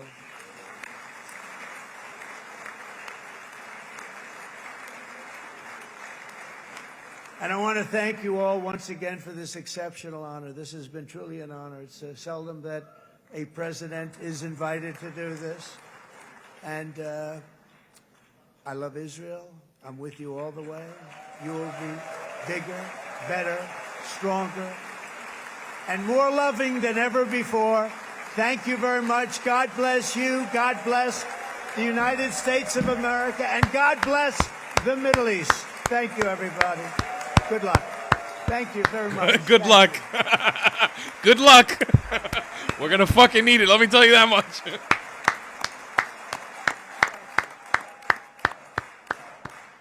Powerful stuff, ladies and gentlemen. Powerful stuff.